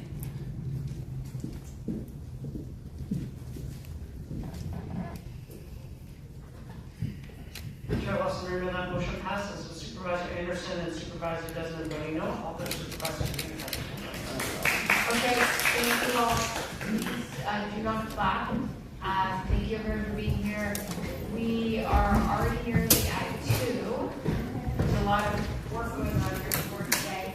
So we will reconvene at say 2:45. We'll try to take a 15-minute lunch and be back here at 2:45.